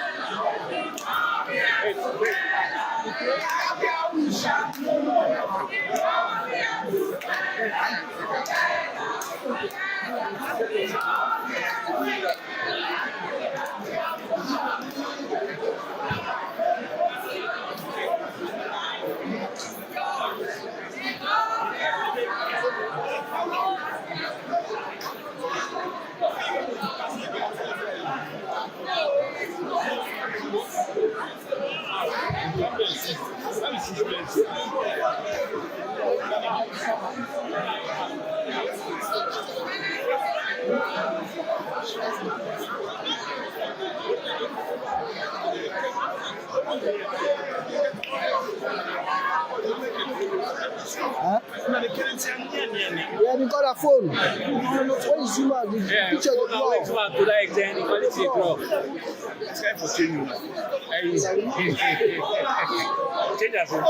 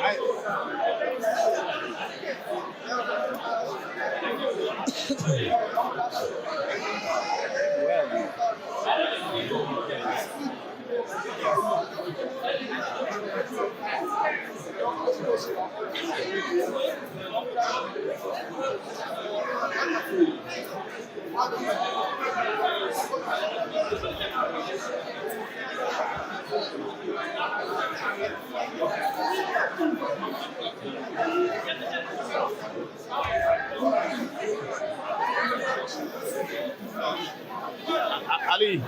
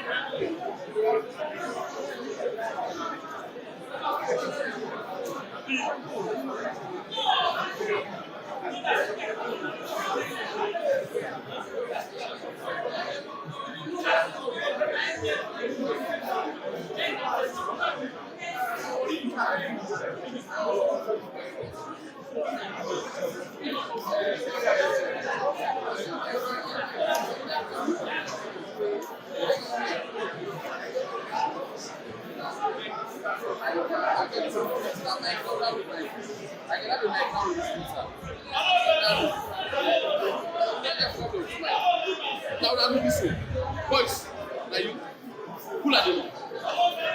No, this is not what talk. Yeah, I don't. Still a charge.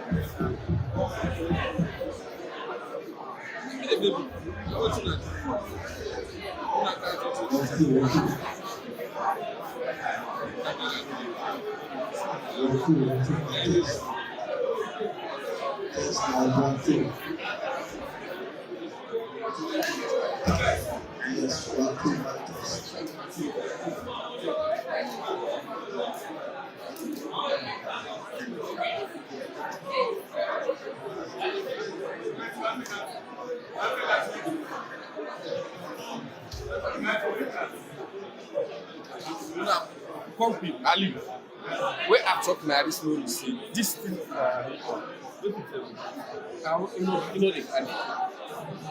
Oh, now you there. If they put their own, the church and that's the way. Oh, I'm not going to if you take care, hold on to it.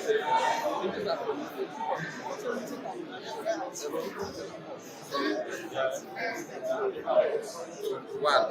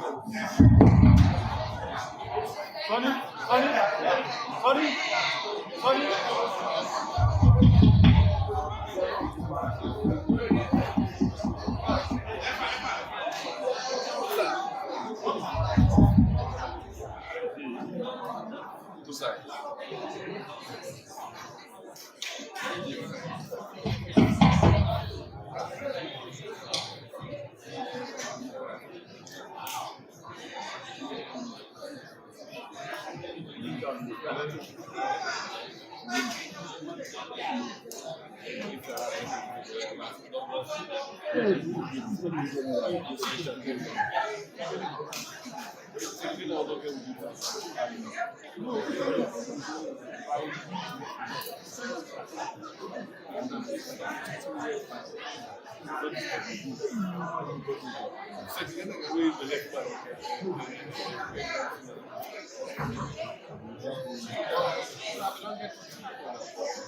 at the camera, but the camera just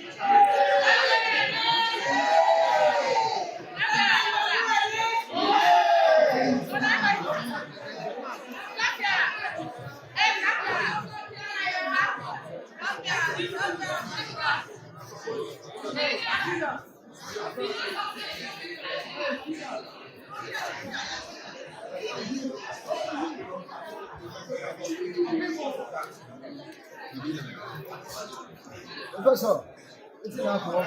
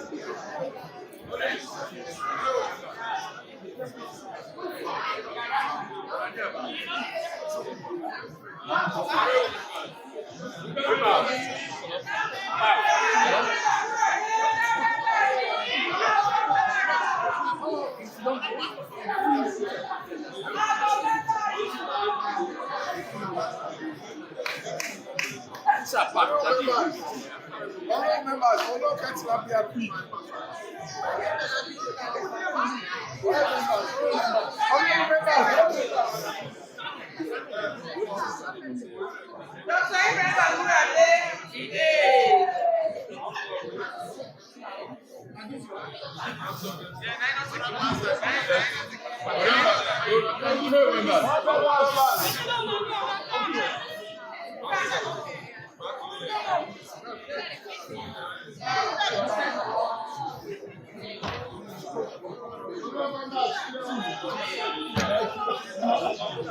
Dr. Ibrahim Bangurade.